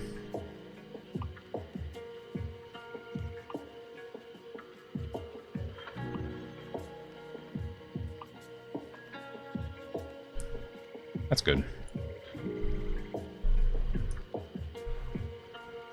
Everything's chrome in the future. Yeah. I mean, like, it's done. I mean, like, I'm not really doing anything here, honestly. I'm just kind of, like, fiddling around. Confirm. Purchase. Do I have a spot in a garage somewhere for this? I don't have any garage.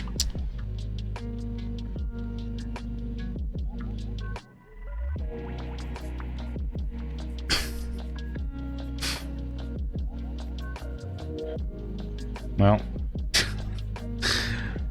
it's a what could have been, I guess. The last 20 minutes of me fiddling around with making a truck for myself. I don't have any garage space for it, so I'm not trading in my current truck, which is probably better. Time for a garage sale. Oh, your diary today I crashed for the nth time. Yeah, it happens. It happens. Anyway, I think I'm done here, so thanks for hanging out and chatting and lurking. I appreciate it. I will be back tomorrow with...